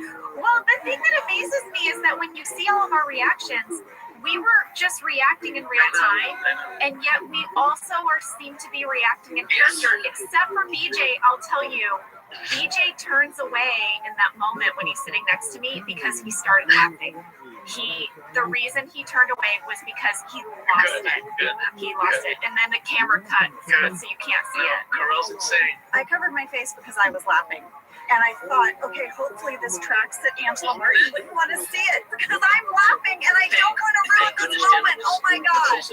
One of the closest, she was like right there. Well, Oscar, I don't know if you remember, but you and I were doing an interview together. Oh my gosh, I don't know where we were. We were doing a press junket for NBC, and someone asked you about the moment. And I'll never forget it because I remember it because you cursed.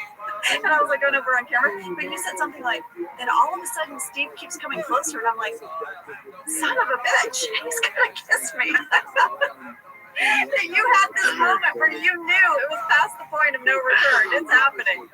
Well, Steve was amazing because when he would come up with those improvs on set, I feel like I have a lot of memories, and this is the one that is like most prevalent, but just the memory of him. You see him get an idea, but then he is a master at slow playing the idea. I saw him as soon as he said, "I want you to burn this into your brains." I knew, oh my gosh, he has an idea. But he made me wait for it, and he made all of us wait for it, and that is the genius of his comic timing.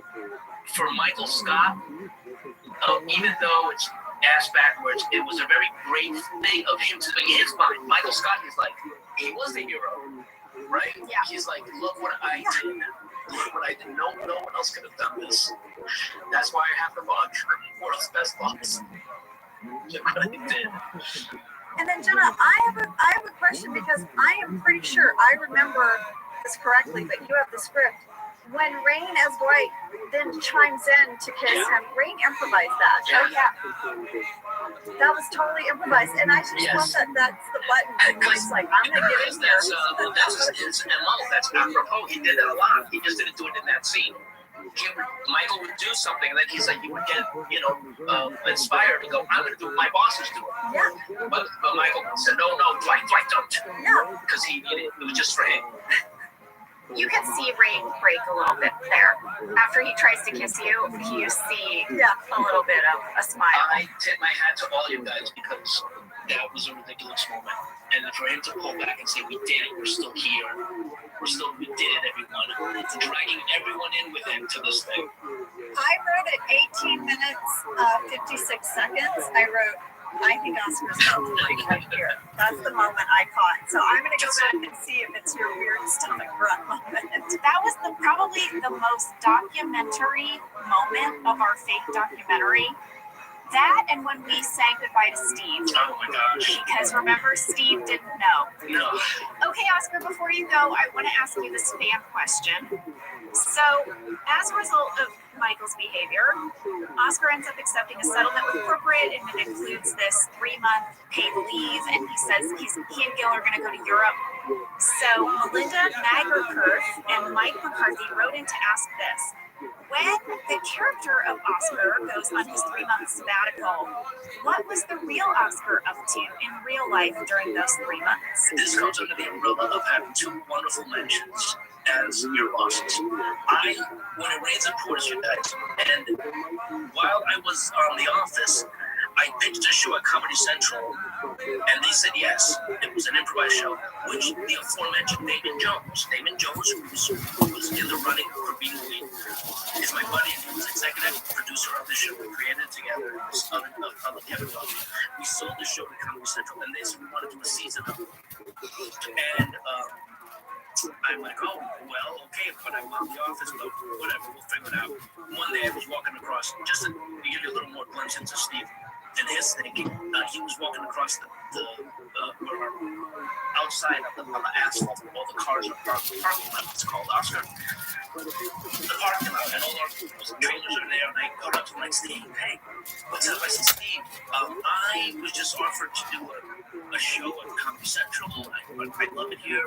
What should I do? What's awesome? Say yes to everything. Let your people figure it out. Let your manager and agent figure it out. That's not your job. You say yes to everything that they offer you. Don't worry about anything else. Say yes, people will figure it out. So I said yes, and I told the agents, we'll figure it out. And they did. And this was my house. They gave me a beautiful, organic, seamless way out. So I was shooting a show. I was shooting 10 episodes of a show called Halfway Home. It was all improvised on Comedy Central. It was so good, Oscar. It was so good. And so many of the people that we knew from the Groundlings and Improv Olympic were part of it. And you know who else? Tanya Spencer. How did she go on to do after that? I think she didn't pay for herself. And so Tanya was with us on that show.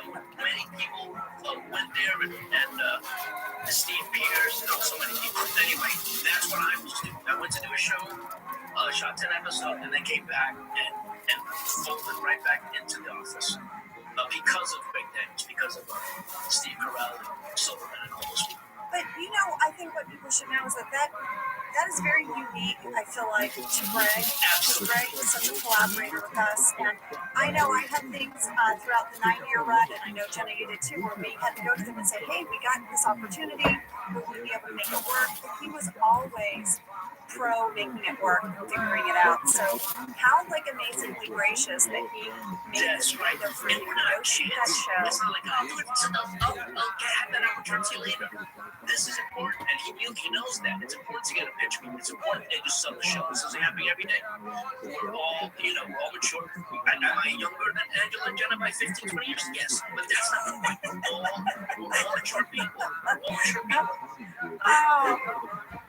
Well, you had pitched it and created it. It was your baby. That's right. You got to go do it, and then you got to come back to The Office. You guys, if I had to choose, I don't know what I would have done because of Bird in the Hand. Yeah. So I would have had to say no to a show. I might have said no to comedy. I probably would have said no to that, and that would have been horrible. So I got to do both. You got to do both, and as Michael would say, it was a win-win-win. Oh, very nicely done, Angela. Oscar, thank you so much. My pleasure. You're awesome. This was so nice. My pleasure. Love you, Angela. Love you, Jenna. Love you, Oscar. Bye. All right. Oh my gosh. Wasn't that amazing? He's hilarious. I love him so much. Now, there's not that much more to talk about, but there are a couple little things before we wrap things up. I want to talk about Jim in the conference room. Fancy Stanford conference room. Yes, and he's having his diversity training. And guys, Larry Wilmore. Back again is Mr. Brown. Yes. Hero, acronym Hero, it's all there. You might notice that Jim has an empty chair next to him, and he kind of looks wistfully at the chair. This is a nod to that moment in the previous diversity day where Pam fell asleep on his shoulder. It was kind of their first moment of connection, their first moment of physical connection, and he's remembering that. Yeah. They're both missing each other. They are. And now back at Dunder Mifflin, Dwight gets a package. He gets a package from Jim. It's a gaydar detector. It looks like a little mini vacuum. But it's probably just a metal detector, right? It literally is a metal detector. I texted Phil Shea about it, and it is a repurposed metal detector, which makes total sense because it beeps when it goes across Oscar's belt. His belt. They all wore belts, guys. And so then, of course, it beeps when it goes across Dwight's belt. Oh, and then Pam has a little smile, a little wistful smile. Yeah. That Jim, she's thinking on that Jim. He did a prank all the way from Dancy Stanford. Yeah. Oh, and he doesn't know that I have an apartment now, and I'm eating frozen food because I canceled my wedding. And I'm going, I have art classes. I enrolled in art classes like he said I should. I know. I'm actually glad that Jim went to Stanford and that he doesn't know this about Pam, because I think it's really important that Pam has her own journey. Well, I think one of the reasons why Pam and Jim were able to get together in the end was because she had this time between relationships. Yes. She had this time alone. She's been with Roy for over a decade, I think, when we talk about it. Yeah. Maybe not that long, but since high school. Yeah. I mean, they live together. She needs this alone time. I think it's good. It's good for them. We know it's all going to work out in the end. They don't know that yet, but this is the right thing. Kids, take this don't time go for yourself. from one relationship to the next, okay? Figure out how Figure out in between, okay? What are these accents we're doing? I don't Who are these know. women? I don't know. They're your bossy aunt. That's bossy aunt accent. All right, you guys, that was Gay Witchman. Thanks so much for listening in. If we missed anything, write us, because you know we like it. You know we like it. And next week, we're going to talk about the convention. Yes. All right, we'll see you next week. See you then.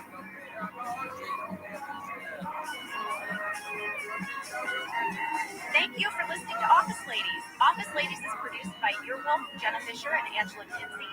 Our show is executive produced by Cody Fisher. Our producer is Cassie Jerkins. Our sound engineer is Sam Kiefer. And our associate producer is Ainsley Bubico. Our theme song is Free by Creed Bratton. For ad-free versions of Office Ladies, go to StitcherPremium.com. For a free 1-month trial of Stitcher Premium, use code OFFICE.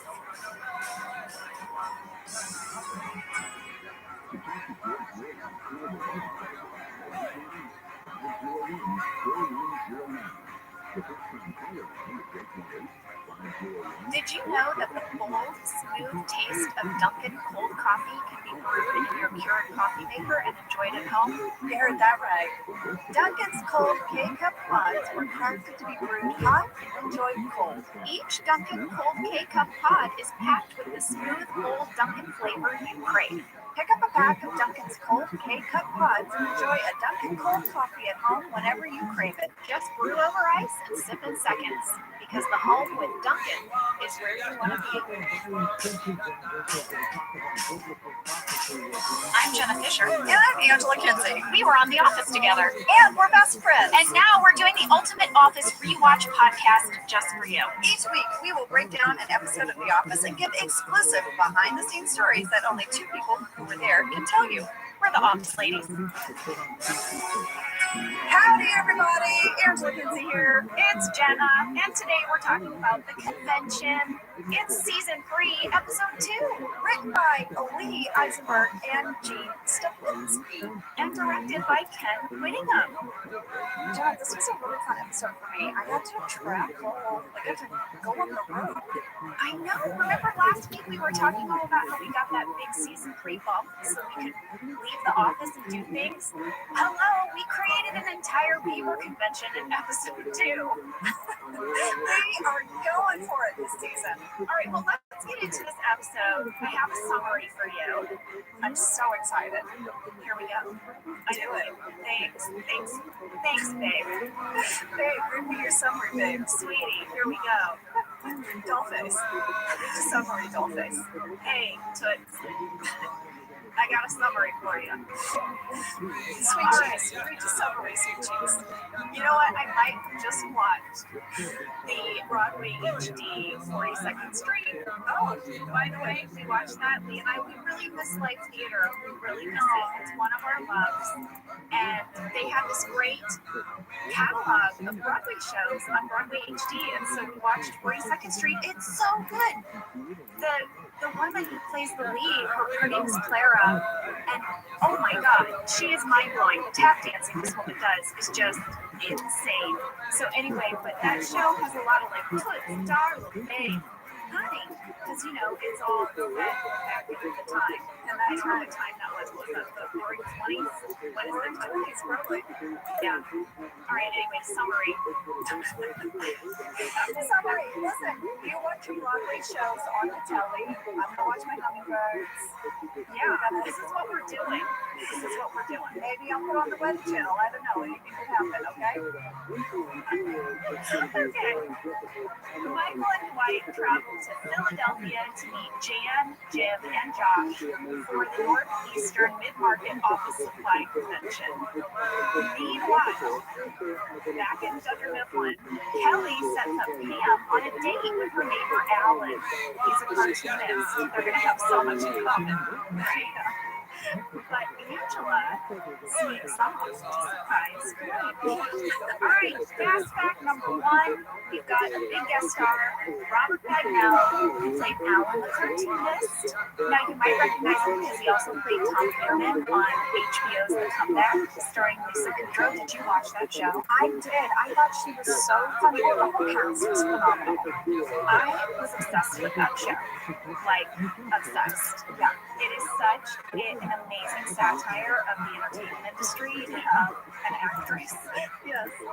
So, like, there's this scene where she opens up a refrigerator and there's nothing in there except for, like, seltzer water and these prepackaged diet meals, and it made me laugh so hard.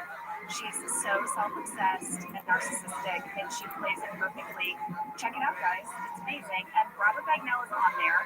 So I was so excited to get to work with him, but I knew him. How? We used to do this thing called instant films together where they take these writers, directors, actors, and crew, and you get 48 hours to make a short film. You're randomly matched. You start at like 7 a.m. on Saturday with a little script that's been written for you. It's usually like 4 pages long, and on Sunday night, everyone gets together and there's a little film festival. And it's so fun. Yeah, so fun. They did this, and I don't know why I didn't participate, but I really did this and loved it. Well, it's funny, Ange, because you're always kind of talking about how you did the groundlings or you did these sketch shows, improv festivals. Yeah. Yeah, I didn't do any of that stuff, but I did do these like short film festivals, and then they do like the plays as well. They do like a 24-hour play where you have to stage a mini play in 24 hours. So I would do like that kind of stuff. But I knew him from that. That's why I knew Robert. He was in the instant film world with me. Oh, wow. That's so cool. So I reached out to him, and we had the best conversation about his time on the show, and then he sent me like 2 pages of memories. Stop it! Yeah, that's so fantastic. So kind, so generous. So he told me that the way he got the role in the show was through Mike Schur. How? Mike Schur had been a writer on season 1 of The Comeback. And he had actually left The Comeback to go work on The Office. I never knew that. Me either. Oh my god, I would totally have talked to him about that. That's so cool. I know. How did I not know to pepper Mike Schur about comeback questions? I have Lisa Kudrow tidbits, please. And here is the craziest thing about them. Do you want to hear this crazy personal connection? Okay. All right. And him dating in college. No, I'm kidding. Go. No, but around the same time that he was guest starring on The Office, he also had a role in a movie written by my now husband Lee Kirk. But we didn't know. Stop it! Yes, he was in this movie called Pants on Fire that was directed by Colin Campbell, written by my husband Lee. And so it was like he was doing this scene with me on The Office, and then he was shooting this role in Lee's movie, and Lee and I weren't in love, not even a thing, or knew each other on each other's radars. That's crazy. I know. Such a small world. That is so crazy. Those are the little mind melt moments for me where your lives are crisscrossing and you don't even know it. So you and Lee had this existence crisscrossing, and that's so wild. I love that. Well, the crazy thing is that movie Pants on Fire, that script was sent to me as a writing sample of these, I was going to produce a movie, and I needed a writer, and I got Pants on Fire as the writing sample, and I fell in love with it, and I took a meeting with Lee, and then he ended up writing a film for me called The Giant Mechanical Man, and that is how Lee and I fell in love. Was that we worked together on Giant Mechanical Man, which Lee then directed. Wow, and Robert was in that movie. Robert was in Pants on Fire. Isn't that crazy? That is so crazy. I love that. All right, so anyway, I have a ton of fun information from Robert, and I will sprinkle that in as we get to those scenes. Okay, so what's up? What's next, lady? Fast facts. Fast fact number 2. Sam, could I get a fan question? What? Fan question? It's a fan question, Angela. Fast fact 2 is a fan question. I've got to get my kids recording some stuff, and then I've got to send it over to Sam, and I've got to sprinkle one in next week. That was my daughter. That's my daughter. So cute. So, well, because my son got to do the deep dive last week, so that's good. She gave me a fan question sting, because fast fact number 2 is all fan questions, starting with Ryan Abdar. Where was the convention filmed? Jennifer Berman, was it an actual hotel? Did they have to completely rent out entire floors or the entire hotel? And Sarah Holtz wants to know, were the vendors at the convention real or fake? So many questions about this convention, Angela. Yeah. So I went to Kentopedia. I know one or two of these, but Ken will have the full lowdown, so let's hear it. All right. So Ken told me that we filmed this at the Burbank Hilton Hotel, which is now a different hotel. It's not called the Burbank Hilton anymore. Right, but it's near, if memory serves, it's kind of over by the Burbank Airport. Yes. Yeah. He said they did not book the entire hotel, but they did book the largest convention room that the hotel had, and they had to book that room for the entire week because it took 2 full days just to set it up to look like the convention. So he said they started on Monday, filling in all the booths and all the stuff. When I got there, it looked like a full-on convention. It really did.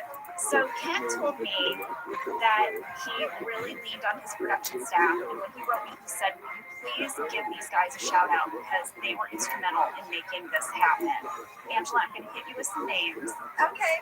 Do you remember Angie Hamilton and James Carey? Yes. Who worked with Kent?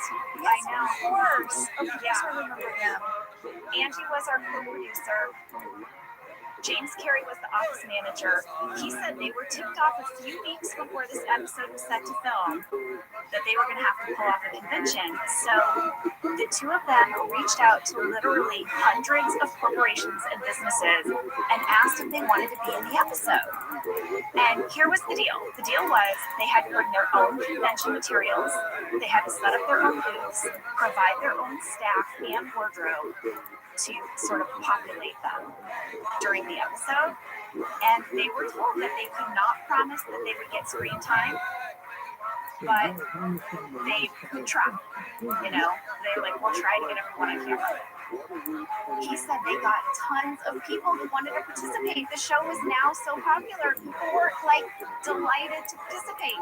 So all those people, he said, in the end, there were 176 total quote unquote extras, background performers, and 140 of them were actual employees of actual companies.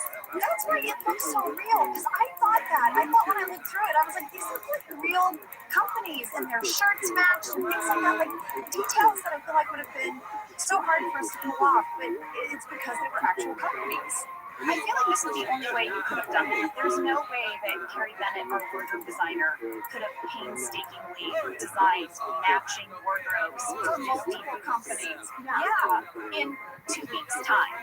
I mean, this is the kind of stuff that movies have months of preparation for, and in TV, you have to pull it off in just a matter of weeks. So that's how they did it. That's amazing.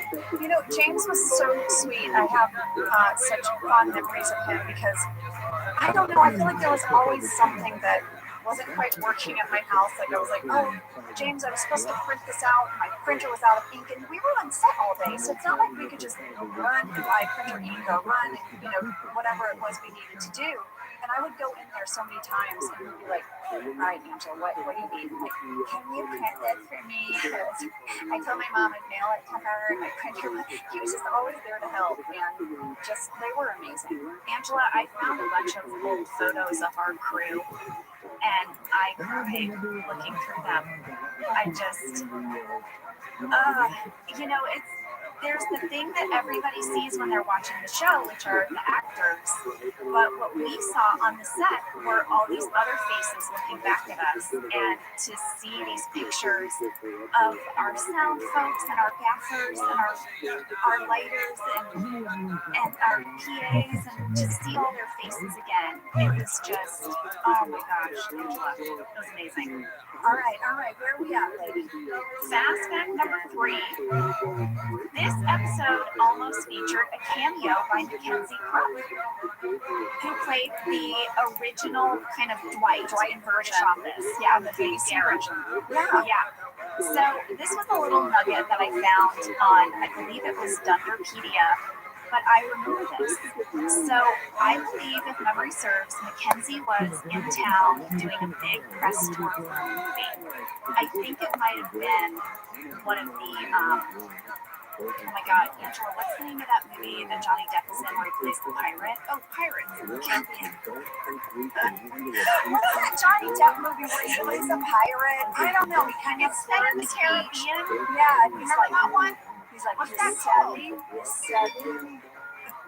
My stepson John was so obsessed with those movies that one year for Halloween he wanted to be Captain Jack Sparrow. We got him a full costume, and then on Christmas Day we were like, guys, you want to dress up for Christmas? We bought him all like Christmas onesies, and Jack said, can I just dress as Captain Jack Sparrow? So we have this hilarious photo in front of the Christmas tree, and his and Peter in Christmas onesies. They look like an elf, and then Jack is full Jack Sparrow. Well, Mackenzie Crook was in those movies. Yes. So I believe he was in town doing this press junket tour. He wanted to have him just appear at the convention in one of the booths and have a little chat with our Dwight, so the two kind of Dwights for me. I know, right? Wouldn't that have been amazing? But then the scheduling did not work out. He couldn't come. You know what that's like when you're doing a press junket, especially. I don't know what it's like to do a press junket for a movie that size or a series that size, but he couldn't come. He wanted to, he couldn't come. He's the nicest guy. I've met him. He's awesome. But I know almost a meeting of the Dwights almost happened, but did not. Jenna, I'm so bummed he didn't come because I'm such a fan, and I love that Greg is always trying to incorporate the BBC cast, and we got to meet them several times, but that would be really cool. Jenna, thank you so much for 3 fantastic fast facts. Maybe we should take a break, and then we'll come back and get into this episode. I like it, lady. I like it.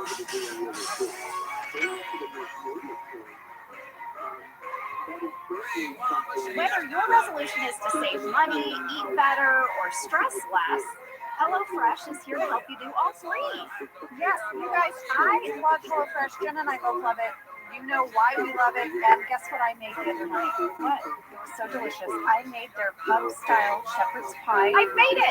Yes, it's so good! White cheddar and then mashed potatoes. I know it very well. It's a family favorite. Well, Josh normally makes dinner, so this was my turn, and I made this, and he loved it. And I was so happy. I was like, I made a shepherd's pie. I've never made one before. It's so good. Everyone, you can say hello to your most delicious year yet with fresh ingredients, chef-crafted recipes, all at a price you'll like, delivered right to your door. Go to HelloFresh.com/OfficeLadiesFree and use code OfficeLadiesFree for free breakfast for life. 1 breakfast item per box while subscription is active. That's free breakfast for life at HelloFresh.com/OfficeLadiesFree with code OfficeLadiesFree. HelloFresh, America's #1 meal kit. This show is sponsored by BetterHelp. Around New Year's, we all reflect. People start making lists of what they can do to be be their best self for the next year? Yes, I think, the new year definitely makes you think New Year's resolution. What do I want to change? New year, new me, that kind of thing. Yes, but perhaps this year we could be reflecting on what we're already doing right. And therapy can help you figure out your strengths so that you can ditch this idea that you need some extreme change or this extreme New Year's resolution and just, you can make changes that really stick because they're based on your strengths. I like that. If you're thinking of starting therapy, give BetterHelp a try. It's entirely online, designed to be convenient, flexible, and suited to your schedule. Just fill out a brief questionnaire to get matched with a licensed therapist and switch therapists at any time for no additional charge. Celebrate the progress you've already made. Visit BetterHelp.com/OfficeLadies today to get 10% off your first month. That's BetterHelp, HELP.com/OfficeLadies. Let's talk a little bit about hydration in the new year, particularly about liquid IV. Angela, you turned me on to this, and I'm going to have to give you props. Oh, thanks. It's pretty great. You told me that you use this when you travel to stay better hydrated, and I started doing the same thing. Whenever we go on a road trip, it's like I don't want to drink too much water because I'll have to pee, and then I find myself so dehydrated, so I use this. Well, I like it for hikes. Here's what it is. You get a little packet and you put it in your water, and then you are going to get 3 times the electrolytes of a leading sports drink plus 8 vitamins and nutrients. It's non-GMO and free from gluten, dairy, and soy. It is perfect for daily use before a workout or when you feel run down or after a long night out, hint, or even on really long flights. Rehydrate yourself for the new year. Grab your Liquid IV Hydration Multiplier sugar-free in bulk nationwide at Costco, or get 20% off your first order when you go to liquidiv.com and use code OfficeLadies at checkout. That's 20% off your first order when you shop Better Hydration today using promo code OfficeLadies at liquidiv.com. All right, and we are back. Pam's at her desk, and Michael enters and says, "Hey, did you see Oprah? Because I want to be a father." And he was like, wait, what was on Oprah? Michael's big takeaway from watching Oprah is that he learns that Angelina Jolie has adopted a baby, so now he wants to adopt a baby. Yeah, and he wants Pam to get on it. And Pam's like, I think you should wait because Roy's sister looked into it, and like the application alone cost $1,000. And Michael's like, can't you find me a cheaper baby? And then she's like, well, also it takes a long time, like 8 months period. It's like 8 months. And he's like, oh my God, I don't even know if I'm gonna want a baby in 8 months. Steve's play on that was really funny. And your reaction was so good. Your reaction to when you say what was on Oprah. It's like I'm scared. So where is this going? Well, in the end, Pam agrees that she will have Michael's baby if neither one of them have a baby in 30 years. Because she sees like I'm not going to get out of it. Yeah. But I know that's going to come back to haunt her. So in 30 years, when you're 50, you'll have this baby. I'll have his baby. Oh my God. Exactly. When I'm like 56. Yeah, basically. Well, there you go. But Michael's going to go around and tell people that he and Pam have agreed to have a baby. You're going to leave out the in 30 years part. Yeah, no, this conversation is going to haunt for him. Yeah, for sure. He's going to tell people you guys are each other's backup. Yeah. So now we're in the actual episode, and Michael, is packing for his trip. He has Ryan helping him. Here's his packing list, right, for this convention. 3 pairs of pants, 3 pairs of socks, 3 packs of condoms, 3 packs, sun jeans, 3 packs of check. I should know. But I did a deep dive on how many condoms come in a pack. How many? Like a dozen? I mean, I feel like there's sort of a range, but normally it's like 36. What? 36 in a pack? That's what I saw on the website. And maybe that's not true. I don't know. Did we go to Sam on this? Sam, do you want to contribute to how many packs are in? How many condoms are in a pack? Well, I do appreciate you guys always throwing to me for drugs or sexual deviant things. I don't actually know this one. Oh, good answer, Sam. Good answer. Okay, also, switching gears, Michael points out that he also wants to take his fun jeans. Just so you guys know, fun jeans apparently are white. Yes, I'd like to point out he is still dry cleaning his jeans. Yes, We set that up in an earlier episode, and I love that that called that. So Angela comes in and she needs Michael to sign for his per diem. I have two things I want to point out. Number one, Jenna, did you see how sassy my ponytail is? Yes, I pointed it out later. I noticed it when you were in the break room. I actually wrote it down. Do you want to know why it looks like that? Why? Well, this was around the beginning of the whole indie season, award show season, and we were going to parties and things, and I had a fancy hair blowout. When I came to work on Monday, I still had great day 2 hair. So Kim Berry, who did hair, pulled it up in this ponytail that had all this wave and texture to it. She was like, let's just go with it. Angela has a sassy ponytail. So then she had to match that each day after. But that's why I have this custom pony. I totally 100% noticed it. So now Michael has a very funny talking head, but tonight I have a question for you. These are these scenes that we never see, that were never written, that I wish had happened, because in 2 minutes, 36 seconds, Michael refers to Josh as the poor man's Michael Scott, or at least that's how he's known around my condo. Jenna, is he talking about Josh Porter to his neighbors in his condo unit? Like, is he like, well, you know, poor man Michael Scott? Like, how much is he just jabbering away at his neighbors about Josh Porter? It's funny, I did not even hear it like that. I heard it as maybe something Michael has muttered out loud to himself in the walls of his own condo. Oh, that's even sadder. Yeah, that's how he's known around Michael's condo. In my mind, I saw him like, you know, at the little wall where all the mailboxes are, and he's opening his mailbox and someone walks up and he's like, oh, poor man Michael Scott. He's gonna get friends with Jim now. And this is like, hey, yeah, okay, bye, Michael. All right, sorry, that just tickled me. Okay, so now we're going to move into the break room. Angela and Dwight are standing on opposite ends of the room. They're not looking at each other. Angela is upset that Dwight is going on this trip because she just really wants to spend time with him. And but Dwight is so excited to go on this trip. It's a big deal for him to be included as assistant regional manager. This is like a big part of his job. Angela, it so tickles me how you guys are sleeping, how you guys aren't looking at each other.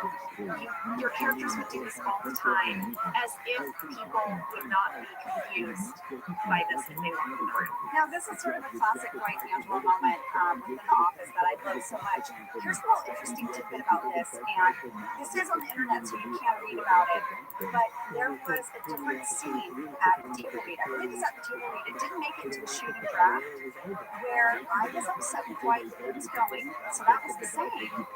And Dwight and I have this exchange in the kitchen where I'm upset with him, and at the very end, I say, I'm late. And it's like, this is cliffhanger, I'm late. It's like, what? Is she pregnant? Yes. Okay, that did not end up getting shot. That did not happen.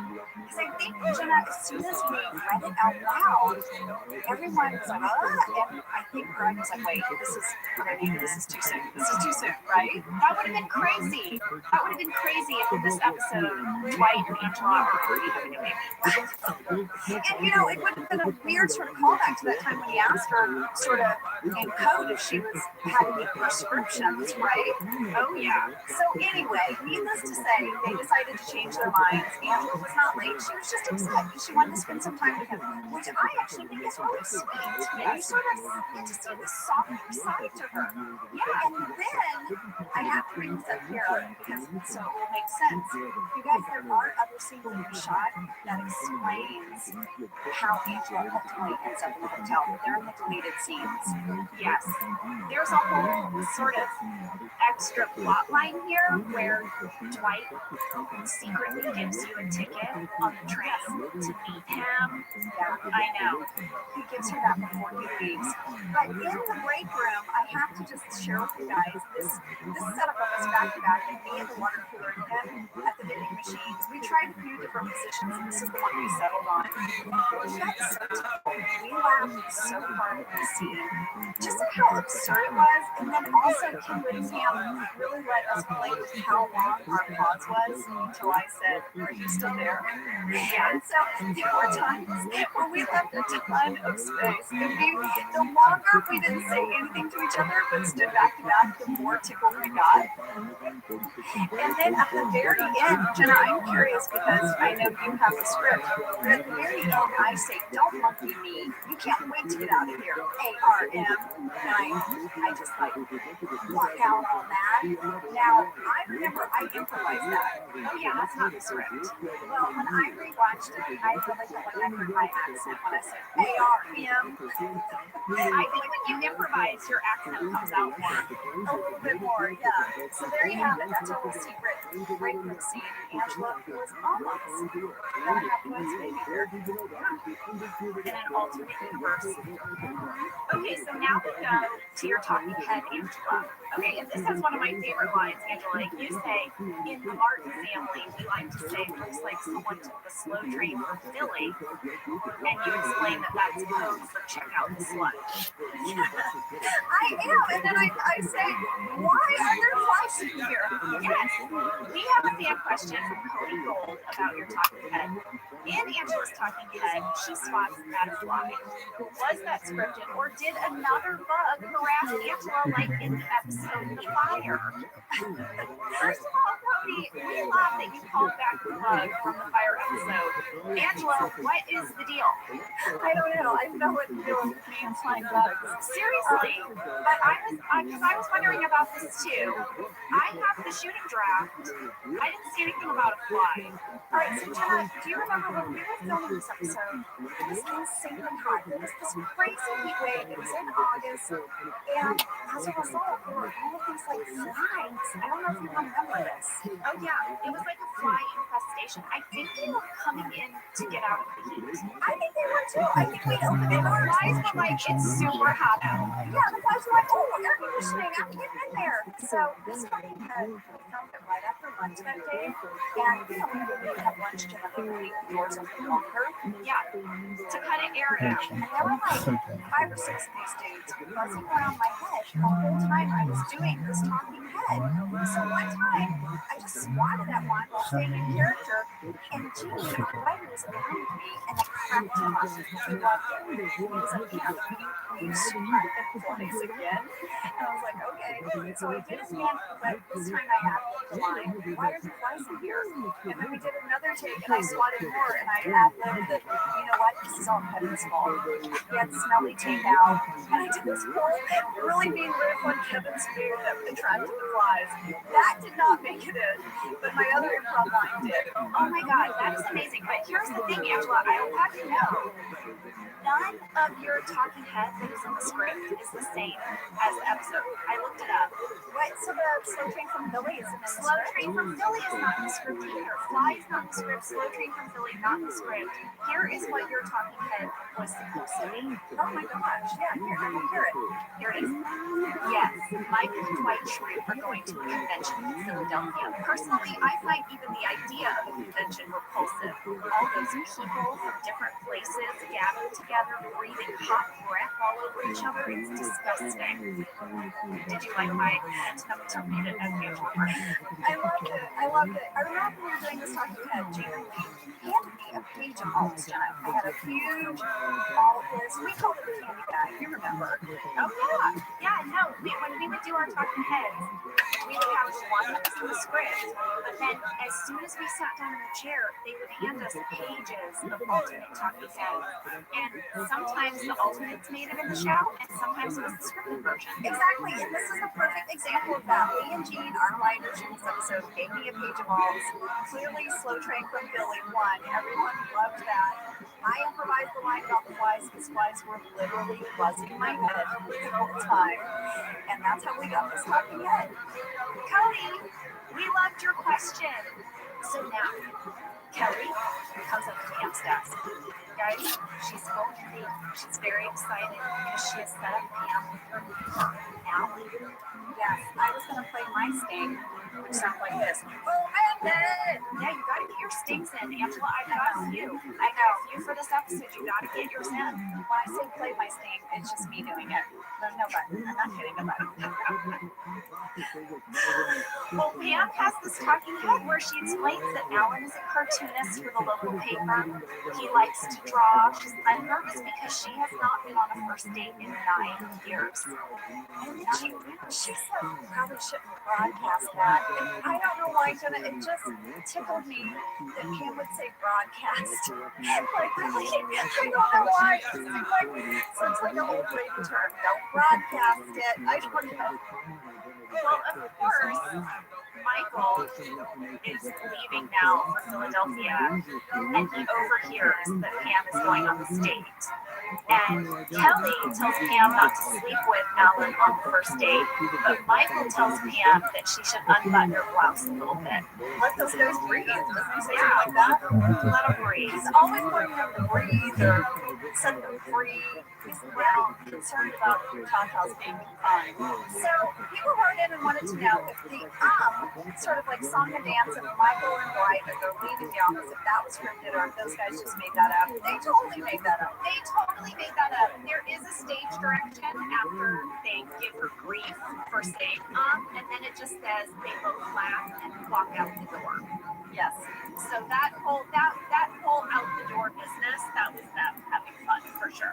Well, one of the things I really remember about this episode, once I got into the hotel where we were filming, is those guys were like kids in a candy jar. They were having so much fun, just all ripping off each other. And I think they really did when they would get together, especially John, Ray, and Steve. They would just get giddy. There is so much improvisation that happens in the kitchen. We will get there, but yes, you're right. All right, so now, Angela, we have this scene in the kitchen. Creed comes up to you, and he asks you how you can get a little of that per diem money. Yeah. Right? So then Meredith makes a comment that the whole town of Philadelphia just smells like cheesesteaks. And for whatever reason, Angela, you are very offended by this. I say that town is full of history, and I get up and I storm out, and I leave my food, Jenna. Sam, can I get my steak? Oh, good God. Where's the beef? Where's the beef? Where's the beef? I'll tell you where the beef is, Angela. Beef with beef? I have a beef, and I'm not the only one. Oh, my Lord. Megan Keller wrote in to say, not a question, but in the Hot Girl podcast, Angela laughed when Pam got up and left her lunch. When Roy says if he wasn't dating Pam, he would ask Katie out. But at 4 minutes, 55 seconds, Angela walks away from her cereal. She just stormed away from her food. Sarah Donaldson says, Jenna, can you please give Angela some what's for after the hard time she gave Pam for storming off and leaving her plate of food when Angela does the same thing at 4 minutes, 55 seconds. All right, Angela, I have a beef. Fine. Okay, fine. I get it. Apparently on this show, if you get ticked off enough at someone, you just get up and you leave your food. Fine. Okay, fine. I'm sorry, everybody. I am sorry. My character does it too. I apologize. But let me just say, in the moment when you were taping that scene, did you stop and say, guys, I'm so sorry, this isn't realistic. I would never just storm away with my cereal here. But you actually had to leave your cereal there because Creed's going to start eating it. Which is hilarious. And then he has one of his all-time favorite lines. He's told me this is one of his favorite lines from the whole series. That's Andrea, the office bitch. Okay, and then he introduces himself to Meredith. Exactly. And then I have to point out, my character, she's sort of being a hypocrite. Because earlier she's like, well, code for slut is like someone who looks like they took the slow train to Philly. So Philly is like not a good place. But then here she's like, it's full of history. All right, now It's 5 minutes, 10 seconds, and Dwight and Michael are on the train. They are headed to Philadelphia. That's right. Michael has his headphones on. He has Dwight's neck pillow, which he pretends he can't hear Dwight asking for. I have some fun facts about this. On Wikipedia, it says that there is no passenger rail service between Scranton and Philadelphia, and maybe that was true back in the day when we shot this. But today, I looked it up. Amtrak does offer 2 trains per day. It takes about 3 hours to get to Philadelphia from Scranton by train, and tickets start at $41. Well, I would think that there would be a train. That makes sense. It does. So now there is a train. I went to Kentuckypedia because I was fascinated by the fact that we shot on an actual Amtrak train, because we did. That was not like some fancy weird green screen thing happening. That was a train. So here's what Kent told me, Ange. What? I want to hear it. They let us shoot on the train for free. For free? Yeah. But we had to agree that we would not disrupt their schedule in any way. So on day 2 of filming, while the set dressers and the production designers were setting up the hotel room at the convention, Steve and Rain and a very small crew with about 5 extras, they loaded into vans and they drove to the Simi Valley train station. They boarded the caboose car at 10:30 a.m. They were given the caboose car all to themselves. They got settled. The train started moving. Kent said they got their first shot off at 11:03. Then, when the train arrived at the Burbank Airport Station at 11:27, they got off the train, and there were vans waiting to pick them up and take them back to our main set. And that's how we got that train stuff. Is that safe? And what specific details that Kent gave you? It's amazing. Wikipedia, you are amazing. One of the reasons why Kent and I are friends is because I so fully appreciate the detail that he has kept in a way that I'm not sure many other people would. I know, you do. I'm glad you do. Kent and I are of a similar mind with our spreadsheets in order. We love it. Well, you guys, there are some other deleted scenes from the train that are really funny, so you go to the DVD set if you have them. They're funny. All right, well then they're going to arrive in Philly.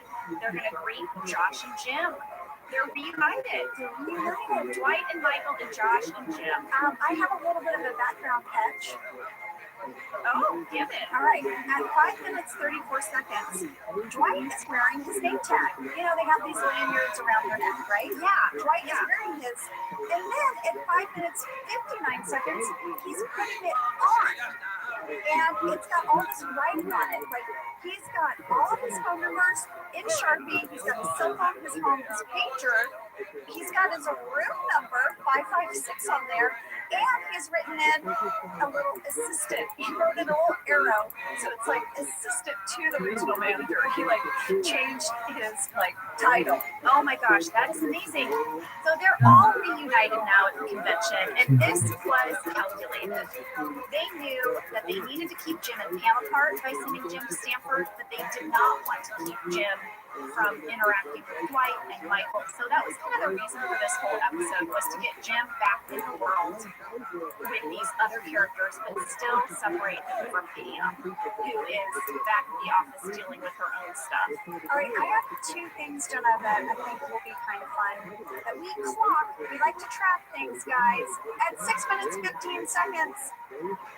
Oh, there's a good example that Jim's saying. D. White. Oh, there's a D. White? Yes, Jim has a talking head, and John says D. White. It's huge. So there you go. I love to track it when he says D. White. And then back in the office at 6 minutes, 31 seconds. Well, some big information is revealed to Toby about Pam. Yeah. Jenna, what? You are now, Pam is like the hot new meat in the office. Yeah, she's back on the market. Kevin says that if he wasn't engaged, he would, quote, sew it back. Kevin, gross. Guess what I wrote down? What? Tracking the perv. Tracking the Kevin perv. This is Kevin perv. 6 minutes, 31 seconds, Kevin perv. But the look that Paul Peterson does as Toby, that look is gold.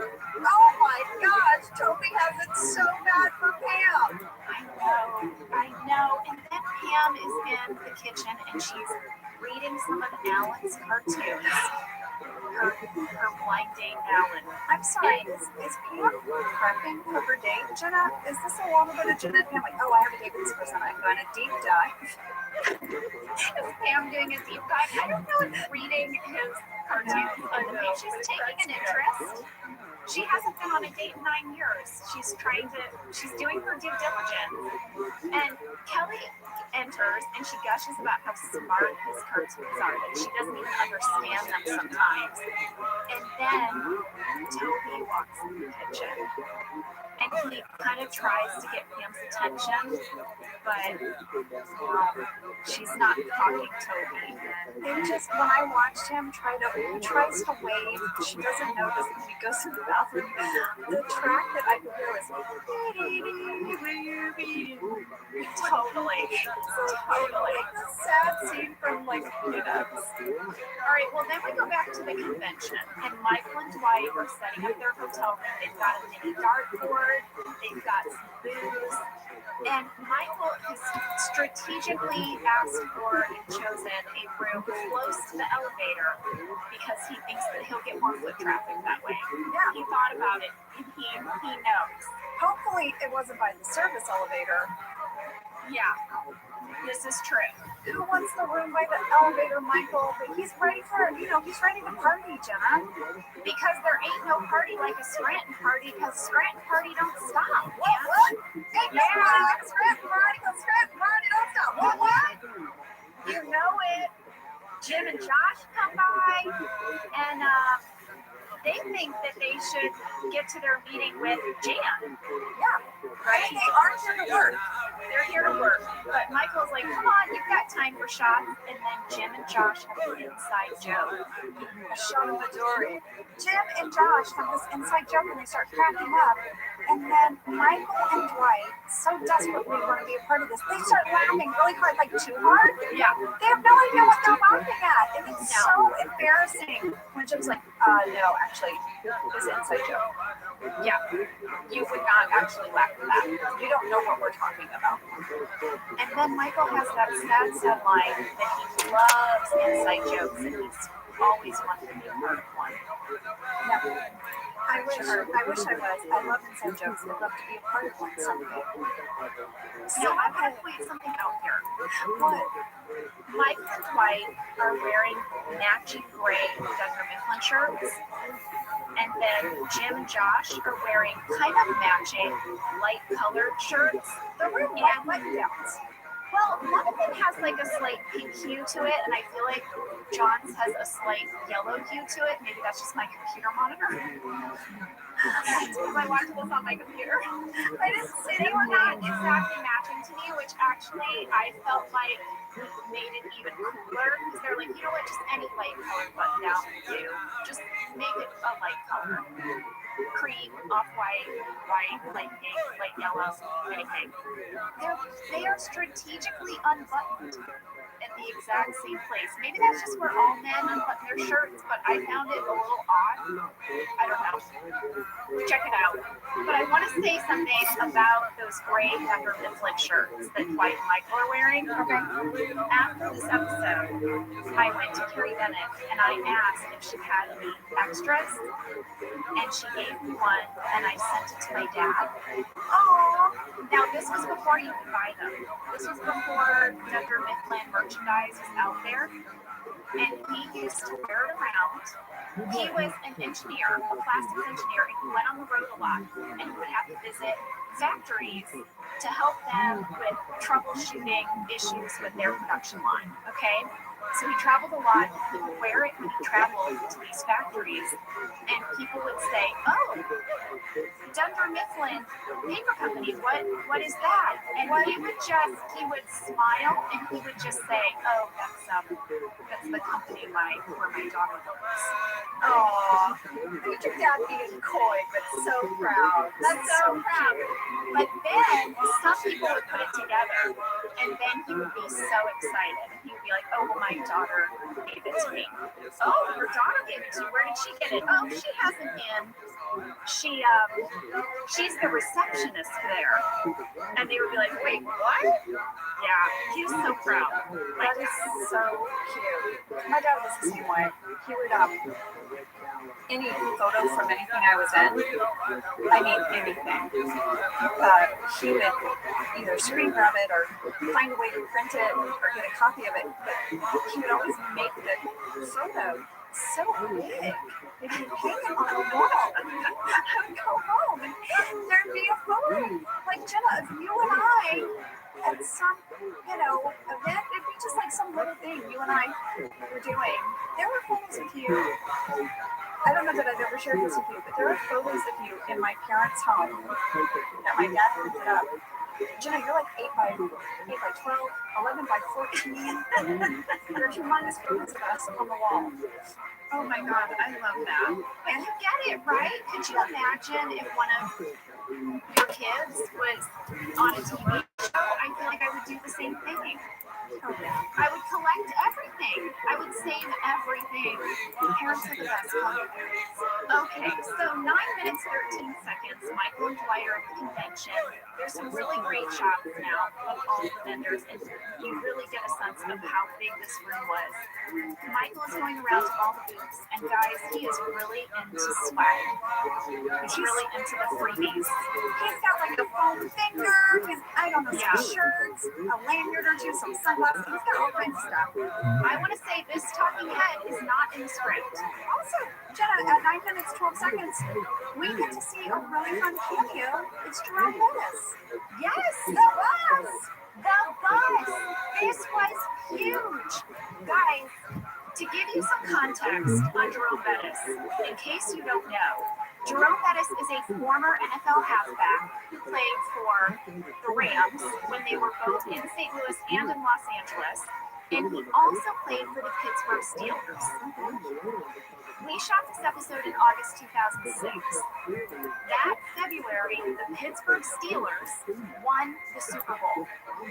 Jerome Bettis retired after that game, like literally at the game. They won the Super Bowl. He gave an interview and was like, and now I'm retiring. So here's how this went down. I asked Wikipedia. Jerome Bettis had just been hired by NBC Sports as a commentator. And Angela, do you remember our NBC rep, Vernon Sanders? Of course, I love Vernon. Love Vernon. Vernon called Greg and Kent and said, what do you think about a little crossover thing here where Jerome Bettis does a cameo at the convention? Greg loved the idea and got together. They wrote a scene like on the fly, and then they shot it on day 4 of the shoot. It's so perfect too. It's so perfect that Michael would invite him to his party and then want him to commit to coming. Can I tell people you're coming? No. So good. All right, so Jenna, I have a question for you since you have the script. As Dwight and Michael are walking away from Jerome, Dwight says, why do they call him the bus? And I swear I heard Michael say, because he doesn't like to fly. Yeah, that was scripted. That was scripted? That exchange was scripted. Yeah, his nickname was the Bus. Yeah, and the reason his nickname was Bus was because he had this ability to keep running down the field while carrying other players on his back. Real people, basically. Yeah, he like if you grabbed onto him, he could keep on going. He just kept going. Yes. But Michael thinks it's because he doesn't like to fly. Yes, exactly. Well, I just want to round this out by telling you guys a few things when I was deep diving on Jerome Bettis. He seems like a super great guy. He was inducted into the Pro Football Hall of Fame in 2015, and he has the Jerome Bettis Bus Stop Here Foundation, which is dedicated to improving the overall quality of life for troubled, underprivileged inner city youth. And he has delivered over 1,000 pairs of cleats to children in the Detroit school system. So he's a good guy. He went to university. so you know, if you ever hear this, we tried to figure out how to contact you, but we couldn't figure it out. I did, to give you a little love and ask you a few questions, but we couldn't figure it out. So Jenna slid into your DMs, no red flags. She was just wanting to talk to you about this episode.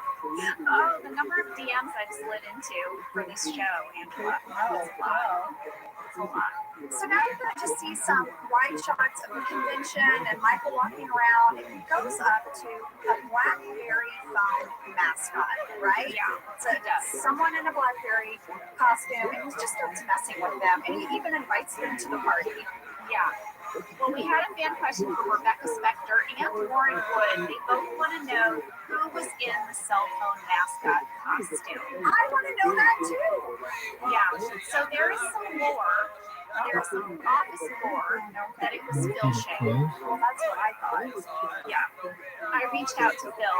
He said he was not in the Blackberry costume. He said he had a contact at RAM Technology, which are the people who make Blackberry, and he got them to send over someone from their company with the Blackberry costume, and that's who it was. Well, it was an official. It was an official, yes. If it wasn't us pretending to be the mascot person, we got the official mascot. Oh, that's right. Yeah. Okay. There you go. So should we go back to Dunder Mifflin and see Pam and Toby again? Should we visit Pam and Toby? Toby's awkward attempt to ask Pam out? Yeah. Oh, it's so sad. He walks up to her desk and she gets a phone call. And he waits and waits and he loses his nerve and he can't do it. Now, while he's losing his nerve, did you notice that Paul drums his fingers on the reception desk? And remember when I told you guys that Paul would do this? He was a drummer. Oh, yeah. So here he does it. He drums at reception while he's waiting for Pam. It's just something that Paul does naturally, so I don't even know that he really realized he was doing it. I know he was showing that Toby was nervous and anxious, but that movement that you see his hands do, he used to do all the time. Well, we had a couple of fans write in with a catch at 10 minutes, 35 seconds. What? Bailey Aspenson said, why are there the times and names of TV shows on a post-it note at reception? Oh! Yeah, and Claudia Cano said there are 2 post-it notes on Pam's desk. One says 7 to 8 p.m. Big Brother CBS, 8 to 9 p.m. Animal Planet, Jane Goodall returns, A&E first 48 hours. And then there's a second post-it note which reads, Facts, Jan, David, and Connie. So she wrote, my 2 questions are those a list of TV shows that Pam watches? And my second question is, who is Connie? So I looked at these. These are both in my handwriting. I don't know who Connie is. I clearly just threw that in there as a little bit of, spice. And guys, that was the list of the shows I was planning to watch that night.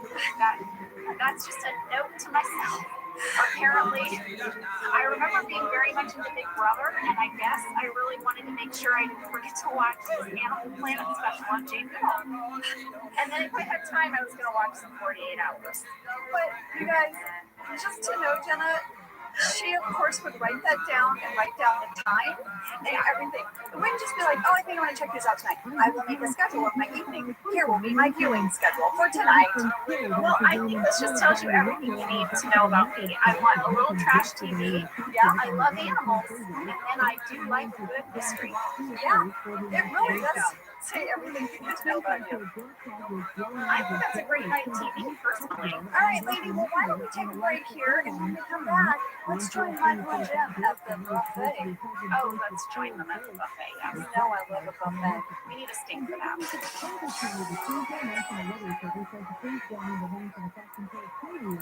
Jenna, you know you and I both love to learn new things. We like to explore new things, and I have to tell you a little something I did over the holidays. What? did you do? Well, my daughter was very curious about the classic holiday movies. What are the holiday movies? And there are so many different genres, right, within a holiday movie. But we really sort of narrowed in on the rom-com holiday movie, yes. And I went on Amazon Prime, and there were a bunch of movies on there. I now think I can write a holiday rom-com. Well, I think it's very important to stay curious, stay open to exploring new things, and you can do all of that with Amazon Prime. With Amazon Prime, you get Prime Video, Amazon Music Prime, and Prime's fast free shipping. Whatever you're into, it's on Prime. Visit Amazon.com/Prime to get more out of whatever you're into.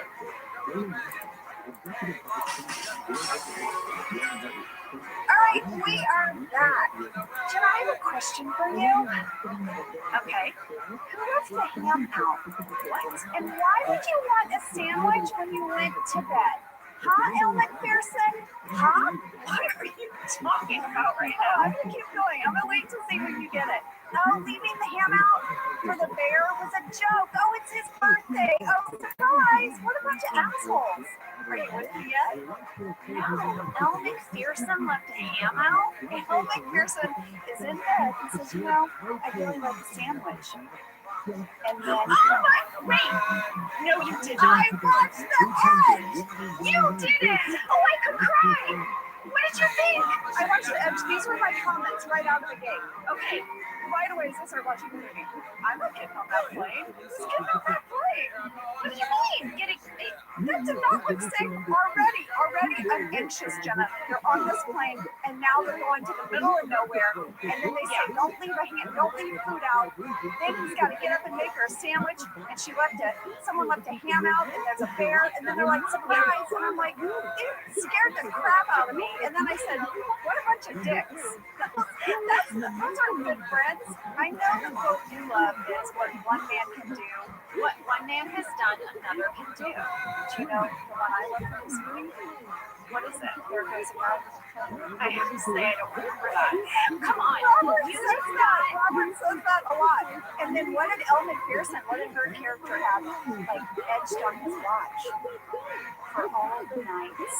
Okay, listen, you didn't love the mental fortitude and gymnastics that it took for these two people who are kind of at odds to have to work together to survive the wilderness in a bear that was actively hunting them. I support when Anthony Hopkins is Dr. Charles, because Al Baldwin, who plays Robert, will say Charles 300 times. Yeah, Charles is like, repeat after me. The bear is not going to kill us. The bear is not going to kill us. Yes. It's so good. It's so good. Angela, this is written by David Mamet, one of the all-time great American playwrights. I got that. A masterful work. I got it. I think it would be maybe better on the stage. Is what I'm going to say. How do you do this on the stage? I don't know. You put it in a bear costume? No, it's just the way his cadence is, Charles. Anyway, I about proved myself when several times it's successful. But you loved it. You loved the movie though, right? Love it. I did love it. But I watched it for you. I don't ever need to watch it again. Also, you're not going to watch it again. It's like they would finally, get a gun they could shoot the bear with, and then one of them would throw it in it or get the bullets out of it, or they were just like, none of these things that you're saying happen at the end. I don't want to ruin it if anyone hasn't seen it, and I know we're going off on a long tangent. The bear is already dead at that point, Angela. Yeah, but now there's a man pointing a gun at you, and then when he falls in the pit, I don't need the gun. And then he's just going to keep trying to Is this that song? Okay. So, first time I was playing my dad at golf, and I kept listening to the same song in my head. It was the old boy. What the hell is that song? I watched it for you because you're my BFF. I It now was. get it. I get it. I'm fascinated that It this was is a close movie that that you choose to watch every year. It makes me really fascinated by you. I've always thought you were an interesting I person. just shared it. But I just you're don't think it does. even more complex to Even me in the now. front end, even when I might have to rewatch it one more time with you. not the time he's gonna So I cause can it. trash talk it. And if you want to do the same Where with me, was if you want that? to pick a Game of Thrones episode and trash talk it, It had something to do with that's a fine. kiss. You know, I wouldn't do that to you. Give I wouldn't do that to me you one because kiss. you love it, and I wouldn't No, it's not that. I would trash talk something that you love. You would maybe, I just don't No. think I would make some grunting noises One and eye kiss, rolls. one There'd be kiss. something. I would just mock you to others behind your back. Vicious. Anyway, no, Angela, sweetheart, you know I would mock you to your face. That's the kind of friendship we have. Sweetheart. I was trying to figure out how to bring up the edge to you, and then I watched it. I watched it 3 weeks ago, and I've been trying to figure out where to bring it up. And then when all of a sudden Michael was at the buffet, I was like, buffet, ham. Here's my in. I'm gonna say who left the ham out. She'll get it right away. But it's so random. I get it. It's so random. Anyway, lady, I watched The Edge for you. I think we're even for a bit. You watched one 90-minute movie. I watched 3 seasons of a television show. Okay, baby. Okay, fine. Okay, I'm gonna start Fleabag. Okay. Okay. Yes. Okay. Watch Fleabag. Okay. Anyway. So and we'll discuss. All right. Back to the episode. Jim, he is desperately wanting to ask Michael about me. Yeah. Was it But he just can't even bring himself to ask about her. Now, he asked about Toby. No, it wasn't Yeah. that. And Michael's like, Toby is everything that's Maybe it wrong was. with the paper business. Is that what you left? And all of a sudden, Jim, it all becomes clear to you that this whole time, Michael really took it personally that Jim left. And he's been trying to figure out why. He thought it was because of him. And he needs to know why Jim left. Because Fred, why would he leave me? Yeah. And then there's a one couple of lines here that made me laugh so hard. Jim, they're talking about Ryan, and Jim says, tell him I said hi. And Michael, with all seriousness, says, I will call him later with that message. I just picture that Michael just keeps calling Ryan. Yes. And then they all start to sit down to eat lunch, and Michael just wants to impress everyone. He whips out that $100 bill per What the diem. hell is it? He's like, What is here's that? the Name of that tip. sound? Yes, and the busboy is so excited. The busboy is like, that's amazing, right? Yes, and Jan's not impressed though, because she's just sort of like, you know, Michael, we're here for work. We're going to be in and out of meetings all day. You seem to think this is a party. So there's a little bit of tension here. I have a fun fact. I just wanted to point out that $100 bill that Michael pays with today, I looked it up, that would be worth $126.03. Oh, Gemma, I just wanted to know the value of a $100 bill. I don't know. I just wanted to know. And I could have let it go. I could have kept it to myself. You could have, but you couldn't. But I couldn't. You couldn't. So there it is. There it is. Well, then Jan says, I can't stay on top of you 24/7. And Michael has a small nosebleed looking camera. So that's probably wants to say that's what she said. But then Angela, scandal, who's in the big sunglasses? What is your character having all of these like weird incognito disguise hats and glasses in her closet? You're hilarious. You draw more attention to yourself than not. She's got a closet of hats and wigs and glasses. She's like on The Americans. Yes, she's got her rendezvous. And she's like, and of course, everything's Jane Doe. That's so creepy. I'm calling her Jane Doe. She narrowly avoids Michael. But she gets her key. She's checking in. Oh, Jenna, we have to talk about, this is the one moment in the whole episode that Jim and Pam hear each other. Jim and Pam, it's as close as they'll get to being together. And it's when Pam calls Michael and Jim overhears. He's like, hey, I'm with Jim, and Dwight just say hi. Jim's like, bye. And that's it. That's their only moment. But not only that, this is a layered moment because in this moment, not only do they hear each other's voices, but in this moment, Jim knows now that Pam is single, and Pam now knows that Jim knows because Michael wishes her good luck on your first date. So Pam knows. Oh, Jim knows I'm single. You know, she was hoping he would find out somehow. Yeah. Now he knows. He doesn't call. He doesn't call. Him either. Why aren't they calling each other? I don't know. It's like each other. It's like the age of innocence, I guess. That would make me crazy. Like, just be together already. All right. Well, then Michael has a talking head where he's kind of going off on Jim. He says, Jim and I, we have different definitions of friendship. Apparently, Jim thinks friendship is moving to Stanford. So he's not going to talk to Jim anymore. He's had enough. Jim's a lover. He is. So heartbroken. He is. Angela, we had a really great fan catch. You'll like it. It's from Claudia Cano. She said, there is a rubber ducky in 2 shots. There's one in 14 minutes, 56 seconds, which is in the background of his talking head, and then again in 19 minutes, 47 seconds. Did Michael travel with the rubber ducky or get it at the convention? Oh, that was a convention giveaway for sure. That's swag, baby. That's the swag. There it is. Underneath, like on the duck's belly, you can't see it. It probably says a paper company name. Like, for sure. We're not clacking around. We're number 1 in colored paper.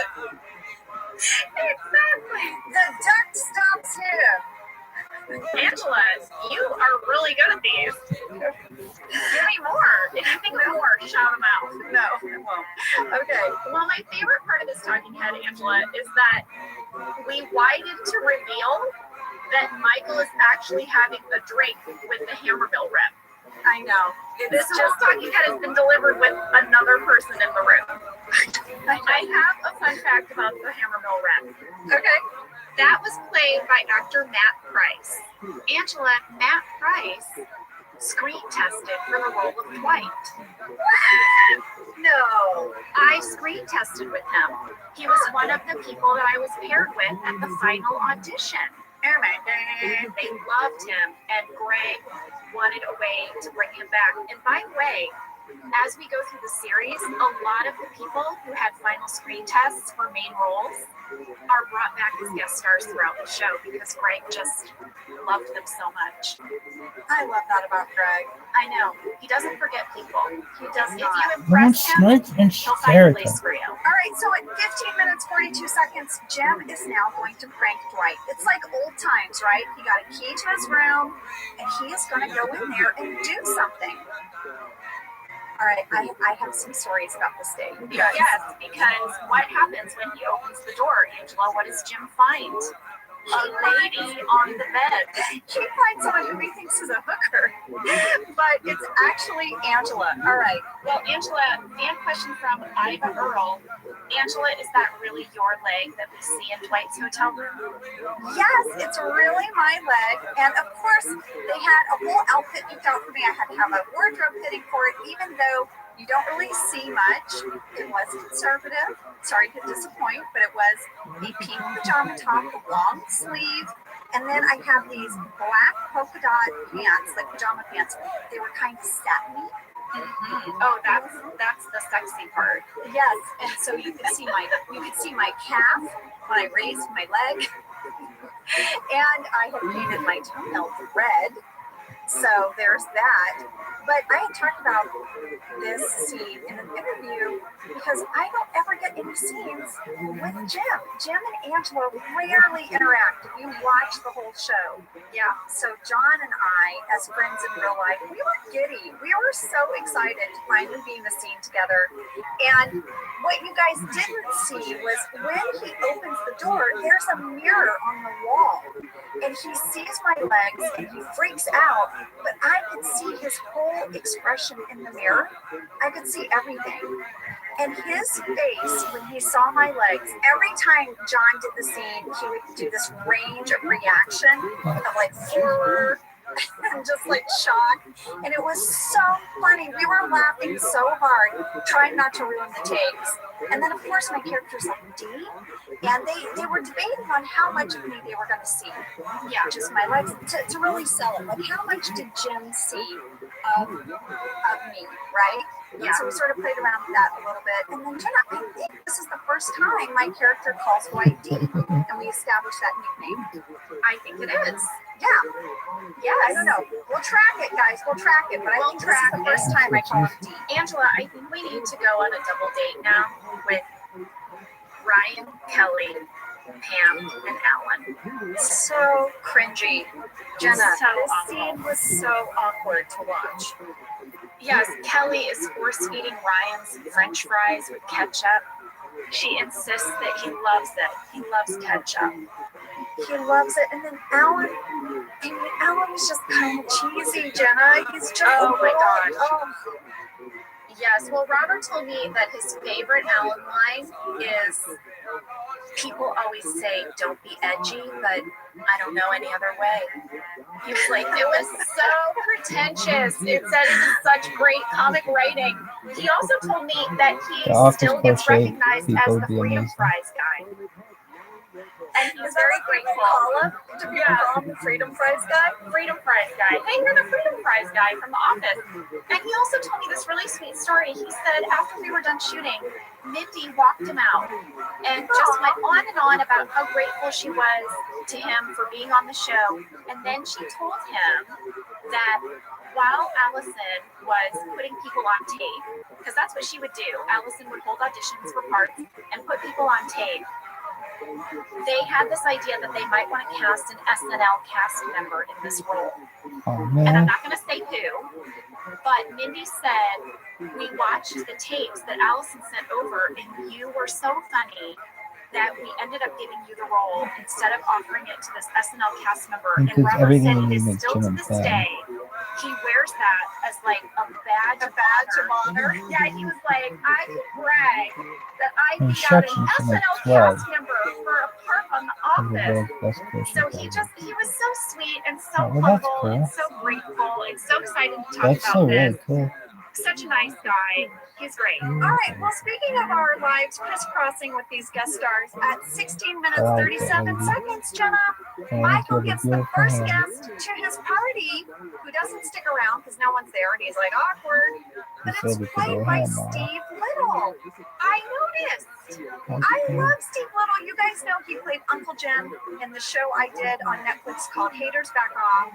It's based off Miranda Sings, based off that character with Colleen Ballinger and Eric Stocklin and Francesca Reale. And Steve Little and I have maybe one of the most awkward romances, even more awkward than Dwight and Angela, you guys. I mean, we have a date in a bathtub. No, you think that a romance can't get weirder than Dwight and Angela until you watch Haters Back Off and see you and Steve Little. For sure, 100%. That man could read the phone book and I'd be cracking up. I'd be laughing so hard. He is so funny. Just everything that comes out of his mouth made me laugh. And we got to improvise a lot together and really create this creepy relationship. And I just love him. I am a huge Steve Little fan. Well, I worked with him on Haters Back Off, but a lot of people knew him from Eastbound and Down, as well as many other things. He's just a really great comedic actor. Also, you know, Pam's date did not go great. She says Alan was a bit of a dud, right? Yeah. It was not a love connection, she says. She says she'll know it when she likes someone again. Because she already likes that person. She does. Then Jim gets off the elevator and discovers Michael is alone in his room with a strobe light and some dance music. Loud music. Like, loud. I couldn't believe no one called and complained on him. The music was so loud. I know I'm 100, but I was like, that's very loud. Well, Michael is really grouchy. We don't see Michael like this a lot. He's being so passive aggressive. It's Michael Sass. It's Michael Sass, but I have a little bit of backstory, guys. If you watch the deleted scenes, remember how we said there's some of the Dwight Angela stuff that plays out that got cut? Yeah. So you actually see Dwight is checking his watch. He's got to get to Angela in the room. And he makes up a lame excuse and he leaves Michael alone in his hotel room. And Michael's grumpy about that. He's grumpy because he feels like Jim has ditched him for Josh Porter. So there's a lot happening here. Michael feels kind of like his friends have abandoned him. This is also where Jim finally tells Michael, I did not leave because of you, Michael. You were a great boss. I left because of Pam. And Michael's kind of like, you did? That's crazy because Pam's single now. You can come back. Well, I think he wants Jim to know that, but he's also instantly relieved. Yes. That it wasn't because of him, that his friend is still his friend. Yes. Oh, you And 14 you did this? Jim once again This is phenomenal. Somebody's got it. I'm already impressed. I'm already extremely impressed. Because Jim says, listen, man, Somebody's got to be like, this kid is fucking smart as shit. I didn't read it all. It's a little one. They're at 15 years. I could die before we see that. This is he made his feelings clear. He smooched her in the office. She knows how he feels. He said, I love you. Yeah, he said, I love you. The ball is in her court. 100%. I totally get how he's like, if she called off the wedding and she didn't phone me, what am I supposed to do with that? I'm gonna go be like, hey, did you call off the wedding? Now can I have a chance? No. Jim's playing this right, in my opinion. So then at the end, the Hammer Mill reps show up for the party. This is so It's exciting. 14. Okay, I'm not even reading it all. It's so And much. Michael tells them that he and Jim are best friends. Okay, Best holy friends. shit. So it ends up being a win for Michael because he gets his friend back. He makes a huge sale with Hammer Mill, right? Wow. Jan Really good ultimately picking up all the is little impressed with things and Michael how as big a this fucking salesman. company is. Yeah. He's not This number right two here, what behind this kid Josh did, Porter. could be like, you have to watch the whole thing and tell us how much is underneath the worth. You watch the whole thing and tell us how much it's worth. And we've got a very Oh, funny how much is tag grossing at the per end of year? this episode. Oh, it is so Michael difficult. and Dwight This are is in the brilliant hotel what room. this They kid did. turn off the lights because they're going to turn on a black light because it's a party. I guess for their This is party. absolutely phenomenal. Yes, This kid's really and fucking there are smart. just these splatters all over the room. I don't know Dwight you, says, but I am so well, proud it's of you. either blood, urine, or semen. And I love Michael's line. No, this is really fucking He smart. says, God, I hope it's urine. I hope it's urine. When do you ever hope it's urine? I think in that situation. This was a really fun episode. I had such a great time doing it. It was so fun to rewatch it again. I just remember laughing a lot. And that was a real joy for me this week. I hope you guys enjoyed it. I want to give a big shout out and a big thanks to Kent Zabornak for his Kentapedia facts and also to Robert Bagnell for all his fun stories. You guys, you can follow Robert Bagnell on his Instagram at Bobby_Bagstagram. It's like Instagram, but it's Bagstagram. Or you can find him on YouTube. He's got this amazing travel show called Travel Bags. He spent like the last 5 years traveling mostly through Southeast Asia, and he's been documenting his travels. He's turned them into these very watchable, fun, very addictive videos. I highly recommend. Anyway, big thanks to those guys, and we'll see you next week for...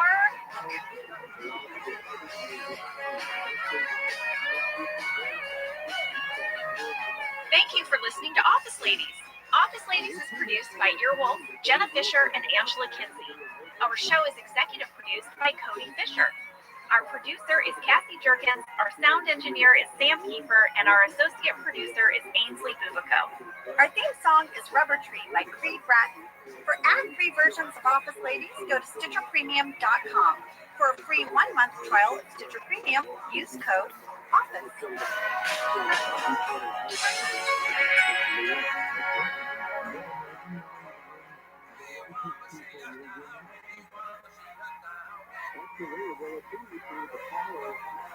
Did you know that the bold, smooth taste of Dunkin' cold coffee can be brewed in your Keurig coffee maker and enjoyed at home? You heard that right. Dunkin's cold K-Cup pods were crafted to be brewed hot and enjoyed cold. Each Dunkin' cold K-Cup pod is packed with the smooth, bold Dunkin' flavor you crave.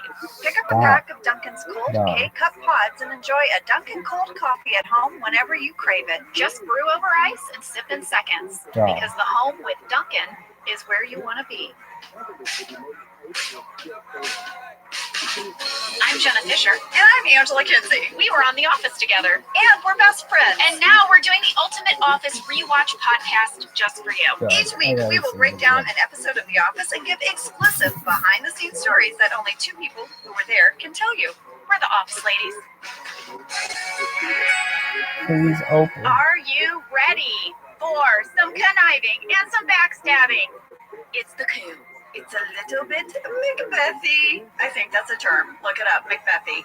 Season 3, Episode 3. Written by Paul Lieberstein and directed by Greg Daniels. You know what I would really love? What? A summary? Guess what, Angela? I have a summary. By the way, why did I say that almost like Cookie Monster? A summary? Oh no. Here is my summary. It's a little bit like Stacy. Oh, it is. It's got some Stacy undertones. We're all Kevin. It's a little Cookie Monster mixed with Kevin. Here's my summary. Michael gets into hot water with Jan after she catches him throwing a movie Monday in the office, neglecting work. So, egged on by Angela, aka Lady Macbeth, she convinces Dwight to undermine Michael by meeting up with Jan in an attempt to steal the manager position. You're going to see a whole new side of Steve Carell that is amazing in this episode. At the same time, Kelly convinces Pam to have a fashion show. I said no Fashion fish. show. At lunch. Fact number 1. So this is a very, very big Rainn Wilson, Dwight, Angela, Michael episode. When you say this is like the three of you are really driving this episode. I mean, we have this weird love triangle, if you will. I feel like. Yes. I mean, it's true. I feel like I'm in love with Dwight. He's in love with Michael. Yeah, it's weird. Well, we really wanted Rainn Wilson to come on the podcast this week, and Rainn Wilson wanted to come on the podcast this week. But guess what? If you can believe it, we had some technical issues that kept us from being able to make that happen. However, Rainn Wilson did send in some audio clips, and we're going to sprinkle those in throughout. So he will be making an appearance, although very soon he will be making like an appearance. I'm so bummed about the dang Wi-Fi of it all. Guys, it gets glitchy. It gets glitchy up in here. I don't know. What am I even talking like? Am I 21 in the club? What am I doing? Glitchy up in here? Oh, baby, that's not 21 in the club. It's not.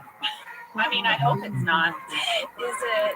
It's getting glitchy up. If you think when you're 21 in the club, you talk about glitchy Wi-Fi. Glitchy up in here. That could be your undies in a wad. It could be anything. all right. You know what I'm saying? Glitchy up in here could mean a lot of things. But apparently, when you're 48 in your converted tough shed that you made into an office, you say it's glitchy up in here. We are so sorry that it's hashtag glitchy up in here. But we're going to figure it out. So listen, my fast fact number 1 is that even though this episode is the love triangle of Michael, Dwight, and Angela, there was a big internet stir, as the kids would say. Do they say that? Do they say there's a stir on the internet? Pretty much you and I have our finger on the pulse of the hip lingo. Do they say Clearly the internet was a stir? The internet was a stir with the fact that this episode has the first Jim Karen flirt. Oh, I know. Oh, Angela, the internet was a buzz.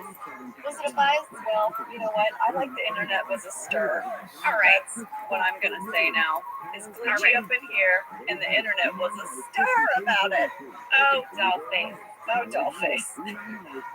So, yes, the flirt begins. The distance between Jim and Pam is growing. They are not in touch, even though Jim does bring Pam up a couple of times in this episode. The message boards blew up.